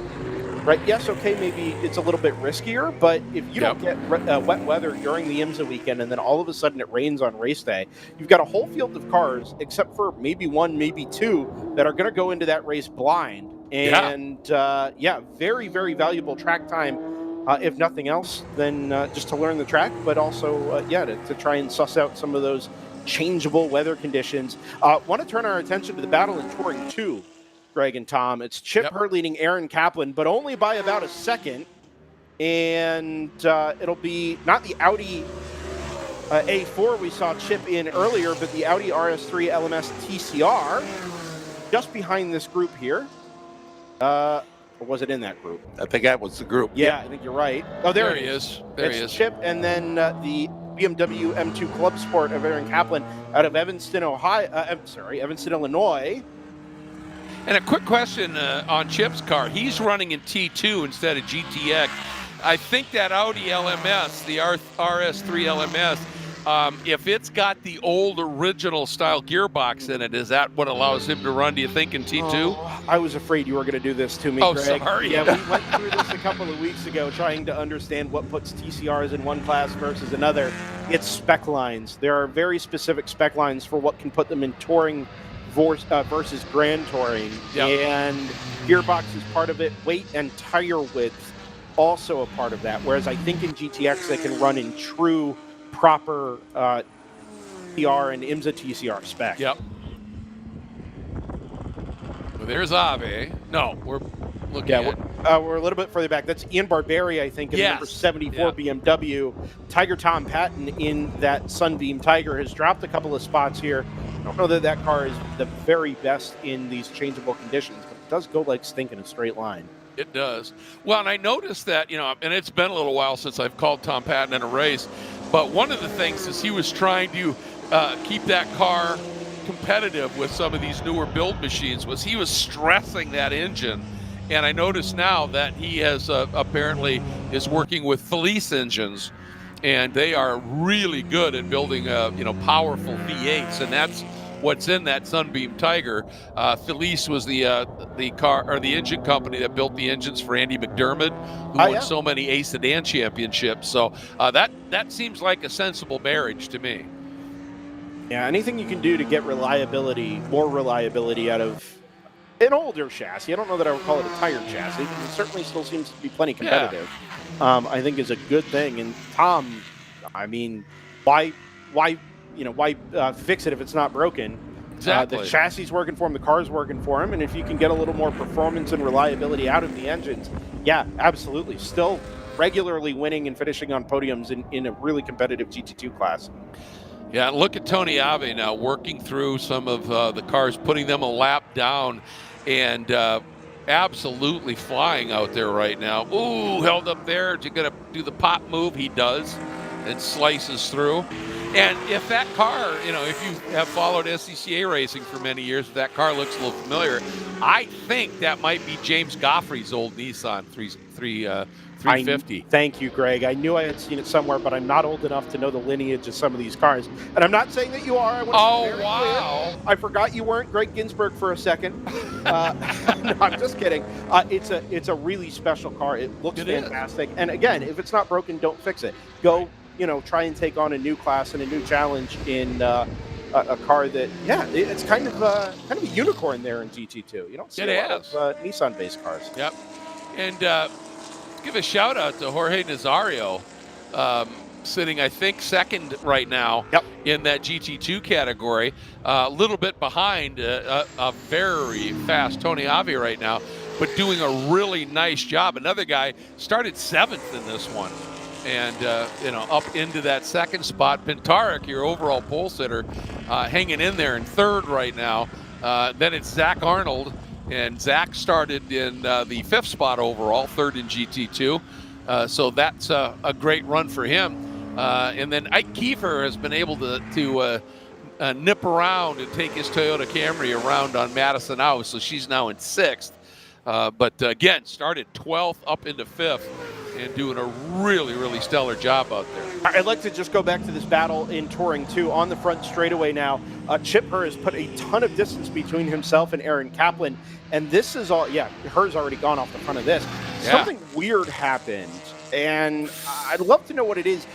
Tom Patton had put himself between her and Kaplan for a minute. Ian Barberi in the M3 number 74 had dropped back to, and is at the back of this pack. And it was all happening while they were trying to lap David Jans in the number 70 GT1 car. But the weird shuffling had already kind of taken place by that point. Yep. So don't know what it was exactly that led to it, but a battle that was nose to tail for a long time with Tiger Tom Patton off the back of it has now had Patton fully involved and a huge gap between him and Kaplan. Well, and that's a great question. We didn't see it, but if you remember, Ian Barberi, before all that happened, was right in front of her, Right. And he's just gone down 4 spots now. So, something has gone awry. And again, this is a tricky track in any conditions. It's dry, pretty much dry now, but there are spots, and they can still catch you out. But this is a true driver's track. There's no question. And, I like to see that. A driver with great track awareness, knowing where you are, knowing what traffic is around you, and just moving out of the way. I think that was the Porsche that spun at the exit of the keyhole, and it may have a little bit of an issue. And obviously, you've made the trip, you want to finish, but he's well off the pace. That Porsche should be one of the cars that's really quick around here, you would think. Quick mention of a change for the lead in Touring 1, kind of the forgotten battle in this very action-packed and short-lived 15-minute race. It's Brian Goodman who's jumped the Porsche Cayman GT4 Club Sport of Ryan Schakowsky. I've got to pick up Ryan's car out on track in the 109. Just at start-finish, actually. Has just come through. Goodman in the BMW M3 just goes through our camera. Then Scotty B. White, who's running 3rd in Touring 2 in what is actually the same car he ran the Touring 3 race in, presumably with some slick tires or some dry weather tires bolted to it anyway. You would think. Yeah, you would. Schakowsky had led Touring 1. Sorry, Greg. Had led Touring 1 from the green, and unfortunately here in the closing minutes, either had a mistake or has just dropped the pace a little bit and allowed Goodman to jump up and position himself coming towards the final lap to take the T1 win instead. Yeah, I just wanted to mention, too, that the gentleman who started in 25th overall, 2nd in A sedan, is now a number of spots up in front of the pole sitter in A sedan, Philip Smith. So James Jost out of New Ringgold, Pennsylvania, doing a really nice job out there. 18th overall, leading in the A sedan race, and has 3 cars between himself and the pole sitter. So great job by Jost as well here. And there's Scotty B, trying to keep an eye on what's going on, and Schakowsky in front of him. There's Ave. That's your race leader. Yep, on his final lap, Greg, we are waving the white flag here at start-finish. So just half a lap to go for Tony Ave in that Nissan 350Z. And this is where, Tony, you've got a rhythm going, and you don't want to just slow way down. But he certainly doesn't have to force anything, and just being very genteel up through 11 here. And now just negotiate this. Give yourself that little bit of space there to the inside. Get the rotation done nice and easy does it. And out of the final turn, onto the front straight, Tony Ave getting a big win, starting on pole in GT2, but 3rd overall, but a dominant drive to the front. Jorge Nazario in that GT2 number 165 doing a great job. And congratulations to him. Zach Arnold will finish in that 3rd spot in his Porsche. Jorge Nazario in the Chevy Corvette, by the way. I just wanted to make mention of that. David Pintarek winning in GT1. He was the overall pole setter, but slipped a little bit. And it was a little bit of sketchy conditions in a couple of spots here.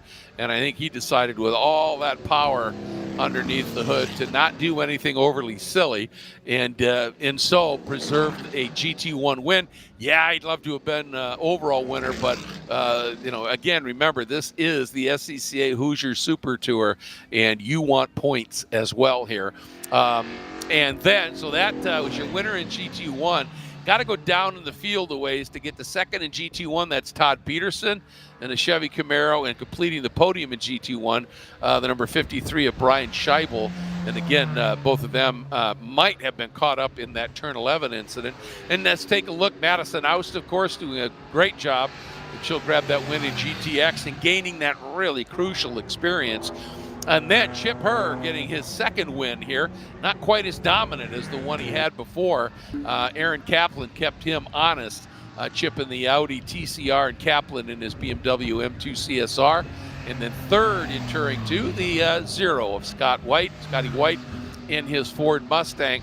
And then Touring 1, the number 48 of Brian Goodman, the BMW M3 from Fairfield, Connecticut, getting the win over Ryan Schakowsky, again, out of Kiel, Wisconsin, in his Porsche GT4 Club Sport. And third in GT1 is Andrew O'Donnell in the number 81. Actually, Andrew never took the start. So yeah, it's going to be David Jans, I think. Oh, no, sorry. Yeah. It's Scheibel in the 53. Yeah, so there you have it, folks. And everybody's making their way around the track and heading into pit lane. You can still see that is still a very tricky little spot there in the approach to turn 11. But when we come back, we will have our 6th of 8 15-minute races today for Group 6. And this is Prod and B-Spec. And E-Prod, F-Prod, H-Prod, that's E-Production, F-Production, H-Production. We'll talk more about that in a minute. And I know this might sound a little weird, but I wouldn't mind if the heavens opened up here in the next couple minutes, because B-Spec coming out in the rain would be riotously fun. So we'll see what happens, but we'll cover it nonetheless when we come back to Mid-Ohio.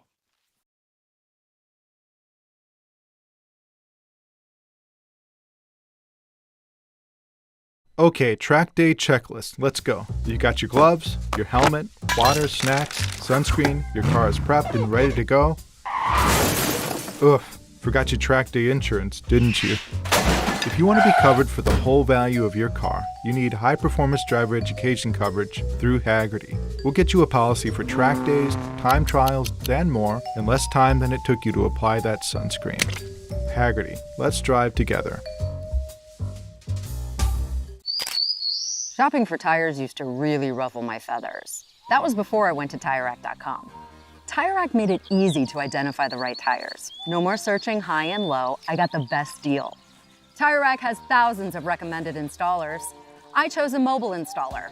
They brought the tires to my neck of the woods and put them on, right here in my driveway.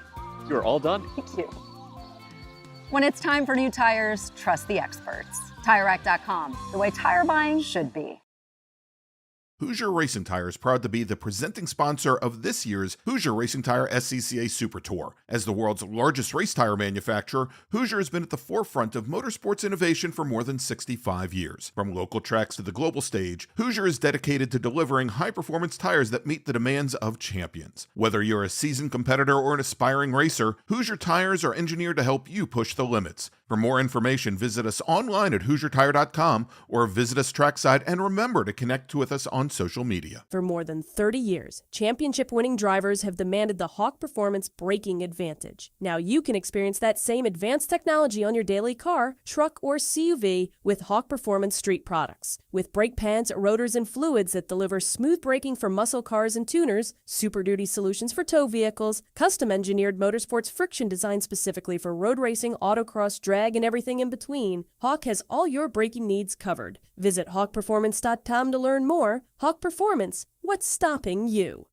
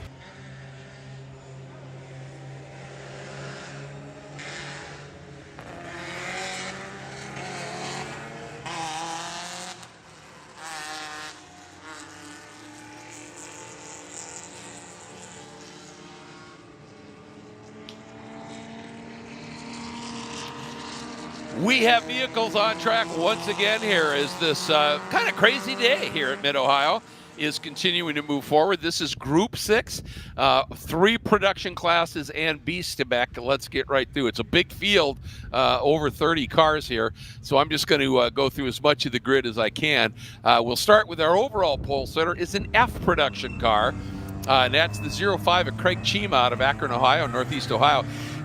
Craig Chima is incredibly experienced, and for this track, his Lotus Super 7, it is the ultimate momentum car, and it is brilliant here. Starting outside of that overall front row is the E-Production pole sitter, and in theory, faster car. That's the 88 of an equally experienced John Brackey out of Milwaukee, Wisconsin. LOL region is his home region. Then starting second in F production is the 52 of Mason Workman out of Canal, Winchester, Ohio, and OVR. And he's in the Planet Miata and Hoosier Miata. He is absolute magic here normally, so we'll see what he's going to be able to pull out. Starting fourth and second in E-Production is going to be the 55 of Cam Ebbett, who's already had a really strong event. And this is in the, I love it, Screamin' Sicilian Pizza Mazda MX-5. Starting third in F production, fifth overall, is the 47 of David Bednarz out of Dexter, Michigan, Detroit region, in his Dynamax exhaust entry. And starting in the sixth spot, another former national champion, fourth in F production, the 73 of Kevin Ruck from Marysville, Ohio, OVR, his home region, and his Hoosier AEM Electronics Acura Integra. Starting fifth in F production, the 171 of Thomas Gatos out of Aurora, Ohio, Northeast Ohio region, and his King Motorsports Honda Civic. Starting third in E-Production, eighth overall will be the 44 of Anthony Parker out of New Ipswich, New Hampshire, and Northeast region, in his Errant Racing Triumph GT6 Plus. Great looking car. Just have to point that out. Starting in the ninth spot, the pole sitter in H production, the number 12 of the 122 of Matt Brannon out of Columbus, Ohio. OVR is a home track for him in the Midwest Bayless Italian Auto Fiat X19. Really quick here. Again, another great momentum car. Then a couple more of the F production runners: Graham Fuller, David Strittmatter, Wade McBride. Then back to 13th, second overall in H production, the number 12 of Braden Connolly out of Columbus, Ohio, and OVR. And then we're going to take a look third in H production, 14th overall, the 38 of Scott Heilman from Johnstown, Ohio, Ohio Valley region. Home in his Hoosier and Hawk VW GTI. Fourth in H production, 15th overall, the 6 of Frank Schwartz from Davisburg, Michigan, Detroit region, for him and his GPM Mini and G-Lock Mini Cooper. And then we are going to take a look fifth in H production, the 17th overall, fifth in H prod, the 33 of Robert Bax out of Cincinnati, Ohio, the Cincy region, in his Goodyear Carbotech Mini Cooper. Then we get back to our second group, and it is all B-Spec cars. And we're not doing a split start in this, so my bad.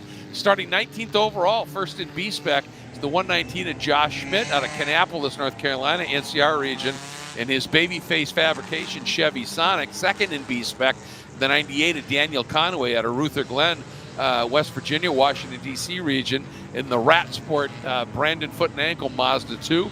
Starting third in B-Spec is the number 91, Kent Carter out of Houston, Texas, Houston region, and his Chris Taylor entry. Fourth in B-Spec is the the fifth in B-Spec, 36, Matt Downing out of Canal, Winchester, Ohio. Very much a home race for him here. And going to pause there. We'll try and cover the rest of the field as best we can, but we've got cars that are going to be coming around and picking up a green flag for 15 minutes of competition here at Mid-Ohio. And this is a great mixed group. And the times really throughout a lot of the classes are quite close. And so don't be surprised if you see some big surprises. And we're green! And a little more power in that BMW. That was to be expected. John Brackey in that BMW Z3 just absolutely driving away from Craig Chima. And now what's going to mess up Chima is Mason Workman trying to come through, Cam Ebbett trying to come through, and that little Lotus Super 7 is trapped just a bit. But look at it run around the outside, the high part here of Madness. and trying to sneak back in. Couldn't quite get that done. And Mason Workman, I think, is shutting the door there. Yep. And then, of course, you've got Cam Evan in this bunch as we come through and up and over the rise for the first time in turn 9. Let's give Craig Chima a lap or two here to get some temperature into those tires on that Lotus Super 7. It's an extremely light car. That makes it... Speaking of which, the spin. Oh, yeah, top of the hill. Yeah, Chima had a little bit of a wiggle, and whoever that was right behind him checked up with that moisture still on those tires from that spot, and around he went. Maybe David Bednar's in the 47. I think it is, Greg. Oh, man, he had such a great start. Watch it here. Watch for Chima. And right here, the turn in, see that wiggle? Oh. And you could just see behind him, Bednar's just lifted for that instant on wet tires. Actually possible Bednar's didn't get all the way to the gravel trap. We do have another spin at the exit of the final corner. It's the number 12, Greg. And that appears to be, as I scroll through timing, is that Braden Connolly in the Fiat X19? Oh, no. Yes, it is, down in H production. Ah, what a shame. Yeah, he was second in qualifying in that category, so we'll see what happens. But drag race here, and Evan and Workman going after each other here. Boy, Brackey just kind of got swamped a little bit. And how about that? What a move. And that is... Remember, this isn't a battle for class position. This is only overall. Workman in Cam Evan in FE production in the ND Mazda MX-5 Cup. Recovered. That's the beauty of getting sideways in a front-wheel drive car. You just turn the wheels where you want to go and give her some hell. So there is some urgency to Cam Evan in that E-Prod number 55. So we have a standing yellow over there at turn number 9. It's because of the waving yellow at the top of the hill, I think. Yep. Yes, it is. Anyway, just to finish that thought, John Brackey is his closest class competitor in the 88 BMW Z3. So having Mason Workman between him and Brackey does kind of create a little bit of a gap or a safety margin to where he doesn't really have to think about it. He can focus eyes forward. He knows Mason Workman in a different class is not likely to go attack his ND MX-5, although Workman's about to have it all to do because Craig Chima in the Lotus Super 7 has made the pass on John Brackey and now sets his sights after Mason Workman in the 52 Miata. Yeah, you called it. Just that light Lotus Super 7, so nimble, this amazing roll speed through the corner. Not the biggest engine out there, but once he's got heat in those tires, and this is a track that is absolutely designed for that car, or vice versa. It's Craig Chima, by the way. I'm sorry. We've tried to think 2 or 3 different pronunciations of the name, but it is Chima. Not a name I see too terribly often. Has been here at the Mid-Ohio Super Tour, I think, before. There goes the straight line speed of John Brackey, back past in the run down to turn number 4.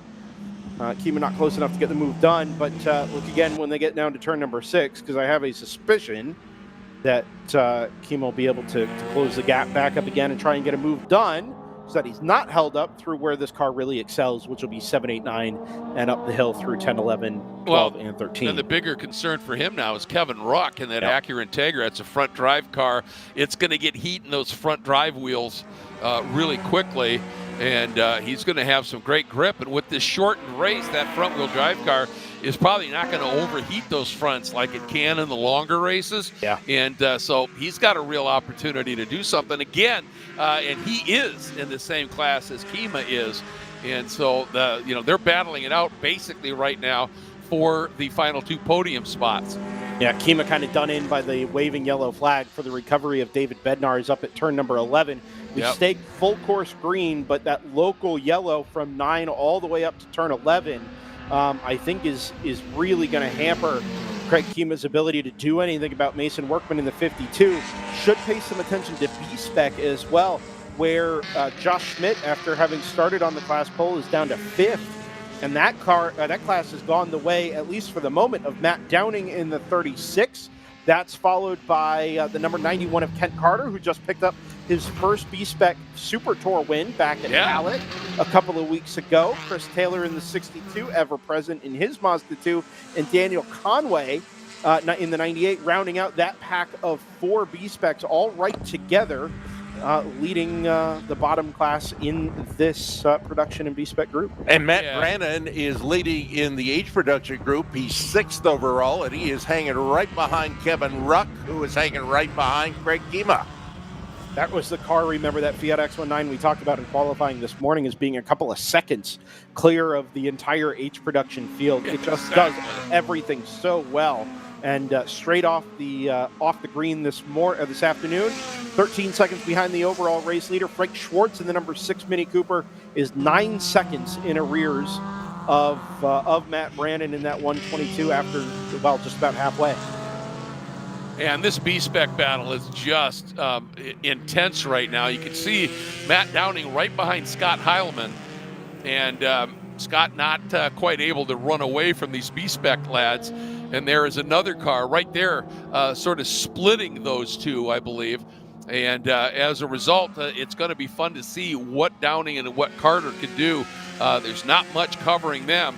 And then behind them, Taylor, Conway, Schmidt, then they are covered by the proverbial blanket. Incredibly close. Battle on an F production headed towards the chicane and the keyhole turn. Craig Kima had Kevin Ruck up the inside as they headed towards the finish line here on the front straightaway. The move was not done.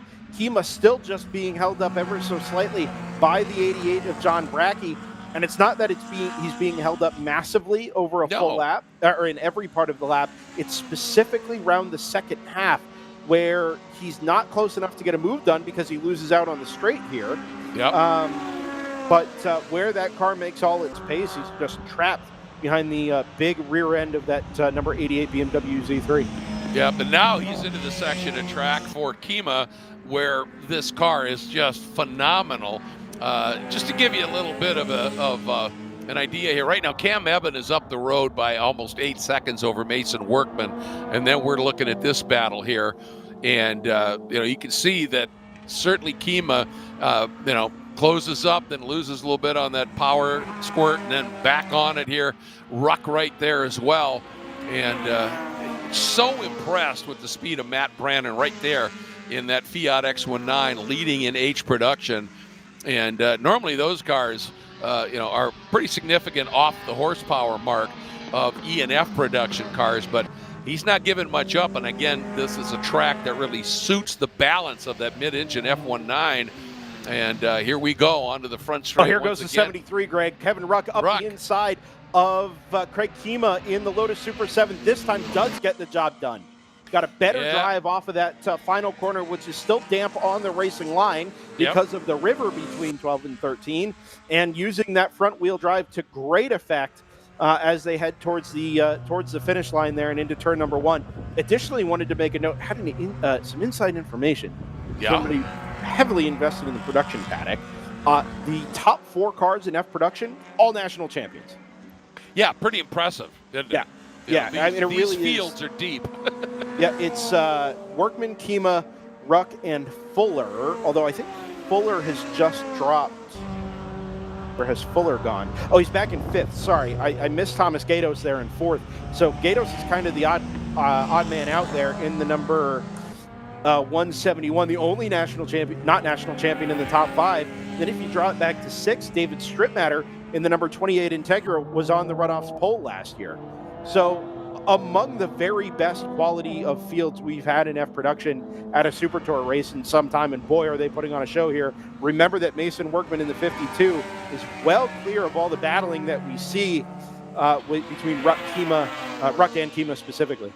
Yeah, and right now Kima has just dropped off a little bit, and part of it is that Ruck, and I really think for Kevin Ruck, we talked about it. One, the front drive through those little spots that are out there that are wet, but it's a short race. I mean, we only have 3.5 minutes to go. He can just pound those front tires. So look at the run.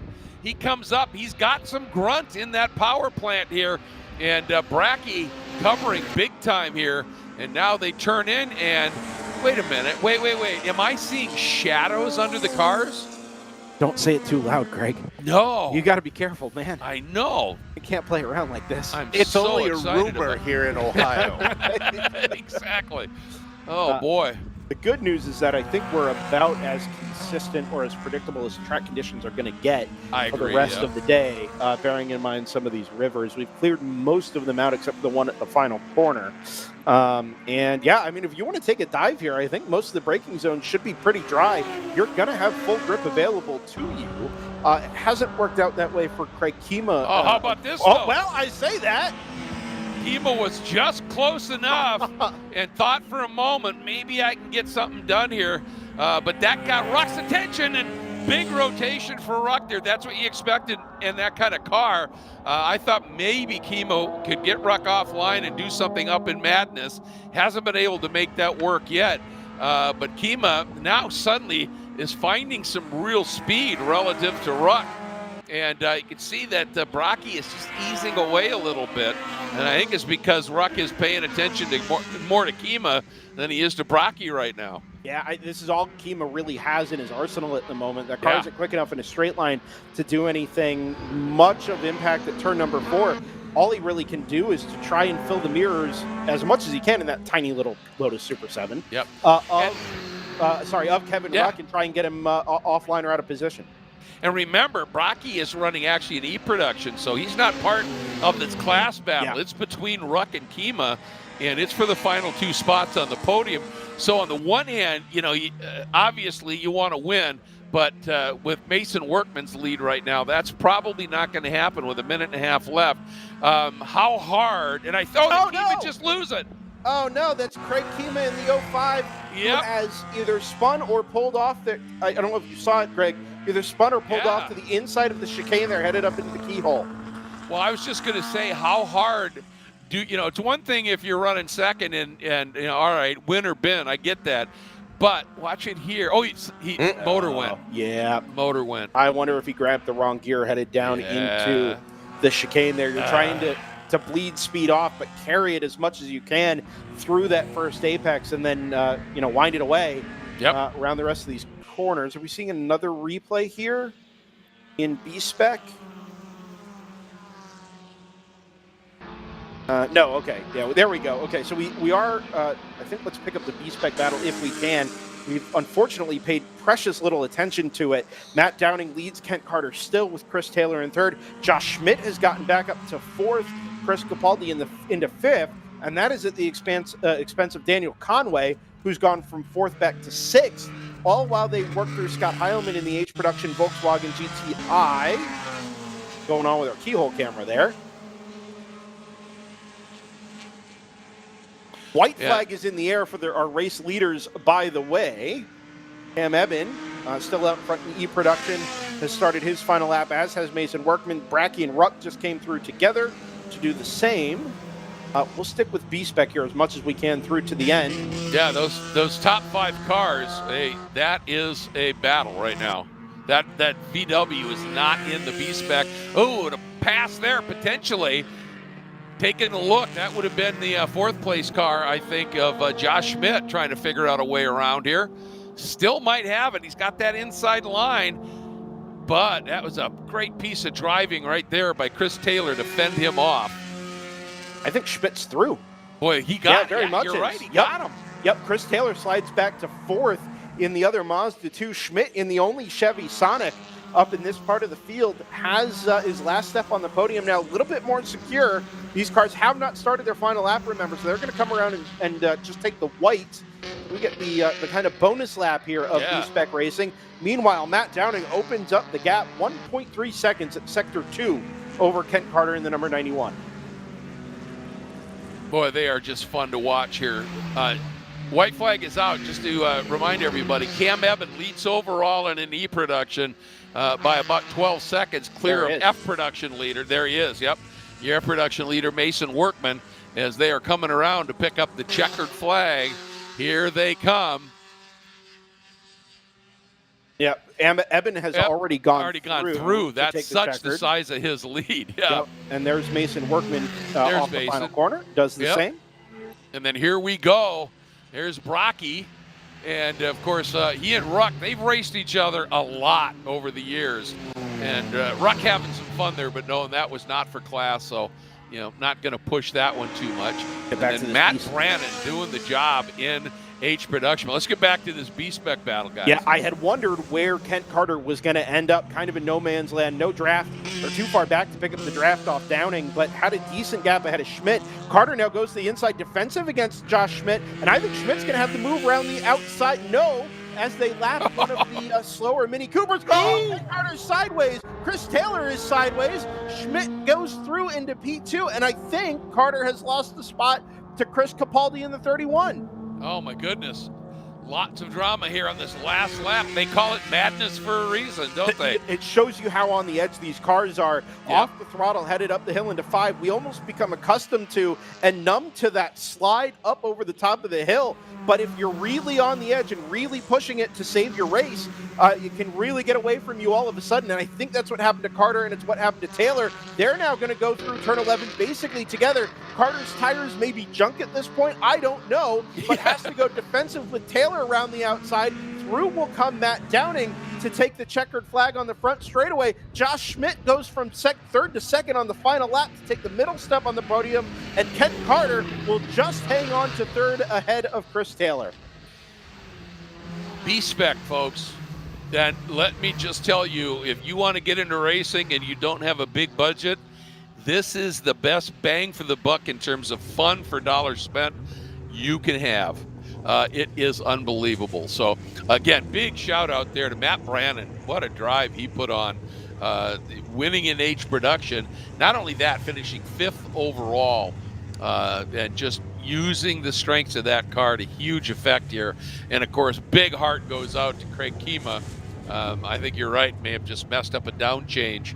And, that kind of gets me, and I just wanted, before we take our break here, to ask you guys, everybody knows there's another race tomorrow.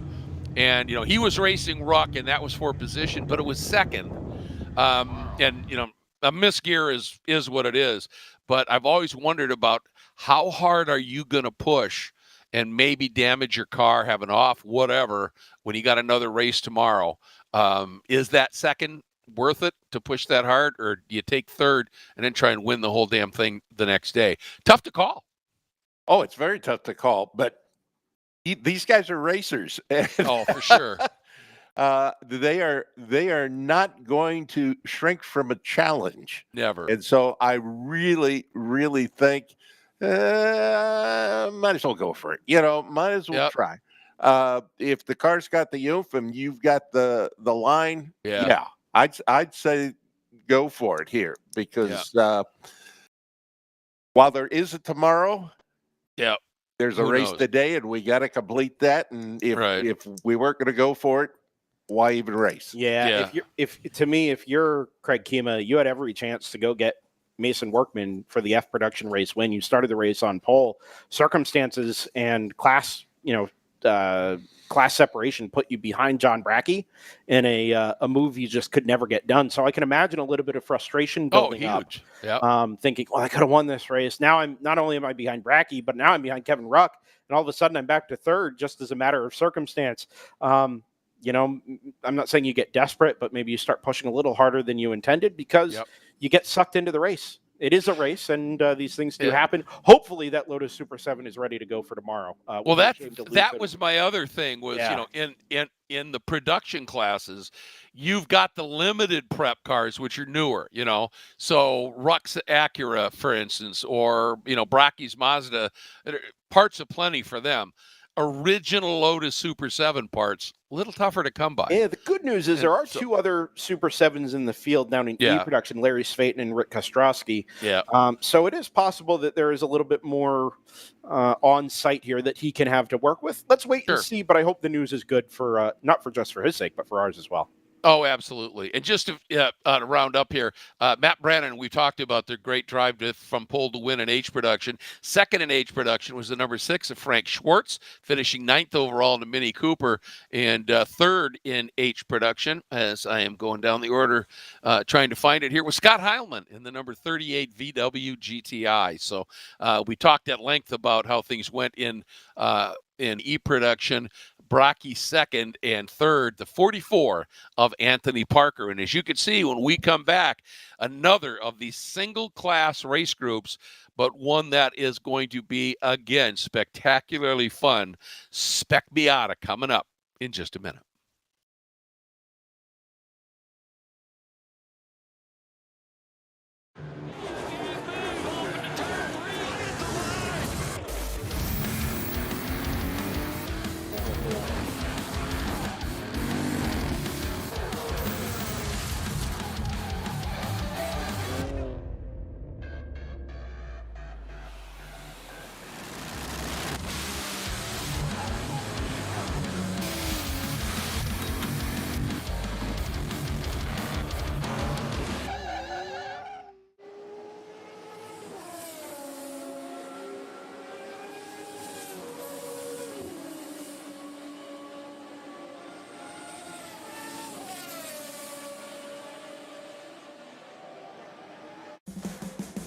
What does it mean to be built with Summit? It means you're hitting the autocross, drag strip, road course, trail, dirt, or open road with confidence. Because built with Summit means you're using parts from the top names in performance, priced to make your project affordable. And it's all backed by trusted tech expertise and blazing fast shipping. Summit Racing Equipment. Let's build it together. SummitRacing.com. Did you know SCCA members can save $20 on every track night they sign up for? That's right. Track Night in America, driven by Tire Rack, now hosting 150 events at more than 30 tracks across the country, is the easiest and most affordable way to get you and your friends on track in street cars all year long. Visit tracknightinamerica.com to learn more and get yourself on track. It's the 2026 Hoosier Racing Tire SCCA Super Tour, the premier amateur road racing series bringing together top SCCA road racers from around the country. The Hoosier Super Tour visits some of the greatest tracks in North America, showcasing each of our 25 championship classes, production to GTs, prototypes to formula cars. The Hoosier SCCA Super Tour packs a ton of wheel-to-wheel racing action into every event.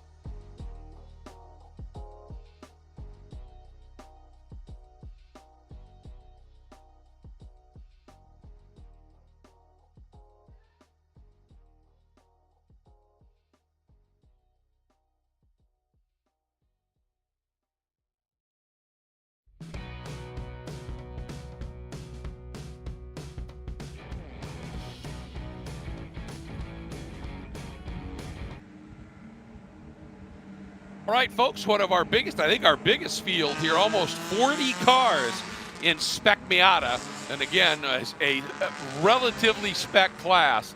That's the idea of it. And we're going to go through this big field in a hurry here. Another pole today in Spec Miata for the 103 of Max Stallone. Starting second will be the 148 of Frankie Barroso. Starting in the third spot, the 89 of Logan Stretch had a great drive earlier. Starting in the fourth spot, the 07 of Tyler Brown. Starting fifth, the 48 of Justin Heil. Actually, I think that's Hilly. Starting in the sixth spot, the 34, John Salerno. Starting seventh, the 176 of Matthew Dirk. Starting eighth is the 23 of James Newell. Starting on the inside of row 5, in the ninth spot, the 7 of John Hammer. And rounding out your top 10, the number 4 of Gavin Vaughn. Starting 11th, the 116 of Lincoln Olson. Starting 12th, the 124 of Alex Doss. Starting in the 13th spot, the 02 of Christian Meyer. 14th will be the 15 of David Moreno.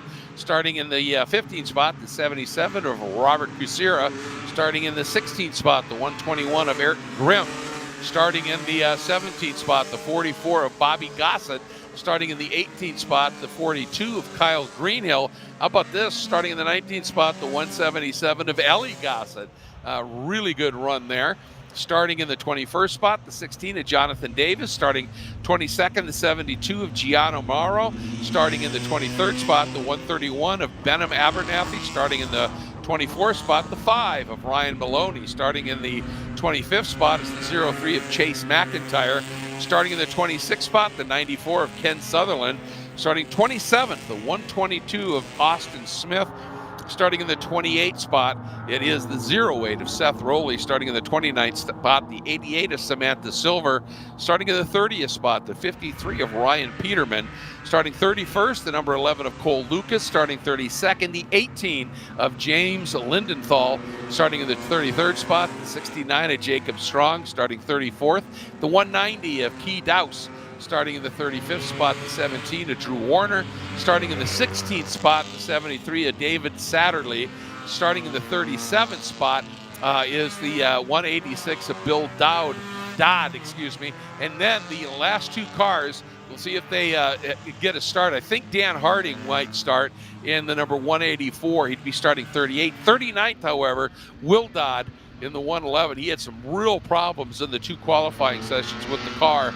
We'll see whether he is able to make that start. So this big field of 39, almost 40 cars coming around and getting ready to head to the green for their 15 minutes here.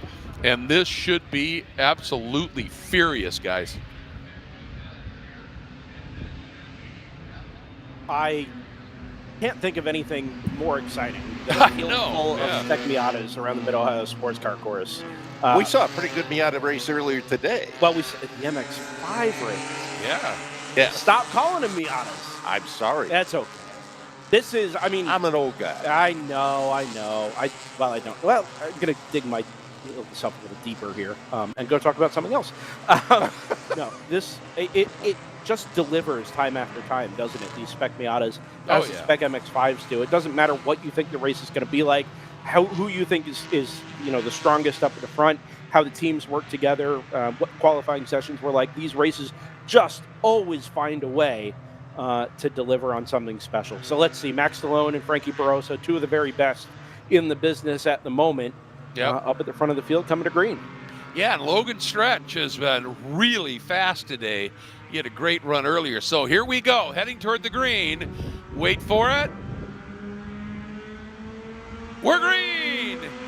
And we go racing, and again, down to the inside. Max Stallone.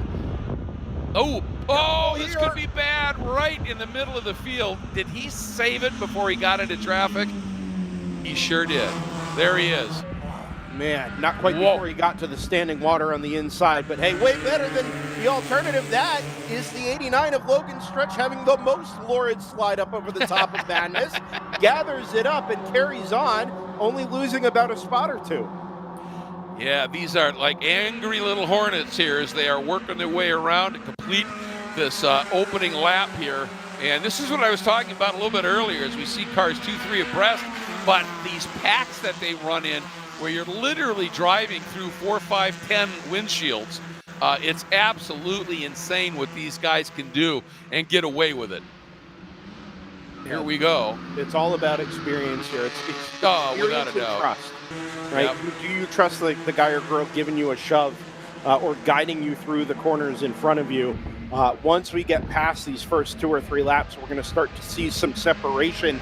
I think Max Stallone leads lap number 1. Remember, he's now been separated from his teammate Logan Stretch in the number 89, kind of out there on his own with the car he started alongside, Frankie Barroso. Justin Hilly in the number 48 with a really good start. Tyler Brown in the 07 also there with all of them. You'll see him run through the chicane down there. Oh, that's a car in the gravel on the outside of the chicane. Doesn't quite get through to the other side. We have yet to see a car off there this weekend. Yeah.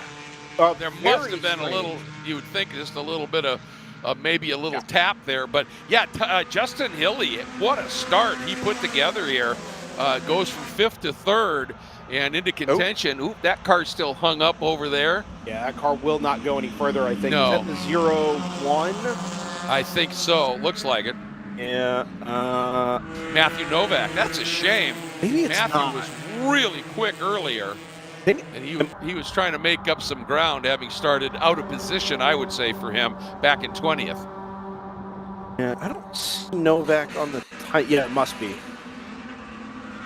It's a peculiar one. You don't see that kind of thing very often. Unfortunately, I think where that car is not a great spot, and certainly where the other car is in the gravel there outside of the club chicane is not a great spot. No. By the way, I think it's actually... It is Novak. No, it's not Novak. No, it's the 131 of Benham Abernathy, I think. The car came across the line and started a lap, but did not finish anything after that. And we have a full course, guys. Yeah, caution is out. Oh, sorry, you know what? It would be Abernathy who was off over at the chicane. And then we still need to go back and try and pick up that number there on the run into turn number 4. Yeah. Do that, Jordan. I wonder, yeah. It's okay. That is 131. That is Benham Abernathy. Yep. So weird stuff on timing there, but that absolutely is the identification on that car. It does look strangely like a 0-1, but we'll trust the process. And gravel. And interesting to me, while you're looking at that car that got in the gravel in the chicane, I know you're trying to not go across and get onto the back straights, but if they just come off the brake a little bit and cleared that, they may have been able to just turn around and keep going. Yeah, ironically, that's it's a probably shame. going to be the best way to get that car recovered is just pull it forward, maybe 12 feet, 15 feet, and get it out into the grass, pull through at the other side. It's certainly way closer to the exit of the keyhole than it is to the entry of the keyhole. I was wondering if this guy, he's already down a few laps, so it doesn't make a huge difference to get going, but, at least don't go down another lap. And he said, I'm going, guys. Ellie Gossett with a tough start in the 177 has plummeted all the way to 36. I don't think that's Ellie down in the chicane. Trying to see who didn't come across. She had a really rough start. Yeah, I mean, it was a weird start, Greg, right? Because it wasn't particularly messy. Everything seemed to be decent, at least for the first couple of 100 yards. Then we had Benham Abernathy kind of get, shouldered off the track on the run into turn 4, and we had just gradually started to settle into a rhythm before all of a sudden we look up and we've got a car in the gravel at a place we don't normally have a car off in the gravel, and we've got one stuck in the water over at turn 4, and so yeah, it kind of presented itself as clean, but enough to slow us down and have to try this again. Yeah. Well, and the thing is, you think of that car off at turn 4 or on the approach to turn 4. It's not on the line and all that. But one, it takes away a great passing zone. Two, if two cars happen to touch and one spears over that way, which has been known to happen, then that car is just sitting right there. And sort of the same thing with the car stuck in the gravel on the outside of the chicane is, the idea is if that one car can get there, another can. and you just look at the situation and go, is this worth the risk? Safety is always going to rule supreme. Yeah, a yellow can screw up what was a great race, but I'd rather do that than try and keep a great race going and have somebody get really hurt. So these stewards, they do their job for a reason. Yeah, I'm 100% in support of the full course yellow. I think it's a shame, but it is of course. What it is. Have to make the right decisions. Apparently, also insider information. Ellie Gossett had contact with Benham Abernathy on the run into turn number 4 there on the start. So apparently that number 177 not continuing in the race is the direct result. Oh no, that is Ellie Gossett. That is 100% the light pink and white number 177. Well, maybe the contact caused them to break, huh? Yep, I'm right with you there, Greg. I think you may absolutely be correct. And while as we're singing the praise, we've talked about the volunteers, and remember all that rain and everything. Especially the corner workers, grid workers. They're just looking for some place to get out of that for a while, and they're out there in all the conditions. So all the volunteers that are trackside, grid, pit, all those huge thanks. But one group we don't often talk about enough, I think, are the event officials, and our race director is Joe Stadelman, and our chief steward is Jim Sewer. And those guys, they do an absolutely incredible job. Clerk of the course is Joe Harleman, and you got the series manager Scott Dobler. So big thanks to him. Sidney Yagel is our event administrator. And a big one that we don't ever talk about enough is the race chair. The local, the person who organizes everything for the event. And that's Jude Summers, and doing an absolutely phenomenal job. So a big thanks to them. And I just got to say, Chief of F&C Dylan Daughtery, we're both big fans of flagging and communications. Best seat in the house. Doing a great job. But Chief of Pit and Paddock, Madison Carpenter. Chief of Course, Brian Flint. Chief of Grid, Christy Graham. Chief of Pace Cars, Bob Antoine. And the co-chiefs of information, Lori Clark and Dwayne Ward. And Chief of Sound Control, Brian Bartsey, often one of the most hated people at the track. But everybody loves him, once things are done.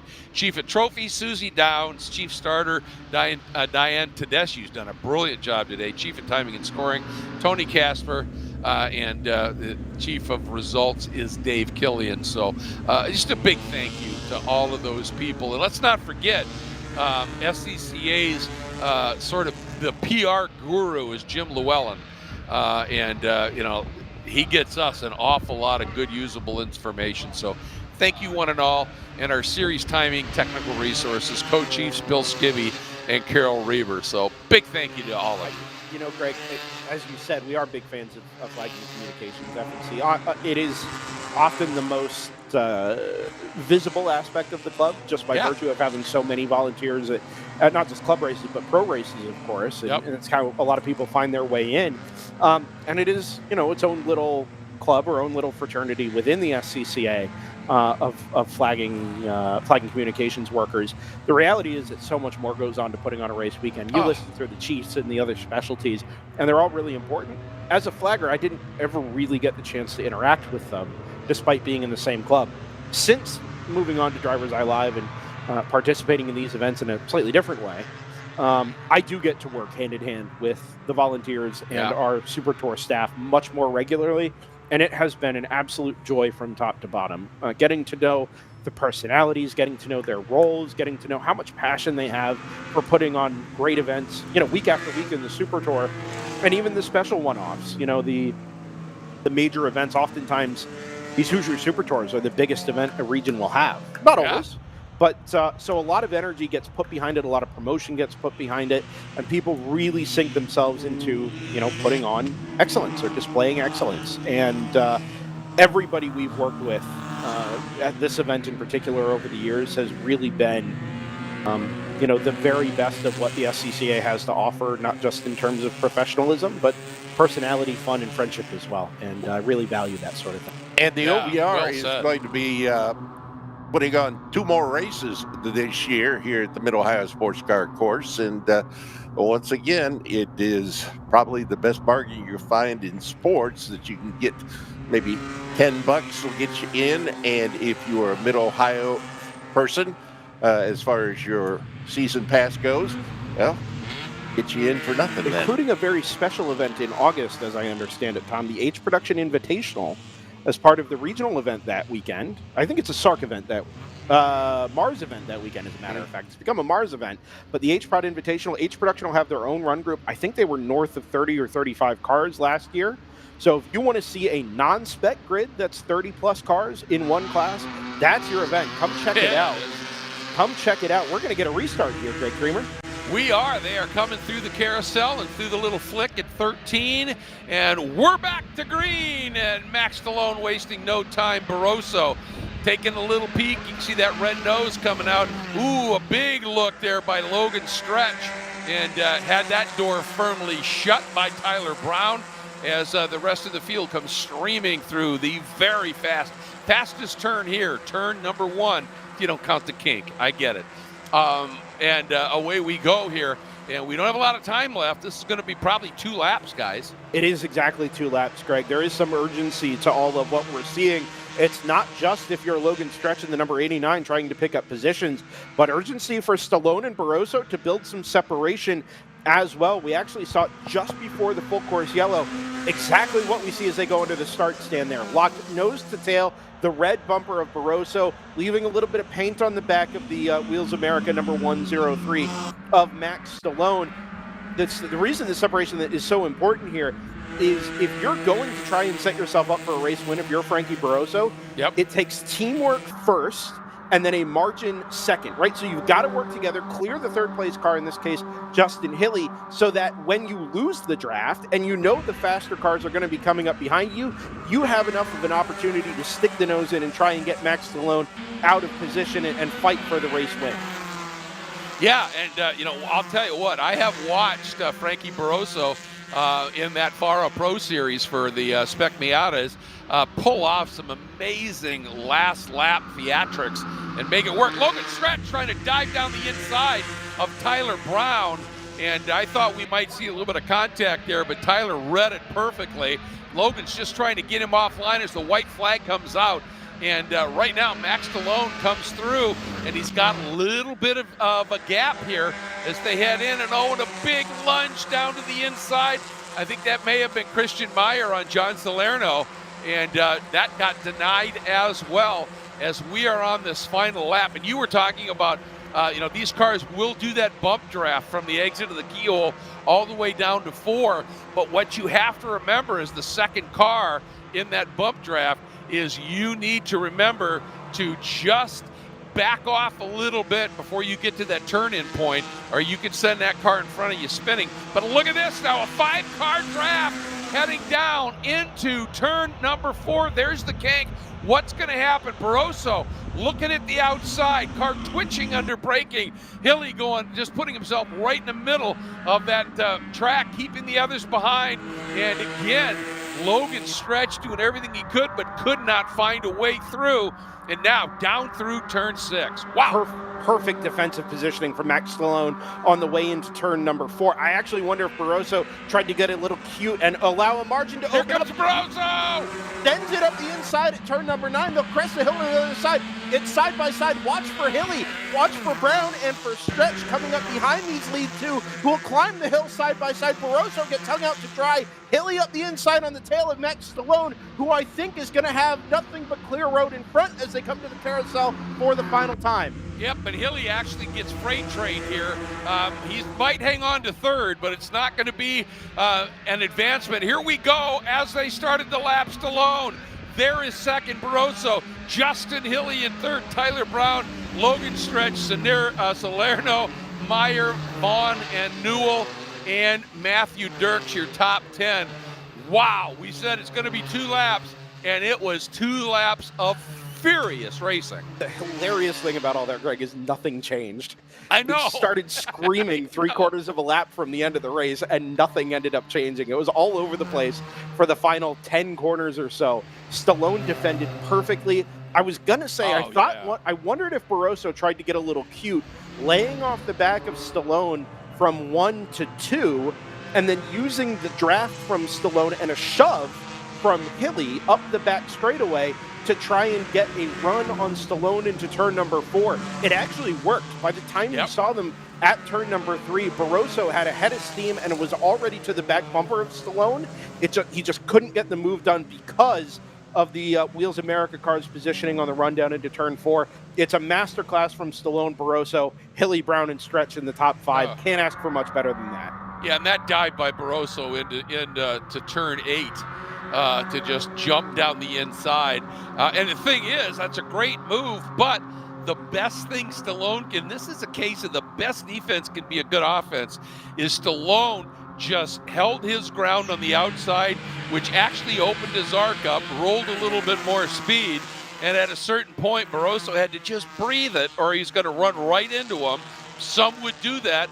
Frankie's not made of that type of material, and said, no, we're going to race clean with respect, and it produced a finish that was that exciting. That is what Spec Miata is all about, guys. And Brendan said the last 3/4 of a lap, and nothing changed. Nothing changed from the beginning of the race with all that. That's the way the top 6 qualified. Yeah, but you wouldn't know it, would you? It cut and thrust racing. But as you point out, you know, Brendan, part of the game here in this type of racing is you want to put your car right where the guy behind you wants to go on the exit of a turn. Yeah. And and Stallone just put on a master class in how to do a clean defense. Beautiful stuff. Absolutely perfect. Can't ask for much better than that.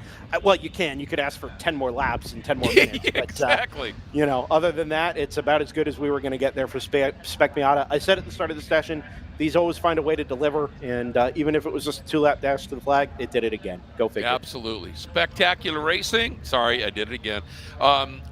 We've got one more to go, and this is the really fast Formula and prototype cars that will be coming out to wrap up our day of racing in their 15-minute sprint, if you will, when we come back.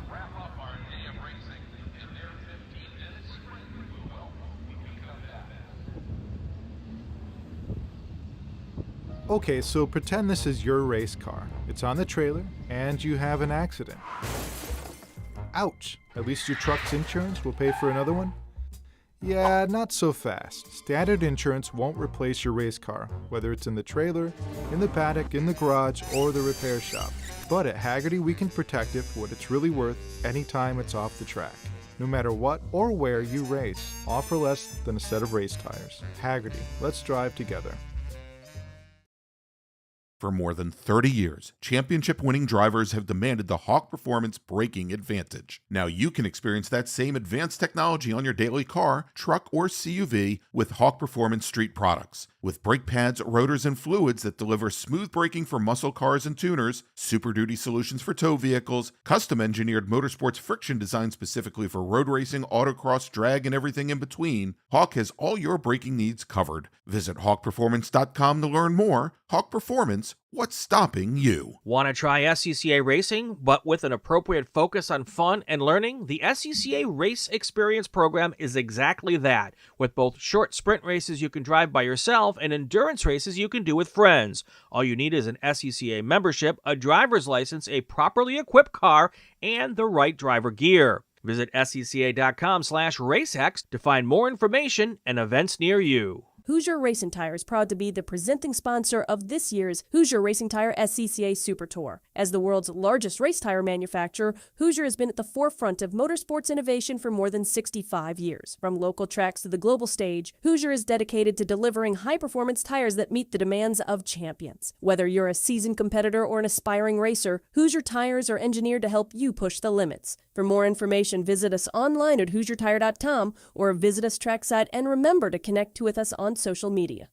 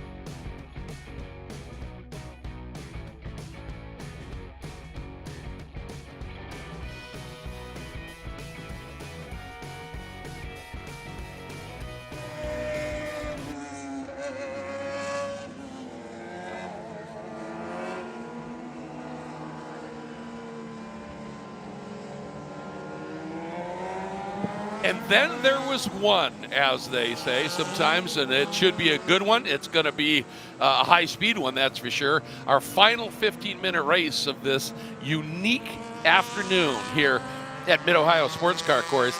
Group 8 coming out on the track. And this is the Formula Atlantic cars, the quickest cars around the turns at this track normally. Formula Continental, another very quick class. Formula E, that is a Formula Enterprises spec class. And this is the second version of that, so that's why it's FE2. And then prototype. We have one car entered in prototype and 2 in the prototype 2 category. And the difference there is just the performance capability of the cars, and the prototype cars in theory are just very generally quicker than the P2 cars. But let's get through the starting lineup, and we'll have a little time to sort of talk about these cars a little bit. On the overall poll and in the Formula Atlantic, and the top 6 qualifiers, all Formula Atlantic, and the number 12, Riley Harris, it was an amazing qualifying session, and he grabbed it with about 5 minutes to go. Brilliant stuff. In his Mantac LLC Van Diemen. We'll talk about the differences in some of these Formula Atlantic category cars. Second, the 51 of Larry Howard out Kansas City, Missouri, KCR, and that's the Epic Electric Service Swift 016. Harris, by the way, out of Ashland, Ohio, in Northeast Ohio. Starting third, number 80, Nico Vardis out of Sylvan Lake, Michigan, Detroit region, in a JDR F1000. Starting fourth, the number 00 of Jeremy Hill out of Sequin, Ontario, but runs the OVR region, and it's the Hoosier Stand Swift 014A. And then starting in the 5th spot, I expect to see him move up a little bit, perhaps. Tony Ave going for a 3rd win today from his lowest qualifying spot, the 49. Again, out of Maiden, North Carolina, Central Carolina region, his home region, Optech in his Swift 016 Mazda powered entry. And then starting 6th, Formula Atlantic, the number 7, Alex Lima out of Fort Lauderdale, Florida, Central Florida region, in the pole position, Tatuus, Formula 3. Now, 7th starting spot is our first in the FE2 category, and that is Gian Buffamonte, the number 17 out of Naperville, Illinois, Chicago region, Alliance Autosport. And then starting at 8th overall, 7th in Formula Atlantic is Ryan Zari, the number 8 from New Wilmington, Pennsylvania. Then we have our Formula Continental pole sitter. That is the 0 of Chris Campanale. He'll start 9th overall out of Orchard Lake, Michigan. And then in the 10th spot, 2nd in Formula Continental, the 72 of Jeremy Swank. And we've got a car that has gone sideways here at the top of Madness and is high-sided. And these cars run incredible. That's a true Formula Atlantic car. They run incredibly low to the ground, and as a result, there's very little ground clearance. You get up on that curb, and you're pretty much parked. So I'll continue with the grid. Starting 11th, the number 2, 2nd spot in FE2 is the 27 of Dean Opperman out of Minooka, Illinois, Chicago region, in his Wright Formula Racing entry. And then starting in the 12th spot, 3rd in FE2 is the 55 of Keith Joslin out of Grand Island, New York. Western New York is his region, in the ASI Signage Mazda powered FE2. They all are.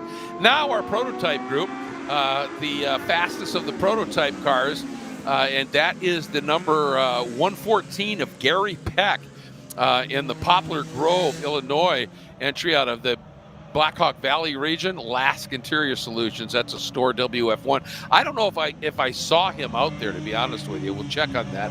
Then on the pole in P2 is the 97 of Richard Colburn out of Northbrook, Illinois, Cincinnati region, in his Sunshine Metals entry, I should say. That's a Nastendo unique machine. And then starting 2nd in P2, 15th overall, the number 9 of Jason Vinkemolder from Rapid City, Michigan, but runs out of Milwaukee region. He struggled a lot in the qualifying in his Spartan VPO 25, the Lake Effect Motorsports car. And then Carter Sheets, who is a very, very quick driver, hopefully he'll make it. He had big problems in qualifying both days, and is scheduled to start dead last on the field, 3rd in Formula Continental, the 03 out of Sagertown, Pennsylvania, and the Lake Motors Van Diemen But if Carter gets that car right, he's going to be fun to watch coming up from the back. And okay, all three of our prototype cars are there. And that first one, what makes it a little bit different, and if we hold this shot, if we can hold this shot, there you can see it. At the back of that car, you see how low slung it is, and that is all tunnel underneath that car. And it is powered by a really potent engine, and as a result, it just sticks like glue through the corners. That yellow car is an Ostendo, which Richard Colburn has been racing for a long time. A little bit more of a home-built type of car, and same for Jason Vinkelmulder in that Spartan. So really the Prototype 2 category has replaced what used to be like D Sports racing back in the day, which was a real tinkerer's class. And that's what P2 is right now. So, okay, I don't know where our status is. Looks like we are going to be continuing. They're just pulling that car down into the inside, guys. Brendan, you're up there with the officials. Are we going green this on the back straight? I would think not yet. No, I would think not. I am actually not up here with the officials. They are cross track in the timing building. Oh, gotcha. Right, we have a great view of whatever they're doing over there, which appears to be nothing as we continue under full course yellow here. This is a bummer actually, because the timer started when we came across start finish. Right. Over on the back, across the finish line on the front straightaway. We lose about a minute coming to the start line on the back straightaway, and now we've lost not just this lap, but of course the one that's going to follow here. Trying to pull that number 8 of Ryan Sari off of the curb at the top of Madness. Well, I think they've got him pulled, and it looked like he may have been running, and he, if he gets going, here he goes. So I don't know that he's going to even lose a lap. Yeah, it was a quick access, right? Because the safety team is positioned right there on the inside of turn number 5. Literally, a couple of feet from where that car came to rest. It was having to pull it up over the top of the curb and down the other side in the wet grass that I think made it a little bit trickier than it otherwise might have been. Sorry, I just want to make one other set of notes here about cars that we did or didn't see. Jeremy Swank and Alex Lima did not roll off the grid. Those are the 72 FC and the 7 FA, respectively. Alex Lima, I think, has left in his Tatis Formula 3 FA entry. He was down in the paddock, parked across a couple of parking spaces for the tower here, which I had several opinions about, but anyway, that he's, I think, packed up and gone home. Okay. Carter Sheets did come through Sector 1, the speed trap in Sector 2. Good. I assume came across start-finish in the pit lane. I did see him in the pit lane, and my guess is he went back to the paddock. So whatever they're fighting on that FC appears to still not be resolved. Ryan, sorry, we obviously saw. Yeah, it's been brutal. Yeah, sorry, we obviously saw. He'll be rejoining the back of the queue here. Let's see if we get a restart here at the start-finish line, or if we're going to go for a proper start down. It's going to be interesting. I think we're going to get the proper start. If we don't get the start here, I'd like to have you, talk a little bit about the differences in the Formula Atlantic cars and the like here. But we do not have, and we could do it in the race. So we're not going to start. We are not here. Okay. I think we're going to go on the back straightaway. They picked up. Well, that first car and the third car in line do not look like the actual pure Atlantic car of Larry Howard. What's the difference? Yeah, or sound like the Formula Atlantic car of Larry Howard. So a couple of different ways to tell them apart there. The engine note is one of them. The 1,000cc motorcycle engines in the 12 and the 80 are, of course, because they ran in a class called Formula 1000, or a championship called Formula 1000. Here in the SCCA, for a time, it was FB, Formula B. It was absorbed into FA a couple of years ago, and the classes were nominally at least balanced in terms of their performance levels. The FA cars, traditional FA cars, more power, more downforce, more drag, but a little bit heavier. The F1000 cars, much lighter, much less power, hit terminal velocity sooner, but boy, can they move around in these quick changes of direction because they don't weigh anything. Skinnier tires there as well. They actually put on some pretty great racing between the two. And we're green. Boy, you can hear it clearly with these cars. And you can see, Larry Howard on the outside there. And Riley Harris, when he went to the throttle, the car just leaped forward because of that light weight and that really responsive motorcycle engine. So Howard slips in his second in that red machine, and a big move there, I think, by Nico Vardas up underneath. By I think Tony Ave up and underneath Jeremy Hill here. So trying to make up some ground early, and then we see the prototype car. So right now, it is your pole sitter, Riley, doing what he wanted to do and get out in front. And because of the size of the tires on Larry Howard's Atlantic, and you can see how much fatter they are, it takes him just a little bit longer to get heat in them. But then we'll see after a lap or two here just what he's going to be able to do here as the cars now coming around to complete their first official lap at speed, if you will, here. Clock, of course, has been running, and it's Riley, it's Howard, it's Vardis, and Avi, indeed. Oh, Avi got a great run. Somebody spun. Yep, that is the 00 of Jeremy Hill in Swift 014A. It was really tricky coming through 13 there, Greg. We still have that river running across from drivers right to left. That's Vardis. 2 cars off. That is, I believe, Nico Vardis in the F1000, and it looks like a blue FE2 car. Yep, it sure does. We'll get the number on that car. Is that Jocelyn? Oh, he's going to try and go through the gravel. Does punch out the other side. Vardis does not appear to be interested in moving very quickly there. No. You can tell how much longer that F1000 chassis is, by the way, even from this distance. Yep.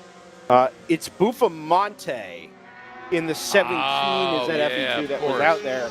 And I got to be honest, Greg, I'm not sure I could piece together in my mind a version of that incident that involved both cars together. Given how far apart they were, you would think they were 2 kind of separate incidents. Maybe Vardis spun on the way in, and Bufamonte had to go off to avoid. That's maybe the most obvious thing I could think of. Incidentally, Jeremy Hill down here at the final corner is still nosed in or up against the wall. And the safety team has come to the aid of that number 00. We're going to throw a checkered flag here, Greg. Yeah, we have to. Yeah. Yeah. That was extremely frustrating, and it's not necessarily anybody's fault. No. You said it, Greg. These are some of the fastest cars we've got in the SCCA. There's a lot of variation between them, and when you throw not necessarily changeable conditions, but unpredictable elements like we've got with the standing water or the running water over here at turn 12 and 13, and like that entry to the chicane, I have a suspicion it's all just a little bit too on edge and caught more than a few of our drivers off guard. Yeah, I think that's exactly right. And the guy who was going to be, I think, really frustrated with it is going to be Tony Ave, because he, on those 2 flying laps, he was a good second faster than Riley Harris, and even well over a second quicker than Larry Howard. And if he had been able to just race this one all the way to the end, Tony Avi may have had something for for Riley Harris up front. But that's the way things fall sometimes. So Riley Harris will get the win in Formula Atlantic and overall over the Larry Howard, and then Tony Ave got fast lap. And then, how about this? Dean Opperman in the FE2, number 27, did a really solid job of staying error-free. Ends up 4th overall with a win in the FE2. Chris Campanale ends up with the win in Formula Continental. Keith Joslin 2nd in FE2. And then you mentioned Bufamonte with his problem, ends up 3rd. And then Gary Peck wins in the prototype class. And Jason Vinkenmulder is 2nd in P2. But the reason I skipped the winner of P2 is I have been announcing SCCA racing for a long time, the runoffs for many, many years, and other events as well. And one of the nicest humans on the planet is a guy named Richard Colburn. And in all the years that I have been announcing, I have never been able to call him across the line as a winner in his class. So Richard Colburn, the guy who was the first one to ever really start putting things like thank you workers on his car and everything, a class act as a human, and I am so delighted to be able to say welcome to the top step of the podium, at least for a race I'm calling. That's pretty cool stuff, yeah, Greg. It really is. It's a great looking car, great result for Richard. Gary Peck in the 114 obviously wins the prototype class, and we only had a handful of laps under green. But, man, you take him where you can get him. You put yourself in the right position. And, 3-4 other cars found trouble today. Richard wasn't one of them, and he's able to get the race win out of it. That's really, really good stuff. Yeah, it is truly, truly very special. Before I get into to talking about tomorrow and we wrap things up, first of all, Tom, I'm sure that there's a few things you would like to say in support of Ohio Valley region and the incredible job they do, not just this event, but else, at other times of the year. But man, they've just done a great job today. Absolutely. When you consider the conditions that we were running under as far as the weather was concerned today and everything else, just everybody pulling together and getting this thing to the point that it is now about 4:30 and we are through a day's racing. It wasn't exactly what we had looked at when we started, but we got her done. Now, as you mentioned, full day tomorrow. And you'll tell the folks about that coming up here. For the folks here at the racetrack, we hope that we will see you back here again tomorrow, or tell your friends. It's just $10 to get in, or if you are a season ticket holder here at the Mid-Ohio Sports Car Course, you get in for free. And we certainly hope to see you coming up tomorrow. You had mentioned the race director, that being Jude Summer. There is just a whole bunch of folks at the OVR that put these races on. They'll have two more coming up later on this year. We also here at the Mid-Ohio Sports Car Course will also have one which will be put on by the Cincinnati region. Those will be throughout the summer and into the fall. And that fall race tends to be one of the really fun events that we have. So once again, Greg, thank you so much. And from my standpoint, we'll be talking to you guys again tomorrow. I just want to make one other real quick point here before we wrap up the SCCA and local region chatter. If you're here as a spectator, yes, you can pay to get in. Yes, you get in for free if you're a season pass holder at Mid-Ohio. But what doesn't get talked about often enough is that you get into SCCA races for free if you're a member. Right? You can come spectate any SCCA race, even if you're not a participant. Or you're listed as crew or a worker or something. You can come in and get into these races and be a part of them just as an SCCA member. Yes, you pay the membership fee up front, but you get access to more races and more racing, not just here, but all over the country. And maybe you find yourself looking for an opportunity to get involved and be a part of these events. It's a great way to do it. Consider looking into it, scca.com, if you want more information. Talk to a worker, ask about what we do here in the SCCA. Really is a very special club and a very special organization of people who are like-minded and just like to have fun with cars. That's a really good point. And, just to put a little extra spin on that, when I first joined SCCA, and at one point I had never been to any of the California, the regional tracks that they built out there. And so a couple of friends who were also flaggers, we were thinking about, let's go out. We could do some sightseeing out in the Sierra Nevada, and then let's see if we can do a race at Buttonwillow. And I had really no clue what to do around there. But as an SCCA member, I talked to my, the people in then LOL region up in Minnesota. They put me in touch with the head of the Buttonwillow region. I called them and we were talking about it. And check this out, folks. I'd never met these people. And we were talking to them. And then I said, where nearby is a decent hotel? And I hadn't mentioned at the point that there were three of us coming. And I said, where nearby is there a decent hotel? And they said, well, you could go here or here or here, but we got a spare bedroom. Oh. I didn't know these people, but because we were SCCA members together, we were family. And awesome. That's really what this club can feel like at times. And it's pretty cool. So if you love racing, just be, and it's what, $100 a year, maybe nowadays. And you can come out, choose a specialty.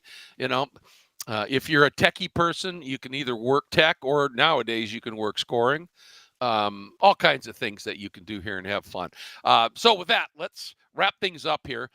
Tomorrow, as I have it. And Brendan, if I get a time wrong here, jump on me. But I think we're going live at 7:55. That's correct. And the weather looks a lot better for tomorrow. So we are anticipating all the races being 35 minutes or 20 laps, whichever happens to come first. And they're just going to go, fairly quickly, a little bit of time in between, and we'll just keep it moving. There is a lunch period, so we want to have you here. And again, remember, this is the Hoosier Racing Tire SCCA Super Tour, and tomorrow we will have round 12, essentially. All the races tomorrow are the 12th round. This is a doubleheader, as they all are, and this is our 6th stop. And it's also the Ohio Valley region 2026 Great Lakes Race of Champions. So we hope all of you tune in. Again, Tom, it's been a long time since we've worked together. This has been an absolute treat.